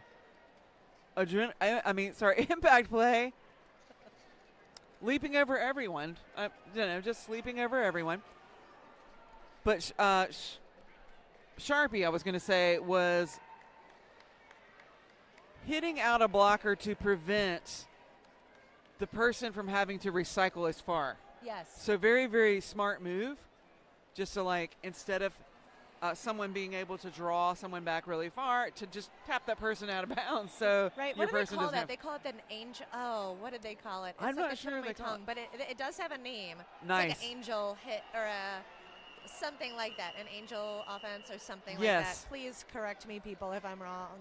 It I would is- love to learn the name, but as a jammer, I can be thankful for somebody like that. And I mean, just it takes so much awareness to be like, here's my job, I'm doing this. Oh, but here's this person trying to recycle my person back further. Let me stop what I'm doing, go bump them out, and then get right back and do what I was doing before. I mean, it just takes so much Yes. thought and coordination and awareness. And it goes so underrated and sometimes unnoticed. And we have players like that. And as a jammer, I appreciate so Yeah. much just the brains out there of blockers that have the ability and the awareness to just set you up for success. Really, they're the facilitators out there. And honestly, as a jammer, I can speak. Sometimes I'm nothing without my defense, and I'm nothing without a good offense. Yeah. And yeah, I can just appreciate the brains out there because sometimes you get when you're spinning and you're doing all the fancy things and wowing the crowd as a jammer. I like to just thank those lovely blockers out there that really understand the game and those nuances and the rule set. Oh, it's just so Oh. beautiful. All right, and we got Rags out there with another 4 points. And they also have lead. Oh, looks like a spill. Wow. With, the Oh, my Skatetanic goodness. Pivot. Oh, Rags. there's so many things happening on the track. Oh, they're laughing out there. I see a smile.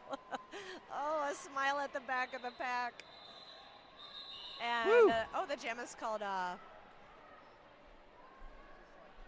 We're seeing a little bit of flair out there by some of the players, and I'm here for it.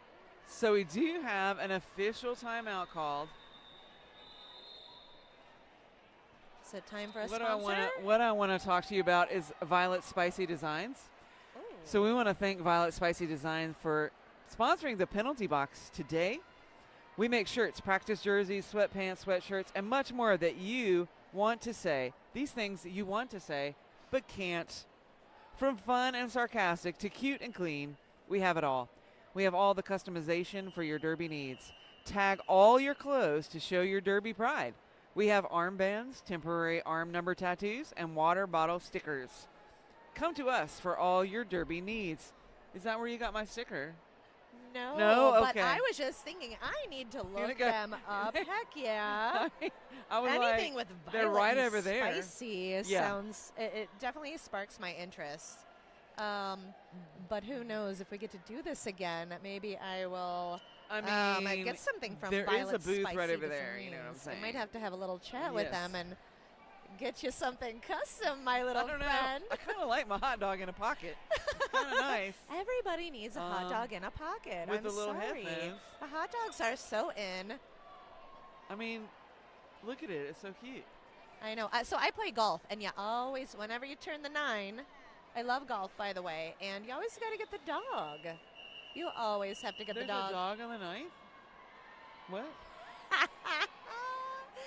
When you so there's 18 holes in golf, and when you turn the corner, sorry, that was like Yes. total golf jargon here. I do know that there are 18 holes in golf. Okay. I do know that. So when you turn Okay. the corner on the 9th Okay. hole, you got to get the dog. You got to get the combo, the hot dog combo. Oh, they actually have that there on the 9th? Really? I Sounds really- like I really am asking the question. You can buy a hot dog? I don't go to golf yes. much. Oh yeah. Okay. You got to get the dog. You got to get the fixins. You got to get your bubbly Mountain Dew. And because let me tell you what, 18 holes can be really long when you're Yeah. not having a good day. Yeah. That is 5 hours of misery. You got to 5 get the hours, dog. Wow. 5 hours. Sometimes longer. Wow.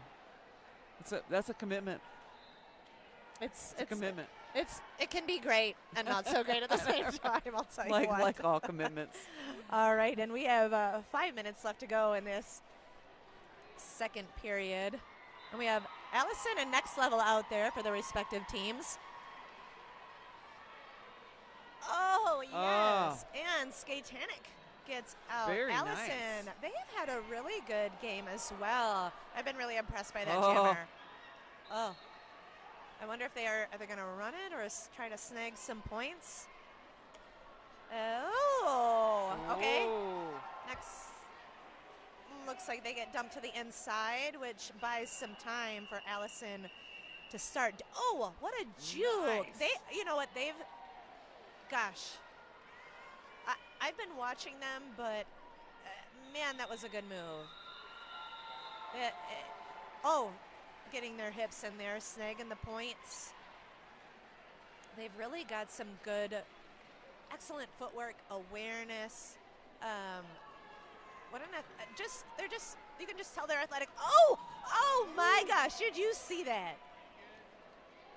Hopefully you didn't go take a bite of your snack at that point because you missed it. That was a beautiful one-hand touch, back bend. They stayed in bounds. Whoa. And it looks like, yep, they're going to call it. That was beautiful. Wow. I feel like I used to be able to do that, but not anymore. So I can appreciate when somebody. I'm sorry, I interrupted your sentence. When Please somebody continue. puts that back bend one hand. You see that in some high level derby, and so when you can see it at just like a fun, I don't know, just at a fun tournament. I love all the flair. It's time to try something new and wow the crowd, and they're certainly doing that out here today for us. Oh, it looks like What do we we're got getting here? an adjustment at the scoreboard, but we are having an official review right now, and it is being called by Trans Rollers United.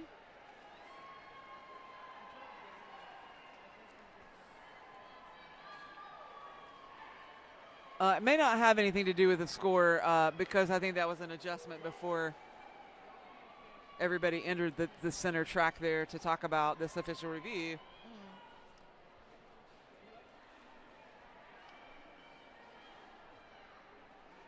But we will see because now we know we have. I think I've explained this in every game, so apologies if you've heard me say this multiple times. But officials are just so valuable that there's often not there's not just an extra one hanging around as an alt ref. So when we get one, we're super excited because that means that all of the positions have been covered and we have enough people, but also our alt ref will come to us and tell us the information of what just happened at the center, and that's so great because we get to share it with you listening to us. We get to tell you the story of the game.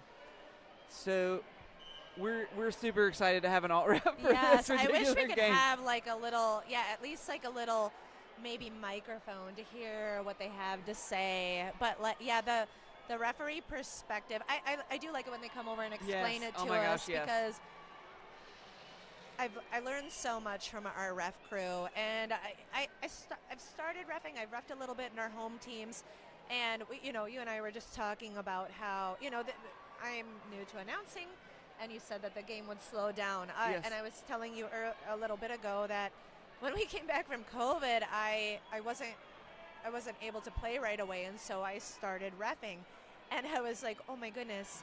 The game is so fast. I feel like I've never seen a game of roller derby in my life. What is going on? It was just so fast. So, anyhow, I have a big appreciation for our refs. Yes. It's so important to be nice and respectful and know that they're human. Yeah. And I'll tell you what, when I'm out there trying my best to referee, I miss so much. You second guess yourself. Yeah. So and they keep the game safe for us. They were calling a lot of forums in one of our other games, and it's frustrating, but it is keeping us safe, and that is the point. The game is getting, people are just leveling up. We've got, the game is played so differently now than it was even the year before and the year before that, and the game is always evolving. So there's always something fresh to talk about, new perspectives, and anyhow.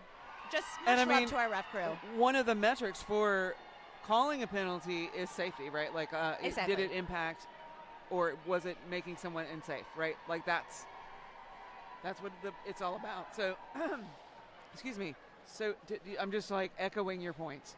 Their purpose is to make the game play safe, and then to tell us how many points they got. Yes. That's and to explain safety all the complicated and how many minutiaes points, of, right? The game And to us. I am floored all the time at the online conversation. So there's a roller derby Discord, and they have a channel where they talk about rules, and I am constantly schooled on there about, like, somebody will be like, this is what the rule says. Here's one interpretation. Here's another interpretation. Here's another interpretation. And I'm like, oh, I can see Right. that. And then, all of these other officials will chime in and talk about how this might be applied in this way. And I mean, they should all be lawyers. I wish, yes.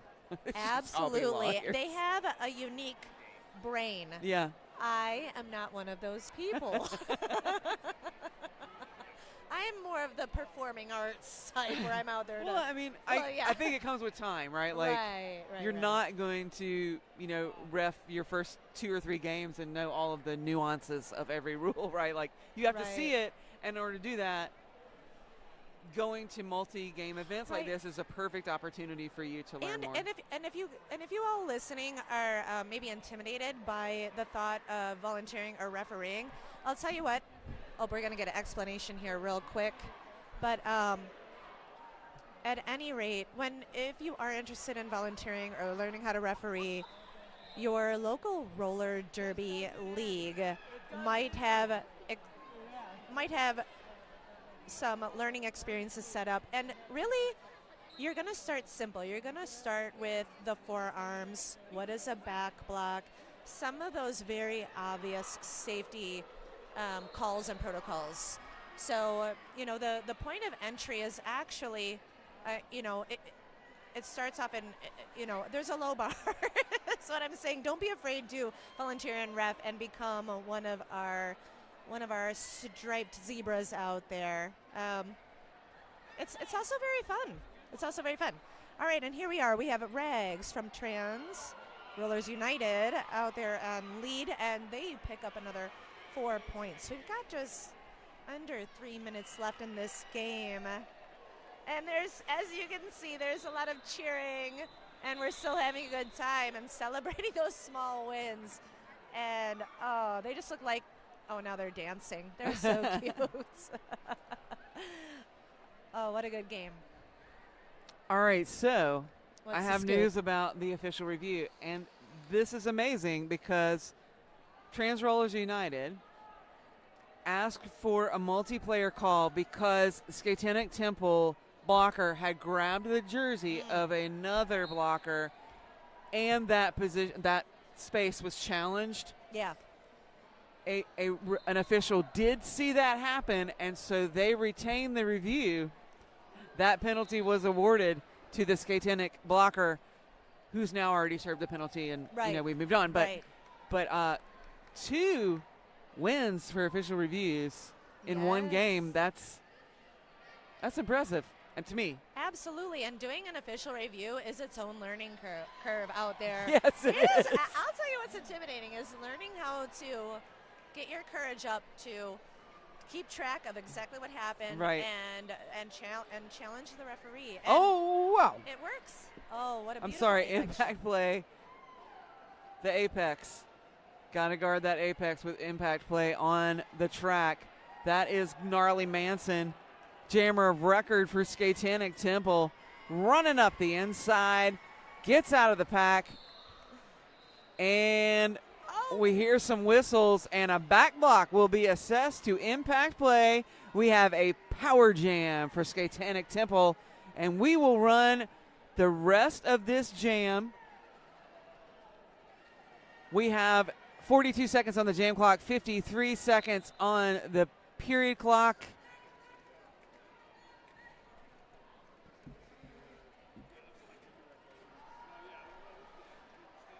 And we have folks, is that a blocker headed to the penalty box?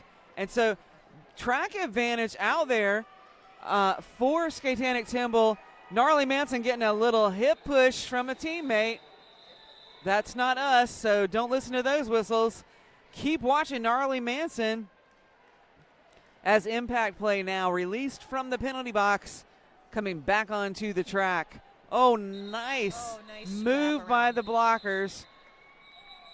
So we're going to look at the definite the final score. But until then, we have Skatetanic Temple sitting at 75, Trans Rollers United 232.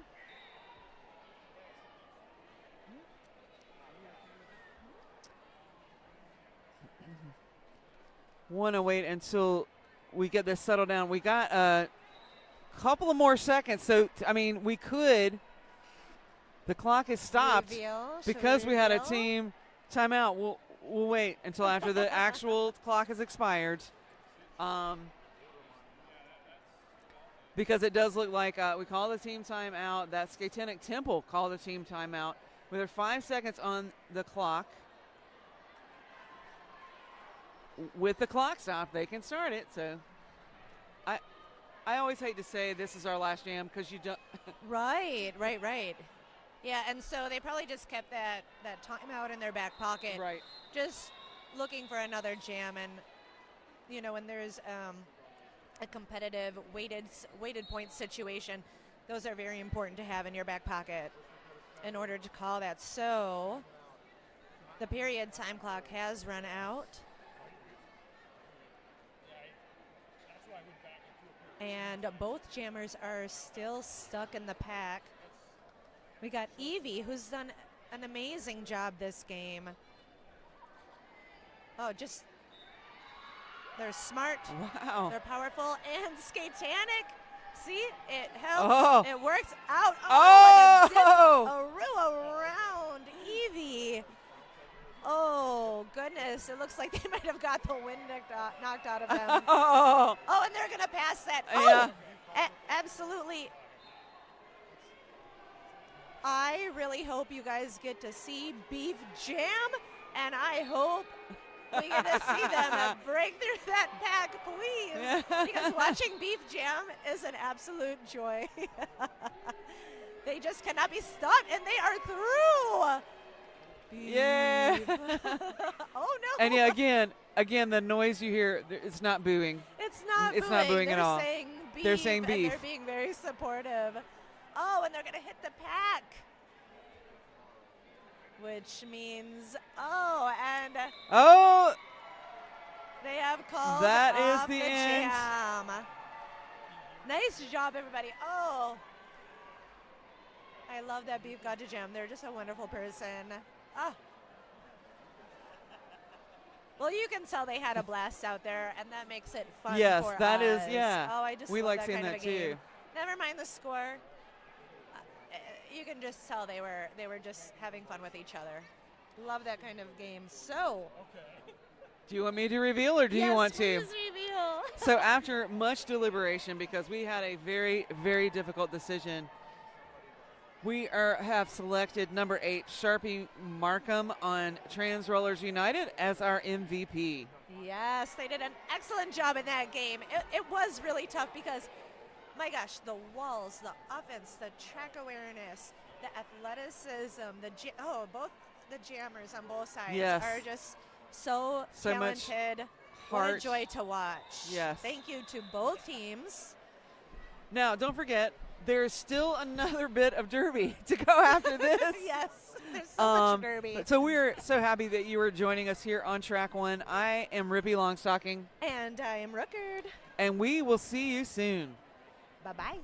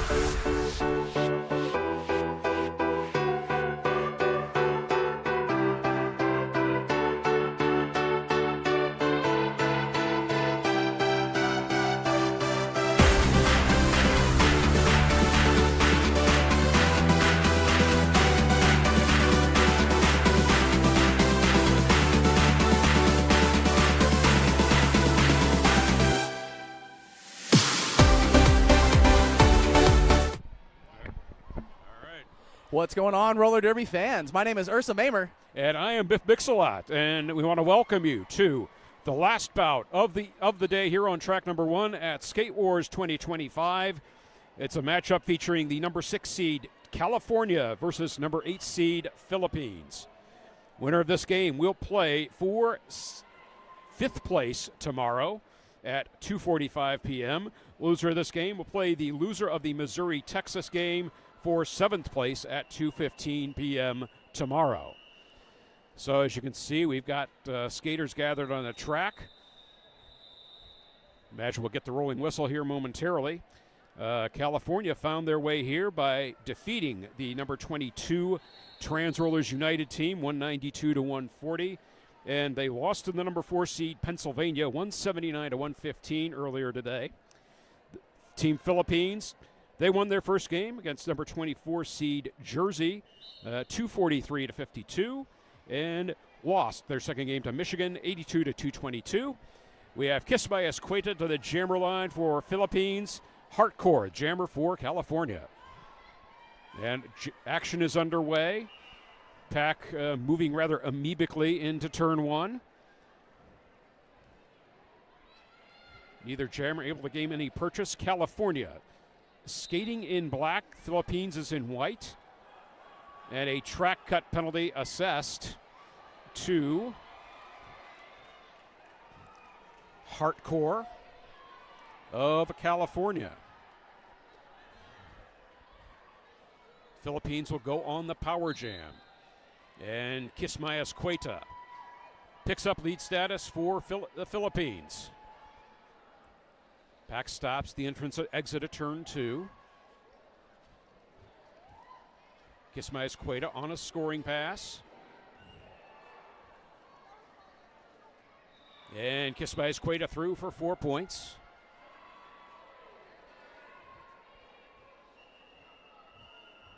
Blockers reorganizing at the exit of turn 2. Penalty to Hardcore is expired.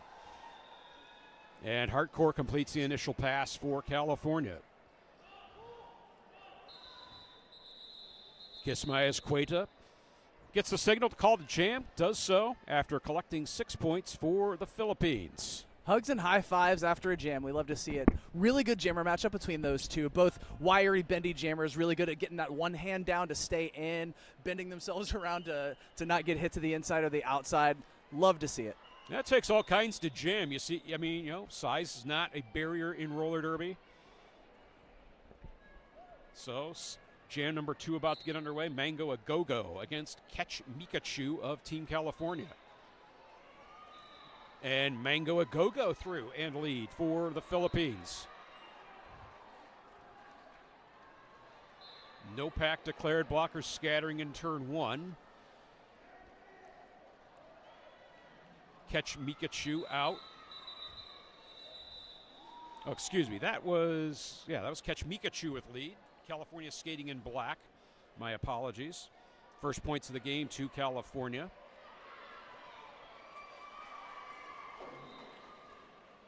Go through the rosters when we get to a stoppage in play here.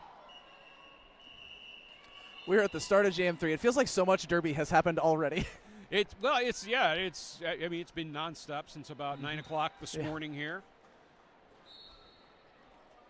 All in preparation for Championship Sunday tomorrow here at the Lansing Center. Teratot jamming for California against Dr. Cyanide of Team Philippines. Dr. Cyanide drawn to the rear of the pack. Teratot picks up lead for California. And Dr. Cyanide picking up a track cut penalty. That's got to put California on the power jam.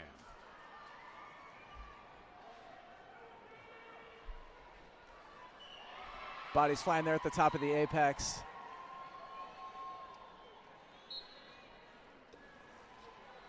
Both of these teams playing really smart derby. You see a lot of pack manipulation happening. Well, both teams have skated here at Skate Wars before. Philippines came to the tournament at Corn-Fed in Muncie, Indiana, and won that back in June. What's interesting about Philippines is this is almost like their B team first team went to, this is a different roster than what went to the World Cup back in July. Yeah. To Austria.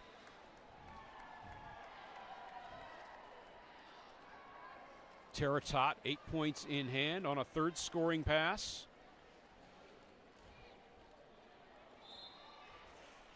Teratot spun to the outside, back in. Dr. Cyanide fighting hard at the back of the pack there. That dense group of California blockers. So the jam ends. 12 points to Team California, none for the Philippines. Dr. Cyanide unable to complete the initial pass on that. Both of these teams really good at playing fast derby. I see a lot of teams, there's a mismatch. Some people like playing fast, some people like playing slow, and both of these teams seem pretty comfortable playing when the pack is moving fast and the jammers are juking really hard to the in and out. Jammers probably enjoy that because it gives them a little more space, gives them more room to maneuver. Oh yeah, that's set it up at the top of the pack there to give those jammers a running start so they can make those big hits slamming into the pack. Freddie Herfury playing some amazing offense there at the front, but has to bridge the pack. Pan Diesel, the jammer for Philippines. Bubbles stretching the pack. Not quite to its breaking point.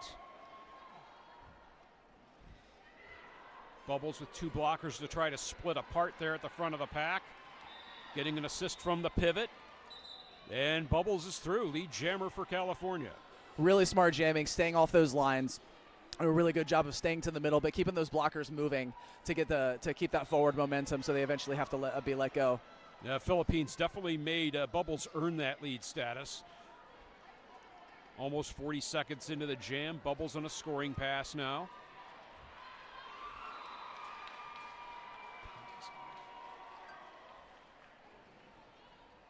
So, Bubbles yeah, go ahead. Really good job staying in. Those Team Philippines blockers were just waiting for Bubbles to stand back up to do that hard hit to the inside. Bubbles was able to get up and maintain that inside line. So jam is called.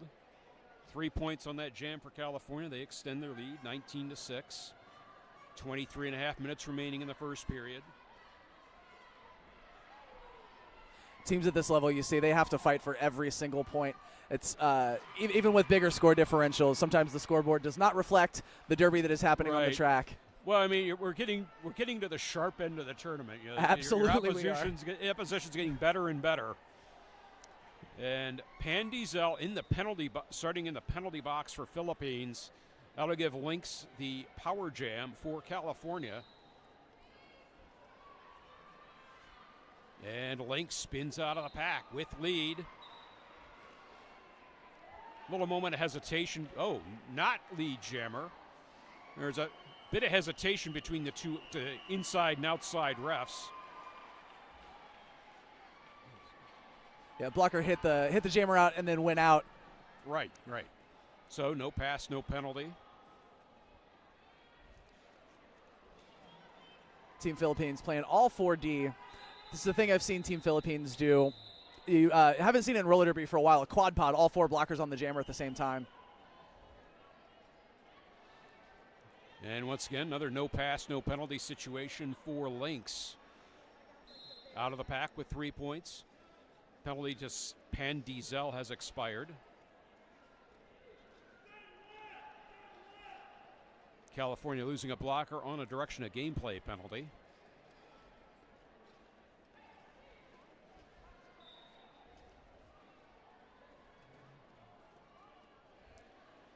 The Team Philippines defense doing a really good job surrounding to take away those options for the jammer to get back and out.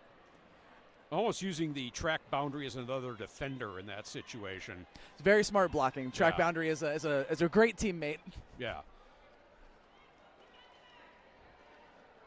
Lynx almost able to get through by just wrapping the hips around Kristenite there on the outside.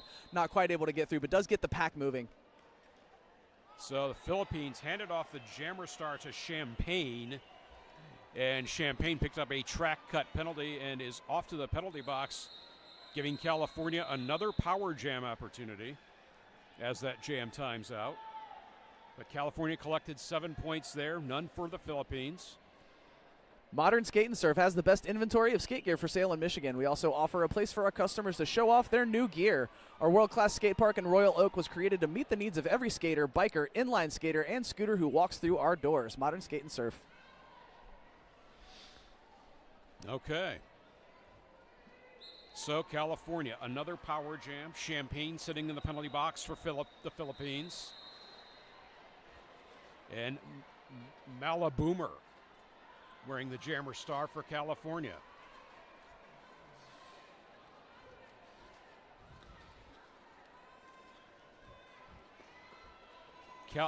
California did a nice job breaking up the Philippines tripod there. Give Malaboomer some space to operate. Malaboomer really good at ducking underneath those blockers to get through on those lines. Quick apex hop attempt, didn't quite land it.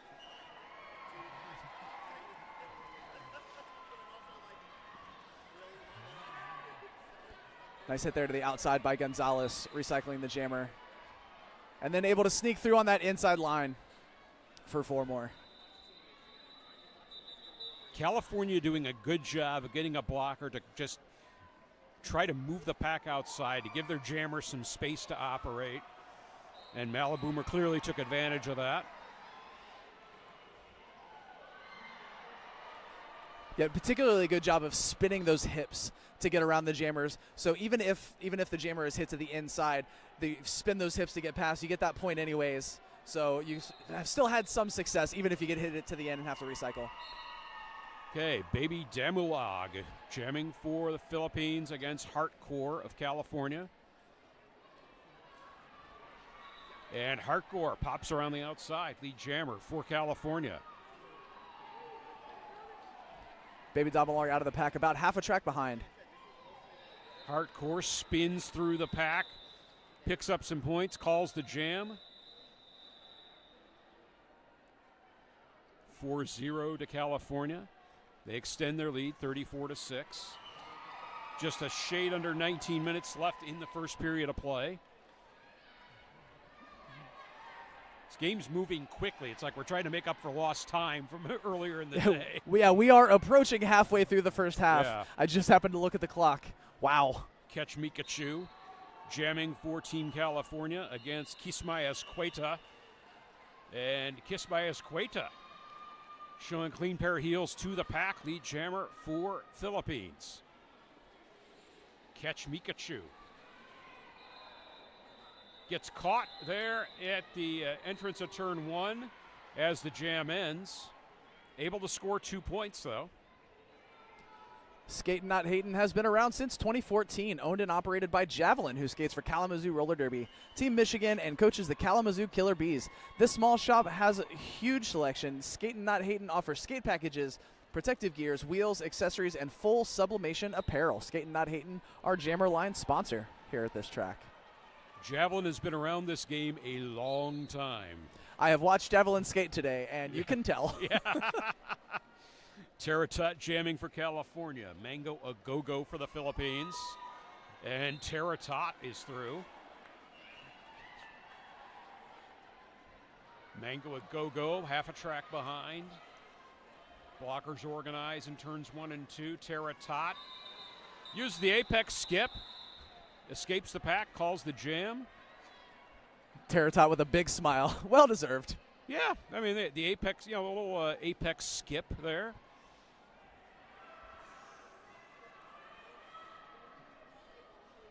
So Dr. Cyanide returning to the jammer line for Philippines against Bubbles. Team Philippines with a slight pack advantage. One skater in that Violet Spicy Designs penalty box.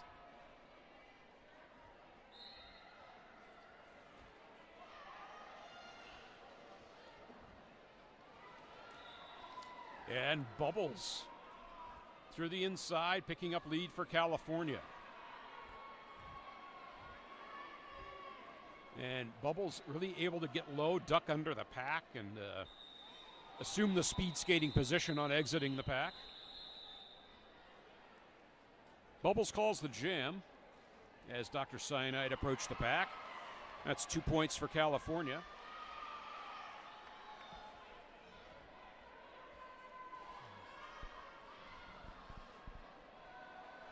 So California leading 42-9, 16 minutes left in the half.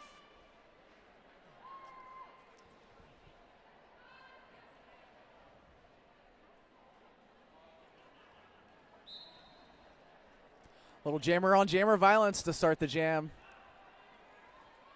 Doing that long run back. Diesel probably did not enjoy getting drawn back into turn 3. Boomer picking up the penalty. And Diesel, lead jammer on the power jam for Philippines. So a chance to make a dent in California's lead here. Pack sets up in turns 1 and 2. Diesel forced to the infield. And a California blocker frantically skating back. Little jammer. Drew the track cut penalty on Diesel. That'll end the power jam. Give up the power jam to Boomer. Boomer almost hit out to that inside line, was able to spin around on that heel and through on that initial pass, and now scoring points. Yeah, great skate awareness by Boomer, like where to place the skate to avoid going to the infield. There was not much room there. Team Philippines with a long run back, trying to slow down that momentum. Boomer re-engaged, calling for some offense. So this jam going the full 2 minutes. Diesel out of the penalty box now. Boomer finishes a 4-point scoring pass.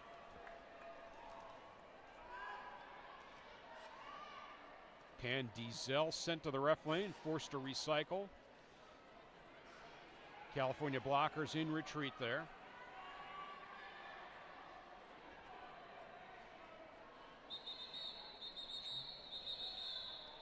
Jam comes to its natural conclusion. Yes. 4 points for each team.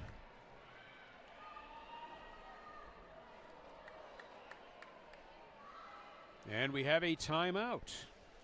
This timeout brought to you by Crash Course. Crash Course helps roller derby athletes build strength, track confidence, and winning habits to become MVPs on and off the track. Want to make 2-minute jams feel easy? Visit ChrissyCrash.com for a 1-month free trial of Roller Derby Training Club fitness app for just $1.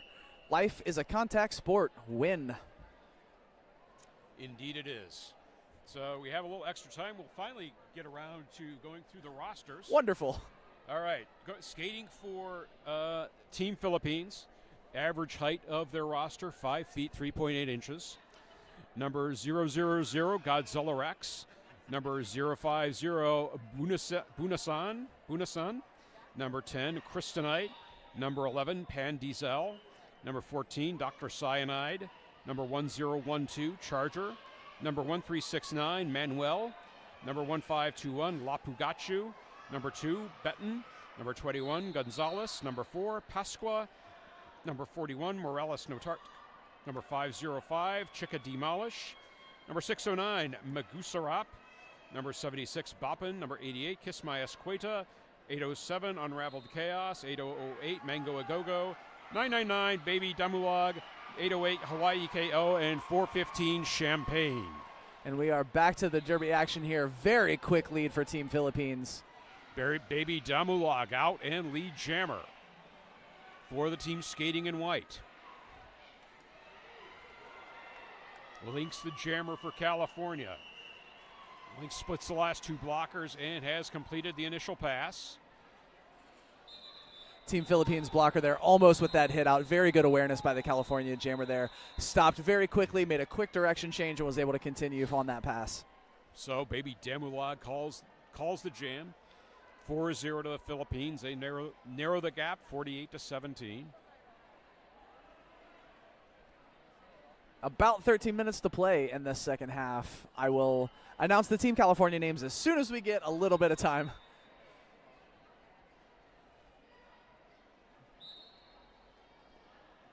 All right, we got Hardcore jam against Kismayas Cueta.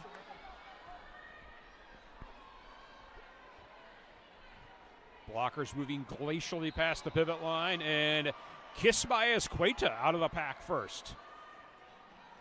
Might have a little bit of a momentum change happening here. Yeah, perhaps. Maybe that, I think might have been part of the motivation for the timeout at that point in time. A good pep talk, a couple of strategy adjustments. Sometimes that's all it takes. That's right.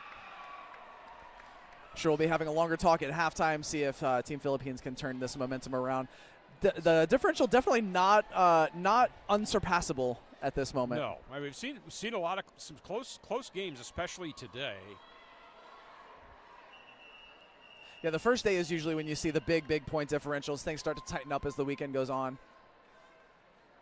Yeah, seeding is not an exact science for tournaments like this. It's incredibly difficult, and my hat's off to the folks who have to do that job. All right, catch Mikachu, lead jammer for California. Mango Agogo, the jammer for the Philippines. Catch Mikachu.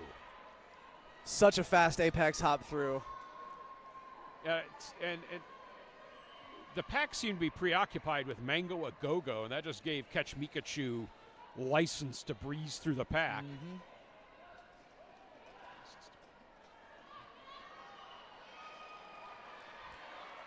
So Jammer Star has been passed for the Philippines to Champagne. Catch Mikachu, 8 points in hand on a third scoring pass. Spins off the track, calls the jam. A lot of these Team California blockers really good at one-on-one. Obviously, when you're one-on-one, it's difficult to hold on to the jammer forever, but any amount of time you can give your jammer to get it pays dividends later in the game. So you don't have to hold forever, but every extra second you can get your jam puts you that much closer to the win. All right, 11 points on that jam for California, none for Philippines. Dr. Cyanide back to the jammer line against Teratot.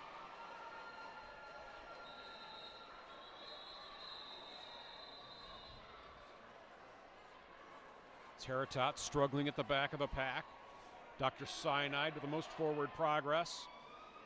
That Team Philippines wall doing a really good job of recycling, waterfalling, rotating, making sure they've got those hips in front of their jammers' hips. So California pack not stretched to the breaking point there. They were able to draw Dr. Cyanide back, and Dr. Cyanide finally breaks out. Lead jammer for Philippines.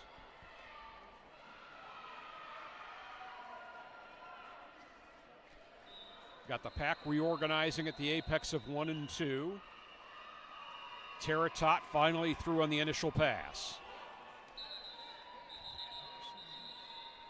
Teratot getting some really solid offense there from the pack, able to get through, force that call off.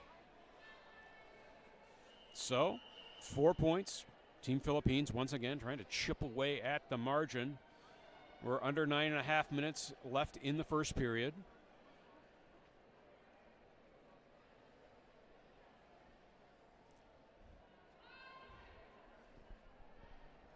Pandizel, the jammer for Team Philippines.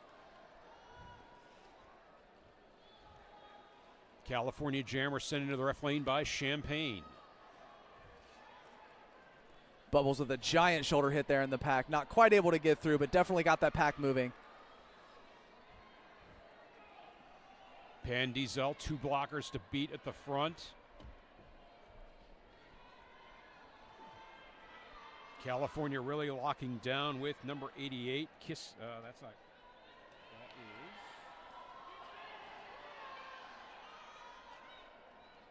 Bell Ringer at the front of the pack. Bell ringer ringing bells. A forearm penalty has been assessed to Bubbles, the California jammer. Both jammers penalties almost at the same time. A very quick jammer switcheroo in that Violet Spicy Designs penalty box. Yeah, Bubbles first to arrive in the penalty box and first to leave.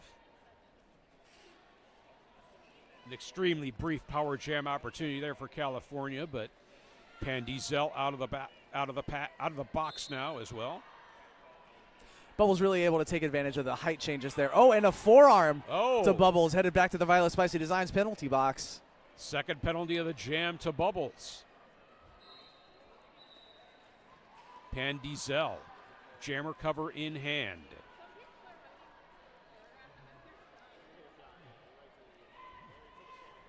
And star pass to Champagne.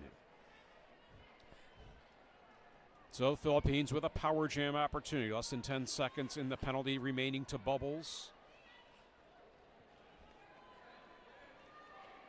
Champagne meeting resistance at the front of the pack.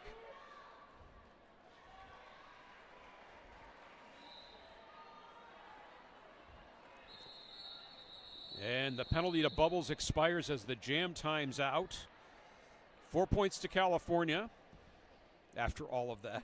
After all of that, yeah. Skating not hating. 2 minutes of sound and fury, signifying very little. Skating Not Hating has been around since 2014, owned and operated by Javelin, who skates for Kalamazoo Roller Derby Team Michigan and coaches the Kalamazoo Killer Bees. This small shop has huge selection. Skating Not Hating offers skate packages, protective gear, wheels, accessories, and full sublimation apparel. And we'll have a team timeout for California. That'll finally give us a second to go through California's roster. Chrissy Crash timeout. Crash Course presents Derby in Paradise, a 7-day roller derby retreat to recharge your body, ignite your game, and connect with new roller derby friends on the coast of Nicaragua. Visit ChrissyCrash.com for dates and details.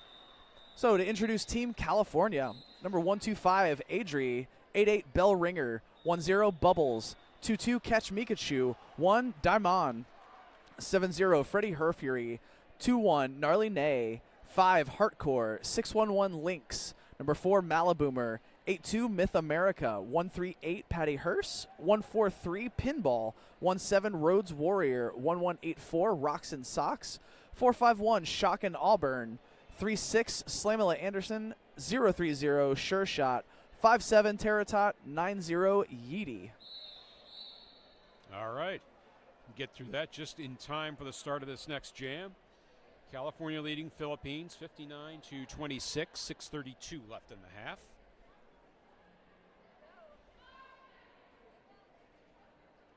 Five seconds to start. Baby Demulag, the jammer for Philippines. Malaboomer, the jammer for California. Malaboomer almost able to get out. Just not quite enough track width to make that happen for Malaboomer. We often find ourselves wishing for just a little more track. Sometimes the track isn't quite big enough for all of us, you know. Baby Domalark doing a little dance at the back of the pack there. Looks like did in fact successfully confuse that blocker. Was able to force them to reform with the pack. So pack is split at the entrance of turn 1. Pack coming together now in turn 1 and 2. Philippines losing a blocker. More whistles in the pack. Malaboomer finds a way out. Lead jammer for not the lead jammer. So lead jammer status still open and claimed by Baby Demulag. Baby Demulag immediately ends the jam. So 0-0.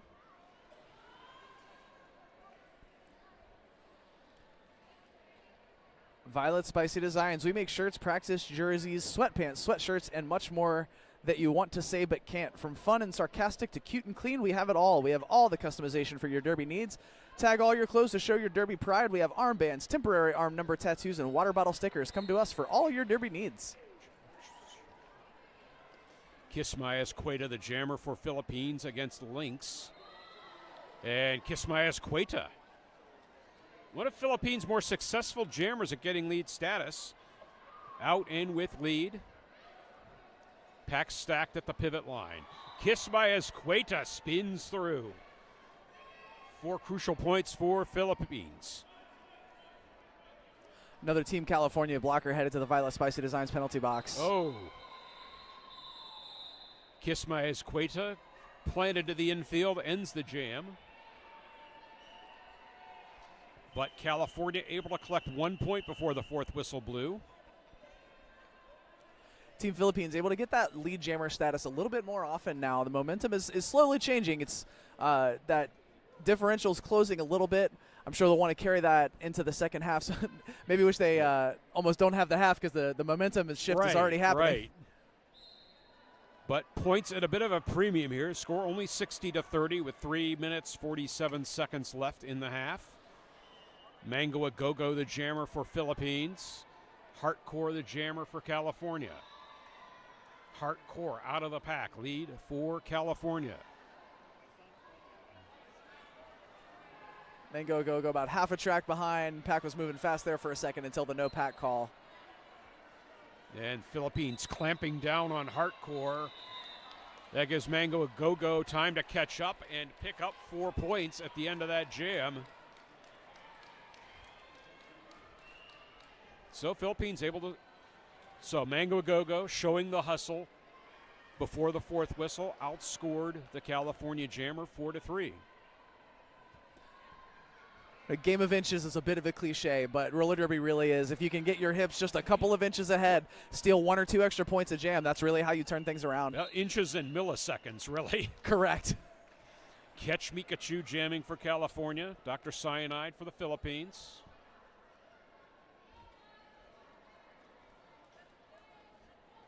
Drawback there by California on Dr. Cyanide. Dr. Cyanide to the infield. Another attempted drawback there by a California blocker.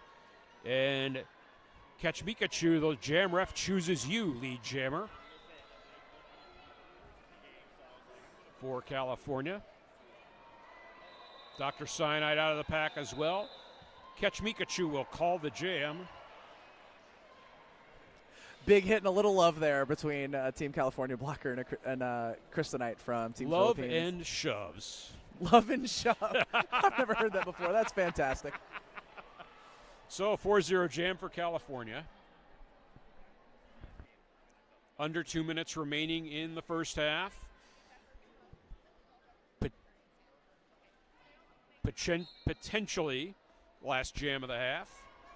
But Pandizel jamming for the Philippines.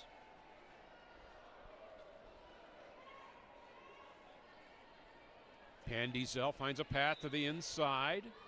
That's shut off.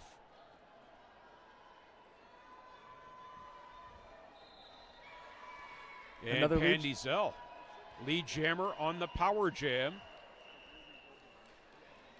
California's jammer picked up a penalty. That was Teratot.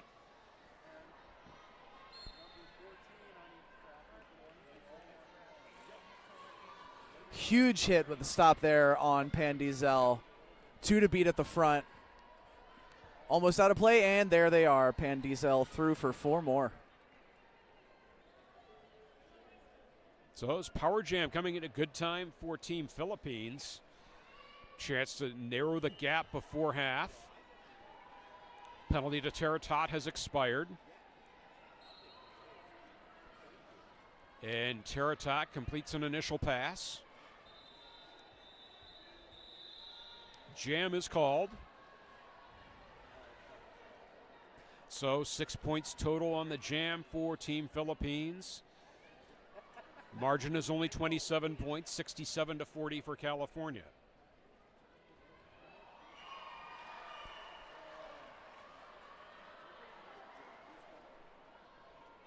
Bit of a love fest happening there on that skating, not hating jammer line. It wouldn't be derby without that once in a while. Absolutely. Malaboomer jamming against Baby Damulag. And Malaboomer. Okay, Malaboomer, your lead jammer. Team California doing a really good job with that run back, giving Malaboomer less space to get through to score those 4. So 4 quick points for Malaboomer. We are on jam time only. Period clock is at 0.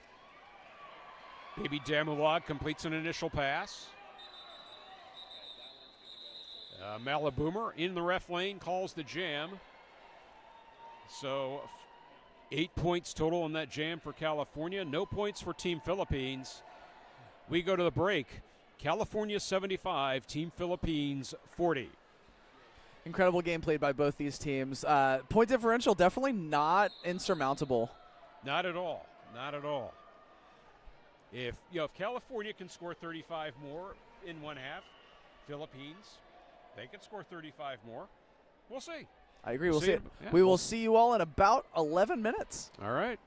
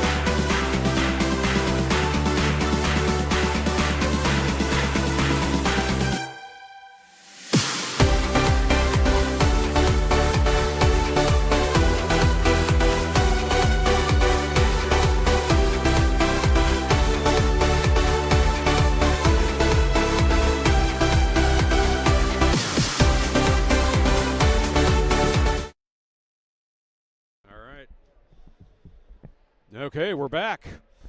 Hope you've all had a chance to hydrate. I know, Ursa, you've had that chance. I at have halftime? indeed. I have indeed. I have my Gatorade. I've got some water. I had a snack. Played a game right before heading over here. I am feeling much Okay. refreshed, All right. ready to go. This game is so good. We've fended off the hangries for the half. Absolutely. And we've got a really game that's a little closer maybe than the score makes it look. California leading by 75-40. Winner of this game will play for 5th place tomorrow against Texas. Team Philippines had a really, really good momentum change in the couple of jams before the half, getting lead jammer a little bit more often, closing that differential just a little bit. And hopefully they had a good pep talk, make some adjustments at halftime. We'll see if they can turn that momentum around, close this differential. But, of course, California, I'm sure, also similarly pep talk, strategy change. Hey, we're slipping a little bit here. Maybe now's the time to right the ship. And if you've had a chance to look around at the other 2 games, we hope you're invested in this game. But Michigan, Pennsylvania, that's a 25-point game. New York and Florida, that's a 2-point game. Winners of those games will play for the championship here at Skate Wars 2025 tomorrow afternoon. And first jam of half number 2 is underway. Hardcore jamming for California, jamming against Kismayas Cueta of the Philippines. Just a reminder, California skating in black, Philippines in white. And Hardcore out, lead jammer for California, but dragged back in all the way to the back of the pack at the very last second after establishing lead. Heartbreaking as a jammer. You're almost out. That skate crosses that line. So demoralizing. Heart drops into your stomach a little bit. Yeah. So Hardcore with lead. Navigates back through the pack. And now on a scoring pass. Pack at a standstill in turn 2. Hardcore. Ducks inside, ducks outside. And is through for 4 points. First points of the half going to California. Kismayas Cueta in pursuit. Hardcore calls the jam after collecting an additional 4 points. That's an 8-0 jam for California. They still lead 83-40, 28-35 left in the game. Capital City Market offers low prices and a beautiful assortment of fresh produce and local Michigan-made products. We also feature a full grocery selection, including the Meyer brand and national favorites you already love. Be sure to visit our in-store cafe. Skaters on Wheels are welcome. Check out the store across the street. The store is open daily from 7 a.m. to 10 p.m. And go to the grocery store on skates. That sounds awesome. I want to do it just to say I did it. Okay, yeah. Hey, you had the opportunity this weekend. Taratot jamming for California. Mango a go-go for the Philippines. And Taratot is through and lead. Mango a go-go still working on the initial pass. Taratot on one skate, picks up 4 points. Continues the jam. California losing a blocker to the Violet Spicy Designs penalty box.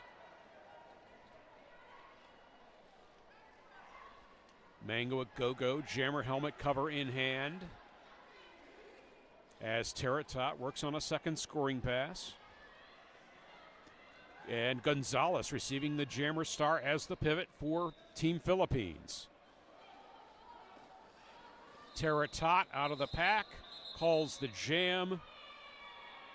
And that's a second 8-point jam for California. They extend the lead, 91-42. Team Philippines not quite able to hold on to the momentum they had going into halftime. I feel like I invoked the commentator's curse by talking about this game being closer than it looked at halftime. Oh, you always hope the announcer curse doesn't apply when there's not a house announcer and we're just announcing on the stream. Yeah, very true. Catch Mikachu, the jammer for California, gained a lead, was quickly reabsorbed into the pack. Philippines jammer picks up lead. Catch Mich-Again calling the jam. A scoreless jam for each team.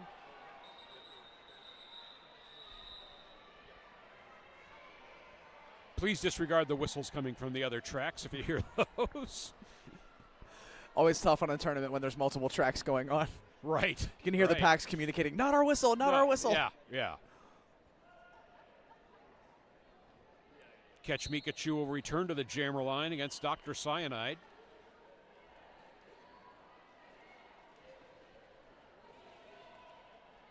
And Catch Mich-Again able to gain lead once again, a bit more definitively this time.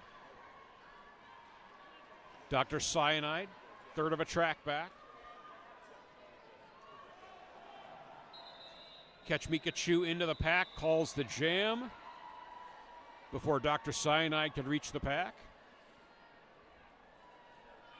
Very smart jamming there, but Catch Mich-Again. The beginning of the jam got a little bit of momentum going. You can't accelerate. You can't be accelerating when the whistle happens, but if you get some momentum and then let yourself coast, if you time it correctly, you can get a really good running start into the pack.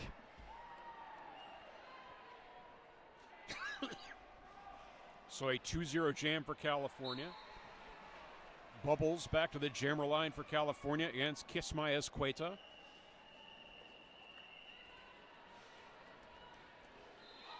And Bubbles out of the pack, lead jammer.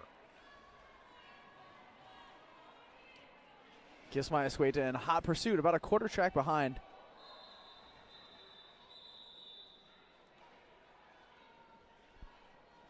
Really, really hard hit there. Jammer going down and you could hear that from over here. making sure to let everyone know, I'm okay, I'm okay, I'm okay. Yeah. Which I'm sure our officials appreciate.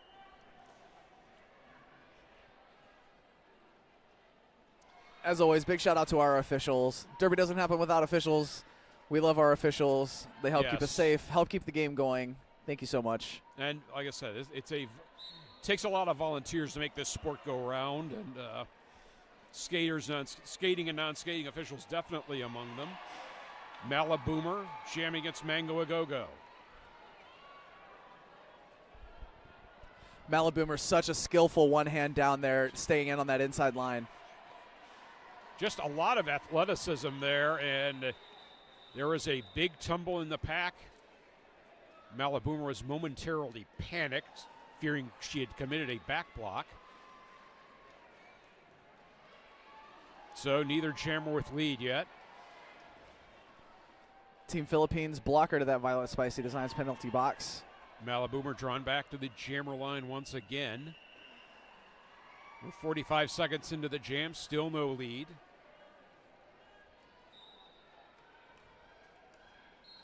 And Malaboomer spins away from the pack, is lead jammer. Mango a Go-Go trying to complete an initial pass as Malaboomer approaches the pack. Team California loses one blocker to the Violet Spicy Designs penalty box as Team Philippines back at full strength with all four on the track. Malaboomer flashing the athleticism, picking up another 4 points. That's going to put California at the century mark, 100-42, as things stand. Mango a Go-Go sent back to the infield. And Malaboomer will call this jam. Total of 7 points in that jam. They lead 103-42.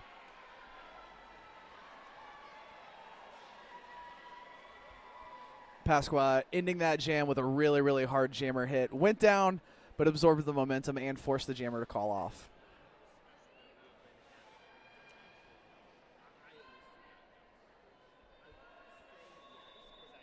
Hardcore back to the jammer line for California against Baby Damulag of Team Philippines.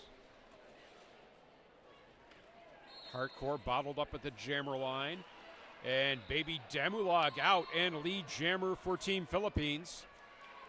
Hardcore First lead of the half. Hardcore headed to that Violet Spicy Designs penalty box for a forearm. See if Team Philippines can make something happen with this power jam here.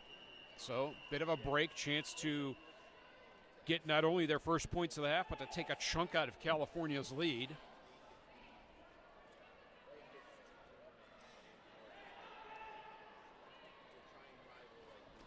Team Philippines trying to hold on to that goat in the back to hold the pack back, give Baby Damalog some more time. Baby Damalog is out with 4 points. Less than 10 seconds remaining on the penalty to Hardcore.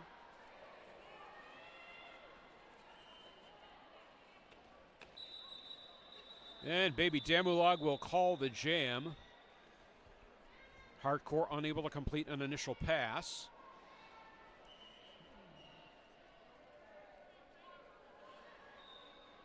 And that's 2 additional points for Team Philippines. They narrow the lead, 103 to 48.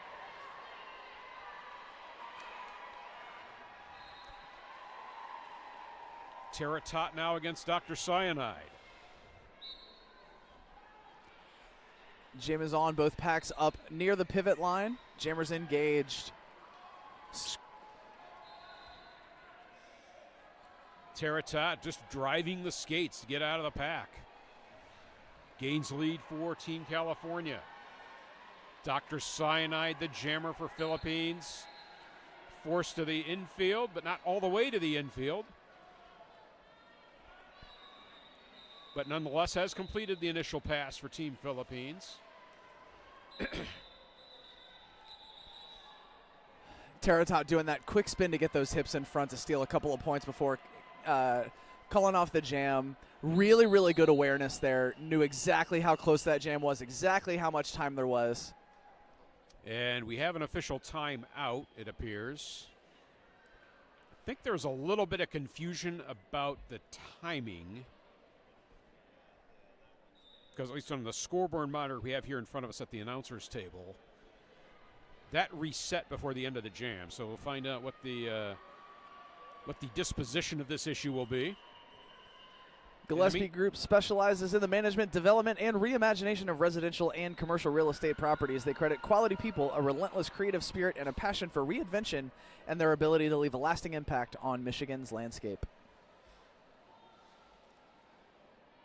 So you might hear some crowd noise coming from the other tracks.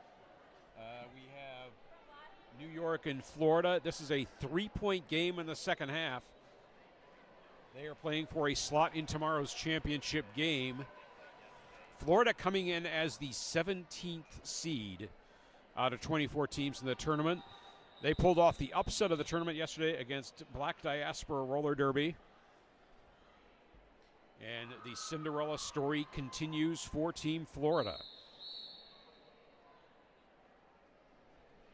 Michigan with about a 35-point lead on Pennsylvania as things stand over on track number 2. Looks like the officials have got everything figured out, and we are back to the roller derby.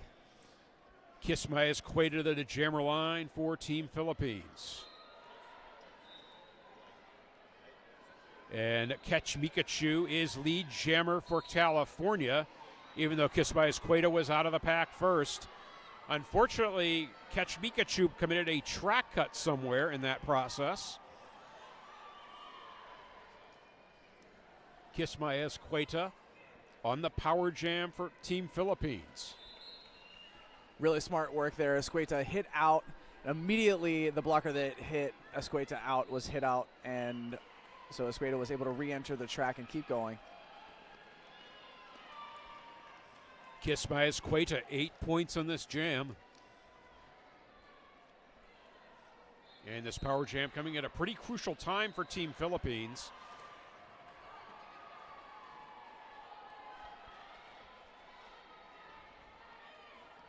And Kisma Escueta bounced around in the pack as the penalty to Catch Mikachu has expired.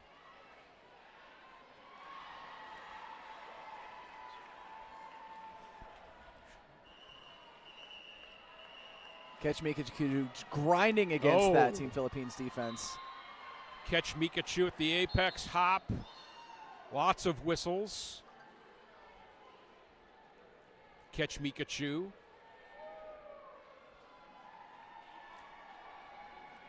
Completing another pass, although it's unclear whether they scored any points. And Catch Mikachu sent to the outside. And Kismayas Cueta picked up a penalty, putting Catch Mikachu on the power jam. So 4 more points for California.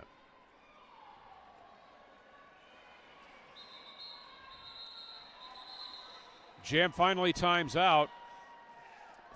3 more points for Team California. A total of 8 for Kismayas Cueta, with less than 10 seconds remaining on her penalty. Team California starting with a power jam, not what Team Philippines wants to see.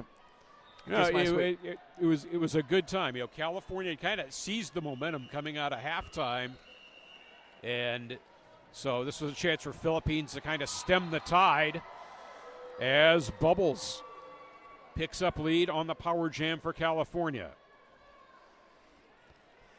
Kismayas Cueta handing off the jammer helmet cover to Gonzalez.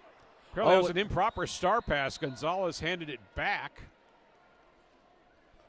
And Gonzalez will take a seat in the penalty box for that. Oh, Gonzalez not wearing the pivot Right. the pivot hat. Ah, that's true, yes. So an illegal procedure call hurts the Philippines there.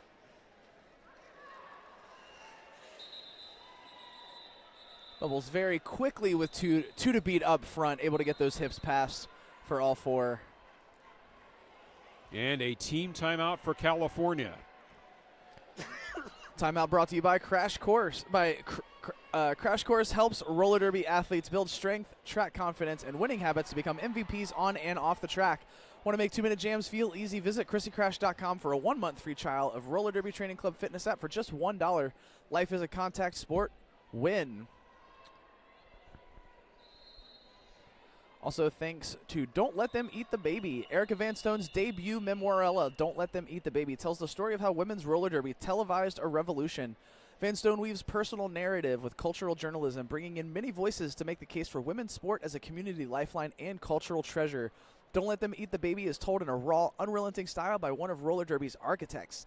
Now more than ever, the world needs safer sports spaces like roller derby, a sport steeped in authenticity and belonging. In her debut memoirella, Van Stone shares why roller derby is the greatest sport never sold. Learn more about Don't Let Them Eat the Baby and ways to support on Kickstarter. And I think I just learned a new word. Memoirella. Memoirella, yeah. I think maybe because it's a little shorter. Okay, but that would make sense. Really excited to get that book myself. I'm Same here. total roller derby nerd, and I want all of the history. Give me all of the history. So nothing came of that official timeout. Looks like California may have just used that as a clock stoppage.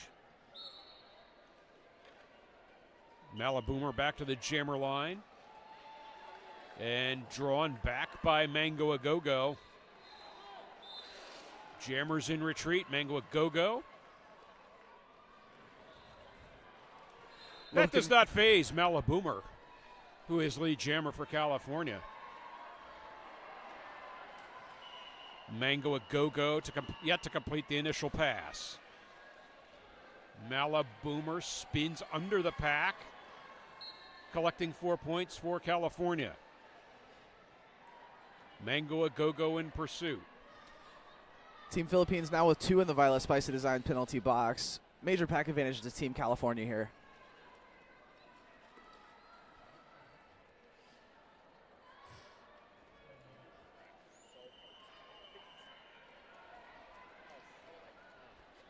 And Malaboomer emerges from the chaos in the pack to pick up another 4 points.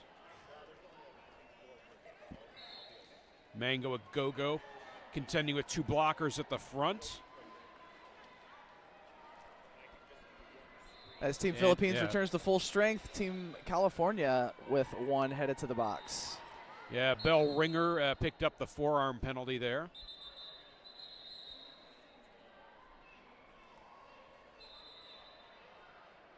Looks like a timeout called by Team Philippines. Their second team timeout. Crash Course presents Derby in Paradise, a 7-day roller derby retreat to recharge your body, ignite your game, and connect with new roller derby friends on the coast of Nicaragua.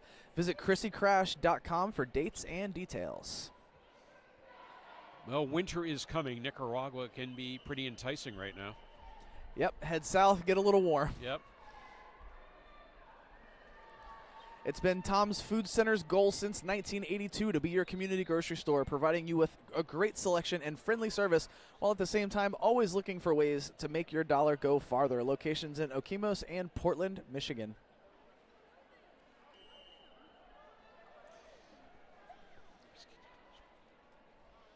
Can we skate to Tom's Food Center? The copy does not say, unfortunately. Okay. Someone should give them a call and ask. Yeah, I mean, you know, there's like a competitor grocery store elsewhere in the ad reads that says skaters are welcome. So they know their audience, and we appreciate that. That's true. We appreciate the support of all of our sponsors this weekend. Team California leading by 136-64. Hardcore to jam against Baby Demulag.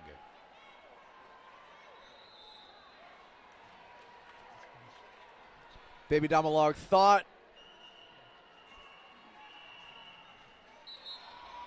Baby Demulag headed to the box for a track cut. California doing a nice job just creating confusion with the Philippine jammers.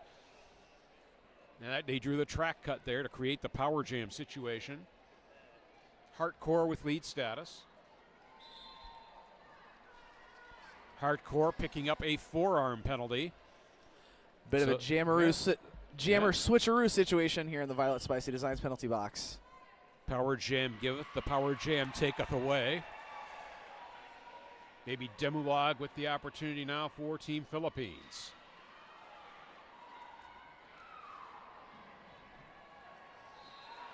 And Baby Demulag breaks out of the tripod of the front from California. Completes the initial pass. Hardcore re-enters the track. No one left in that Violet Spicy Designs penalty box. Both these teams at full strength.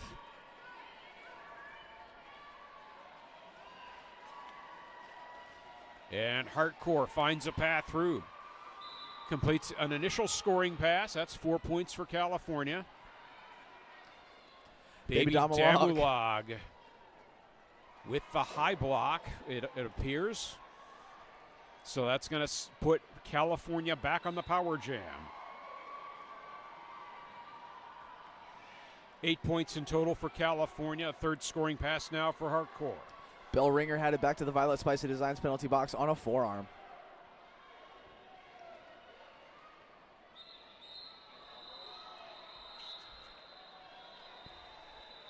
Jam reaches its natural conclusion.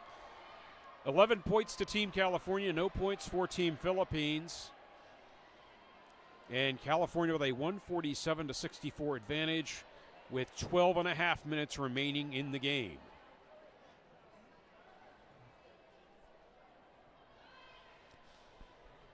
Teratot to start the jam on the power jam for California.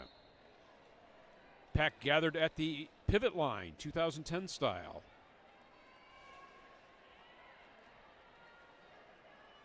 Teratot takes a tumble in turn 2.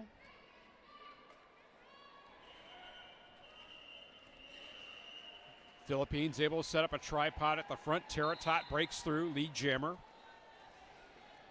As the penalty to Baby Demulag ends.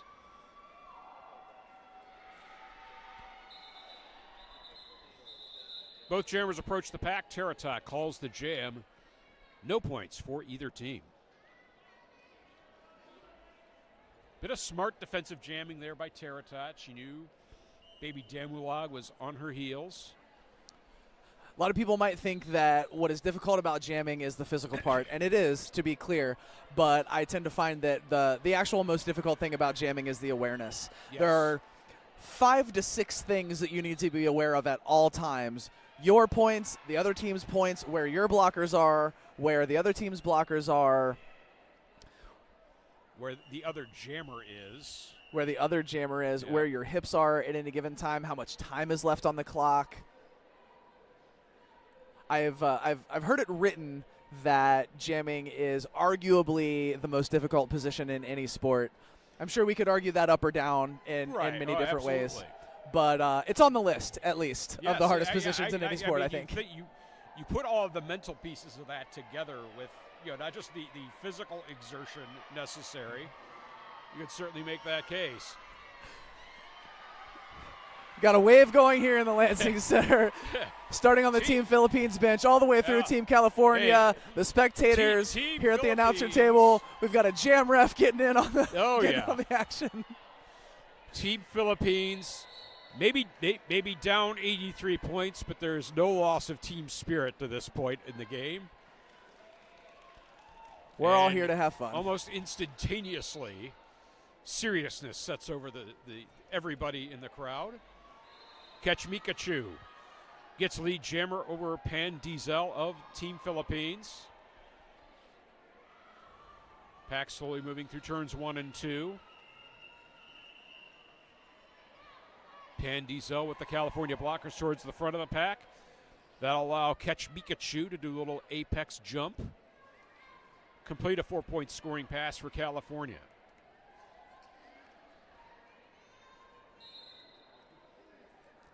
Pan Diesel pushing hard at that Team California tripod, staying away from those lines. Team California is really good at hitting out of the lines. Oh, a track cut picked up by Catch Mikachu.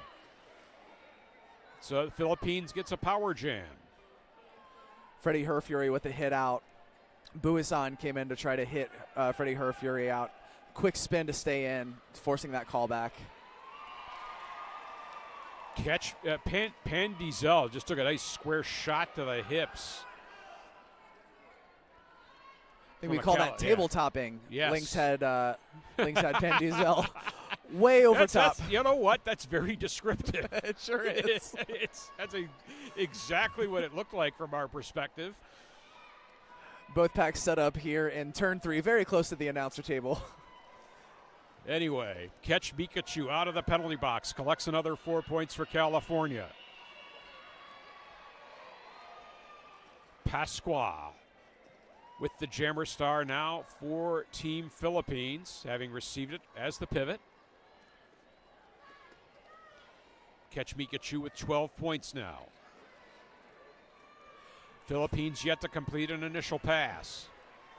Freddie Herfury looked for a second to play defense, but saw an offensive opportunity and took it.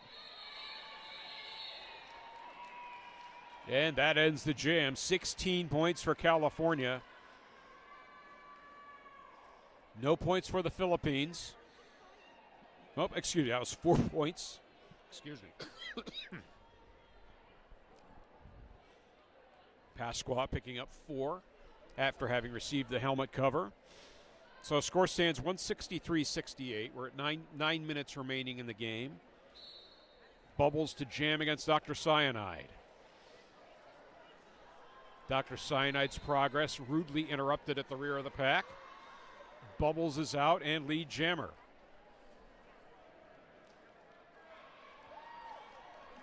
Dr. Cyanide in pursuit. Bubbles spins into the pack. Comes out with 4 points and calls the jam. On one skate. She entered the pack on one skate. Found a seam through. Able to get upright at the end. Call the jam. Calculated risk doing that as a jammer. When you flip your hips, you go back on one skate. You make yourself a little thinner so you're able to get through the seam a little easier. But obviously if you're on one skate and you take a hard hit, you hit the ground almost every time. Obviously worked out in their favor. Yes. So a team timeout taken by California with 8:13 left in the game, leading by 167-68. Crash Course presents a Derby in Paradise, a 7-day roller derby retreat to recharge your body, ignite your game, and connect with new roller derby friends on the coast of Nicaragua. Visit ChrissyCrash.com for dates and details. Also want to thank the Lansing Sports Commission. The Lansing Sports Commission is your resource for sports, tournament, and event planning in Michigan's capital region. As a full-service sports commission, we will work with you on every aspect of your event, as dedicated to its successes as you are. Located in the heart of Michigan, Greater Lansing is convenient to reach and easy to navigate. Our region is full of well-equipped lodging, first-rate athletic venues, entertainment options for the team, and so much more. No matter the size of your event or the sport you've come to play, the LSC is ready to help plan and support your event. And I'm not on the Lansing Sports Commission's payroll, but this is a really nice setting for a Derby tournament. This is obviously not the first go-round with Skate Wars, but this has been a great host to many Derby events down the years. Yeah, the Lansing Center is a great venue. Malaboomer, the jammer for California, against Kismayas Cueta of Team Philippines. Kismayas Cueta drawn back to turn 4.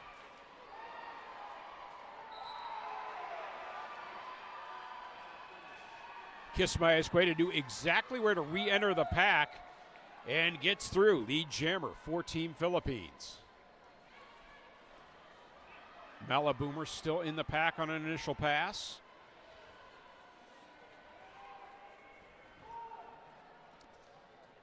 Kismayas Cueta down on one hand. Such core strength. Well, I mean, it definitely comes in handy. You're dealing with 3 California blockers there at the front of the pack. Kismayas Cueta really does not want to be run back and doing such a good job. Oh, but it looks like a quick hit to the outside and is run back by Team California. Malaboomer has completed an initial pass. That'll force the call of the jam. But Kismayas Cueta able to pick up 4 points for Team Philippines. That brings the deficit to 72 to 167. Less than 7 minutes remaining in this game. Where has the time gone?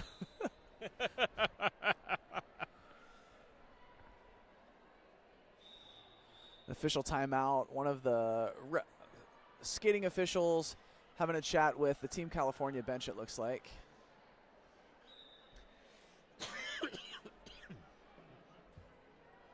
Looks like Team Philippines is going to start with a power jam. Malaboomer going to the Violet Spicy Designs penalty box to sit for 30.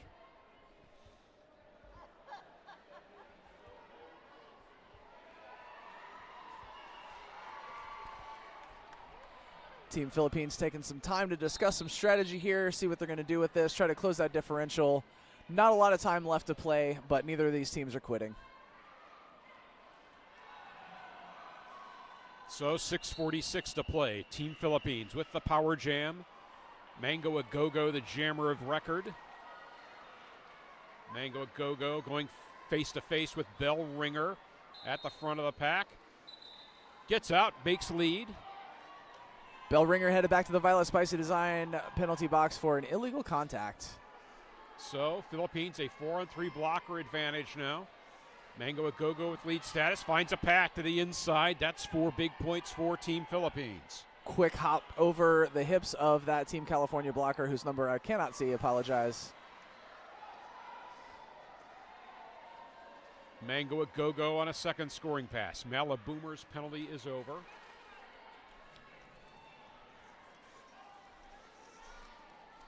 Philippine pivot doing a really nice job working on Malaboomer.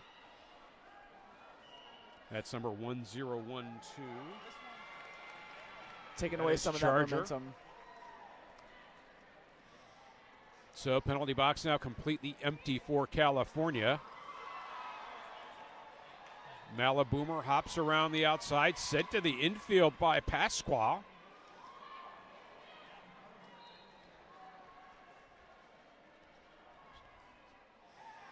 Mango Agogo still working on a second scoring pass.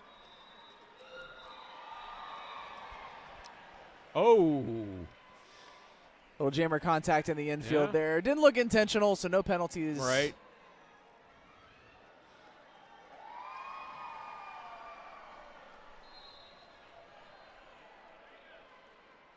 Mango Agogo getting some help from Chicka Demolish there in the pack. And Mango Agogo calls the jam. But was able to get a full 8 points out of that. So an 8-0 jam for Team Philippines. They're down 80 to 167 with less than 5 minutes left.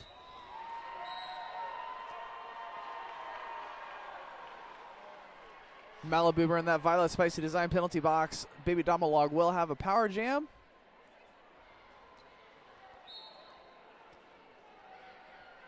Team California doing a really good job docking quick to put pressure on immediately. Baby Damalog does get lead, though. Sent down, but not out. So able to escape the clutches of the last blocker at the end. Baby Damalog in a scoring pass now. So Baby Damalog through for 4 points. Maliboomer out with intention into that pack. And Maliboomer decides discretion is the better part of valor and hands off the jammer helmet cover to Rocks and Socks. About 3.5 minutes left in this second half. Team California at 167. Team Philippines now 88 with 8 points on the jam.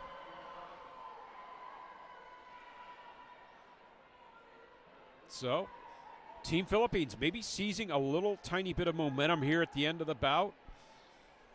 Hopefully they're able to go into tomorrow's game on a good note against Missouri. Hardcore jamming against Dr. Cyanide. 3 minutes remaining. Dr. Cyanide hopping back and forth, but Hardcore also found a path through. Dr. Cyanide drives the skates forward, and Hardcore finds a path to the inside, lead jammer for California. Dr. Cyanide escorted to the out there by number 90 on Team California. That's Yeedy. And with the blockers scattered, Hardcore navigates through for 4 points pretty easily. Oh, and Dr. Cyanide picks up a penalty. Really smart offense there by Team California, holding that outside line for Hardcore to get through for 4.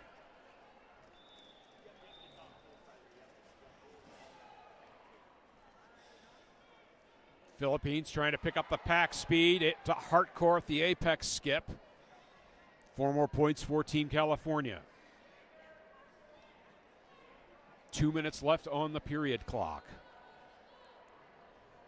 43 seconds on the jam clock as the penalty to Dr. Cyanide expires. Hardcore will call the jam with Dr. Cyanide approaching. No points for Team Philippines. Total of 15 on that jam for Team California. And they lead now 182 to 88. Very good chance this will be the last jam of the game this evening. Period clock sits at 1:22.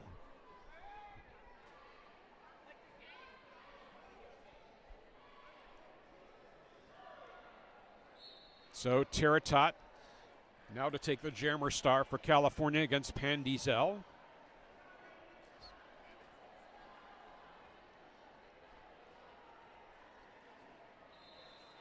And Terratot picks up lead status for California. We are now under 1 minute to go on the period clock. Minute 37 left on the jam clock. As Terratot skims the outside of the pack, pick up 4 points. Pack frozen in turn 1. Terratot on a second scoring pass.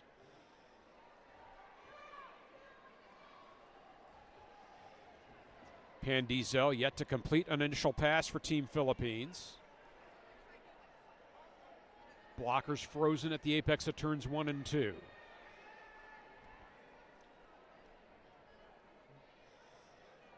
And Philippines still locking down in the pack. Terratot maybe engaging conservatively here. As Pan Diesel hands off the helmet cover to Pasqua. Terratot will call the jam as the period clock hits 0. 7 total points on that jam for Team California, none for Team Philippines. And that's going to give us our unofficial final score of California 189, Team Philippines 88. California goes on to play Texas tomorrow at 2:45 p.m. for 5th place in Skate Wars 2025. Team Philippines will take on Missouri at 2:15 in tomorrow's 7th place game. So, still lots of enthusiasm from both teams as this game ends. There's that rolling whistle making Yes, that it is. final score It is final. now official. California 189, Team Philippines 88. Incredibly fast, hard derby. Everyone is high-fiving and smiling. The vibes seem great. Obviously, at the end of the day, we're all here to have fun. We want to hit our friends. We want to be intense, but we want to have fun. We want to make friends, and it appears these two teams are doing that, which is In sports like derby, I find that if you don't get along with your opponents, you're not going to have any. yeah. I think that's generally true. Yeah. So, in any case, lots of love between the two teams. That'll wrap up the action on track number 1 for today. I have been Biff Mix-A-Lot. And I have been Ursa Mamer. Have a good night, everybody.